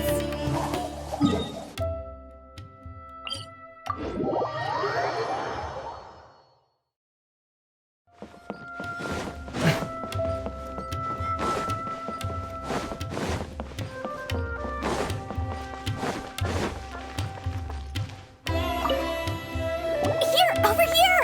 Oh, welcome back, my loyal patrons. What can I do for you this time? You name it. Canned knowledge, supplies, or anything else you need. I'll find a way to get it. Where there's a waterfall of Mora, there's a way. Can you really get us anything we want? Anything at all? Aha! So it appears that canned knowledge alone is no longer sufficient for your opulent appetite. Then please, oblige me. Tell me what you have in mind. Oh! I knew customers with pockets as deep as yours would undoubtedly crave something more profound than ordinary canned knowledge. But you know, that kind of information isn't going to be cheap. After all, I had to work really hard to weasel my way into the auction site. Not to mention that if anyone found out that I was the leaker, I would be in big, big trouble. But how can we be sure your information is accurate? Paimon's curious how you just happen to have this kind of info the moment we need it. Because to me, anything of value is what I consider to be my supply. Therefore, I must always be aware of what's hot on the market in order to secure more sales. As for the information's authenticity, well, you've no need to worry about that. I used a camera to take a picture of the transaction. That way, no one can dispute it. It's always a pleasure doing business with such sterling patrons.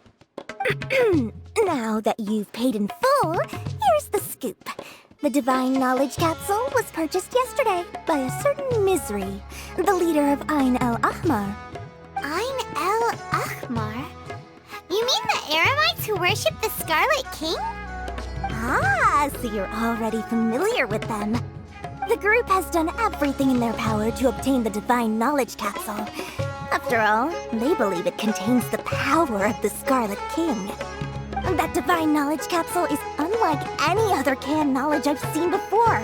It was glowing bright red. The capsule is clearly visible in the picture I took. You can look for yourself. Thanks for the info, Dory. Please, it's my pleasure. It's all thanks to discerning customers such as yourselves that my efforts yesterday were not in vain. Please, don't hesitate to contact me if you ever need anything else in the future. More effort, Dory, opens doors. Well, we figured out where the Divine Knowledge Capsule is. Turns out, it ended up in the hands of Ain el-Ahmar. Let's head back and talk to Al-Haytham.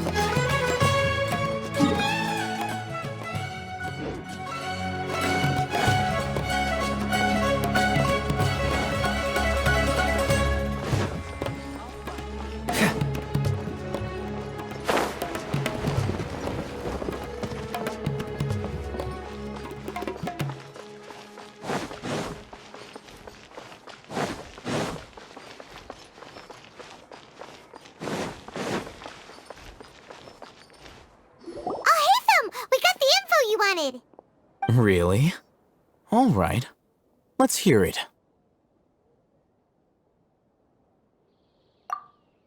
Dory even gave us evidence to verify the intel. Have a look.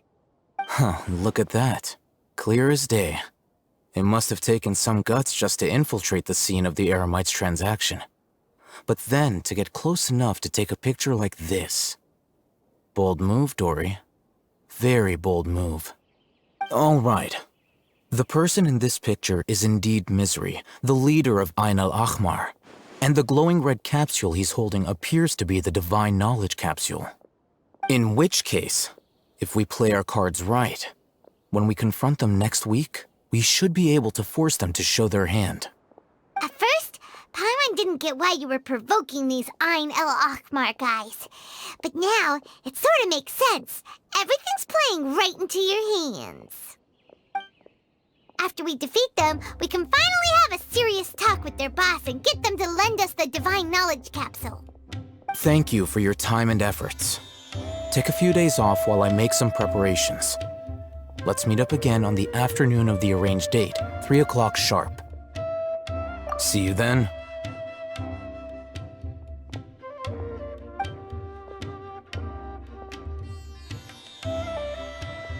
Al-Haytham sure is taking his time. Where could he be? Oh, there he is. Sorry to keep you waiting. Let's head to the pier in front of Pharos Lighthouse. Yep, let's go.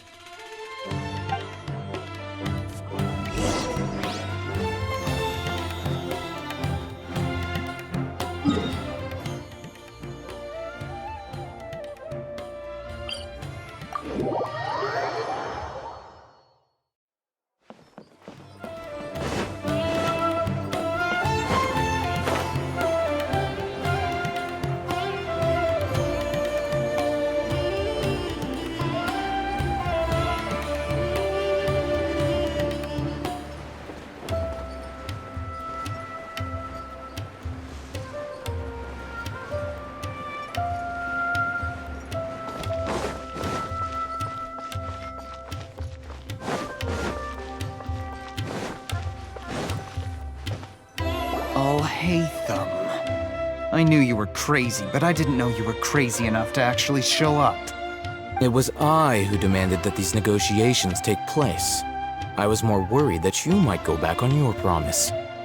But to your credit, it appears that you're sticking to your word. This is turning into quite an occasion. I also brought some backup. I assume you don't mind. Backup? Aren't you the brat from the restaurant the other day? You've come to support this lunatic because he helped you out? Fine, your funeral. I'm not going to mince my words.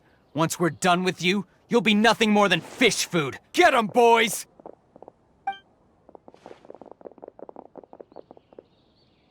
Uh-oh, here they come. Good luck, you two.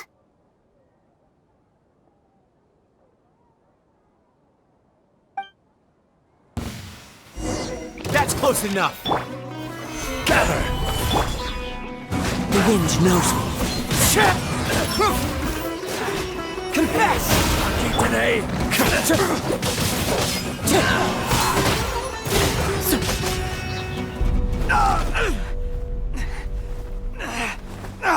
Academia scum!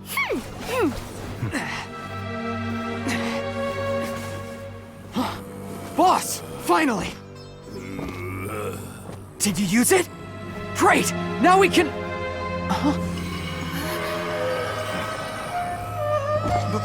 Boss? Boss!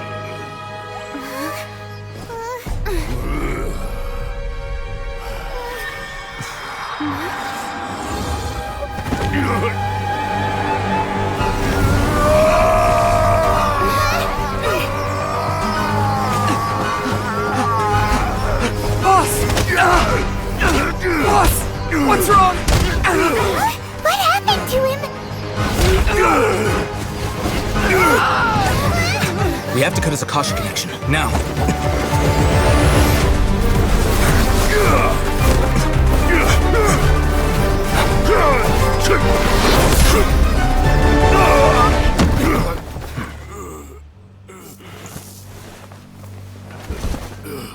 Target acquired! Arrest him!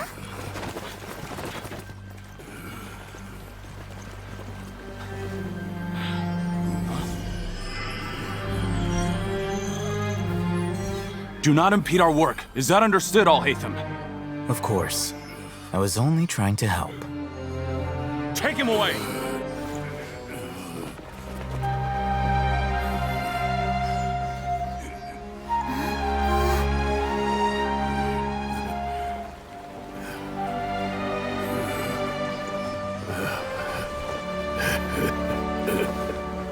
World, forget me.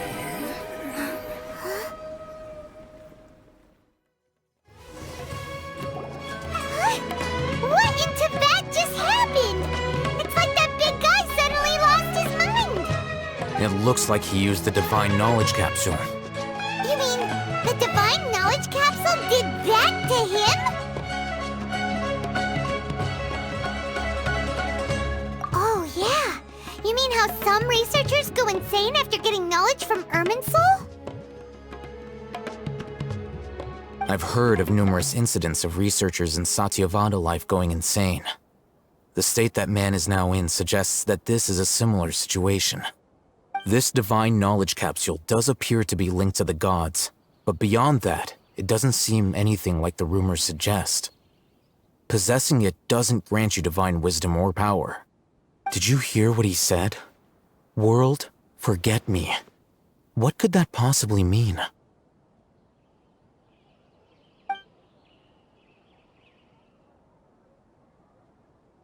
If the mantra took him away, then that means the Academia got the Divine Knowledge Capsule back, too.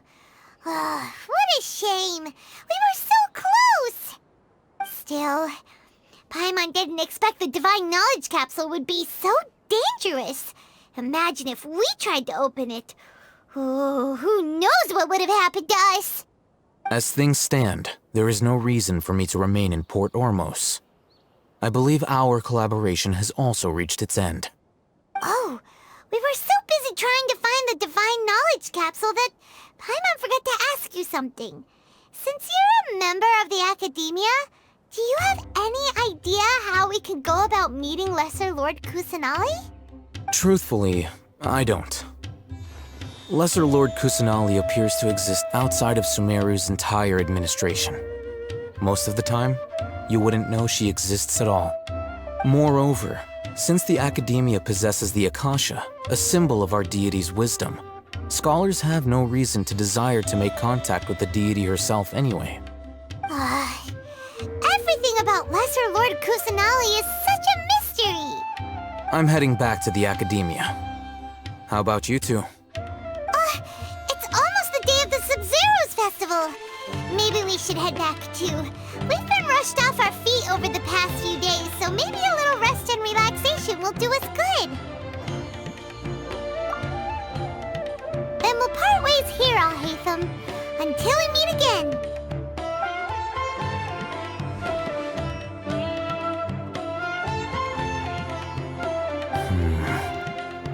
Now, do I deal with this thing first? Or should I produce the report that the higher-ups require?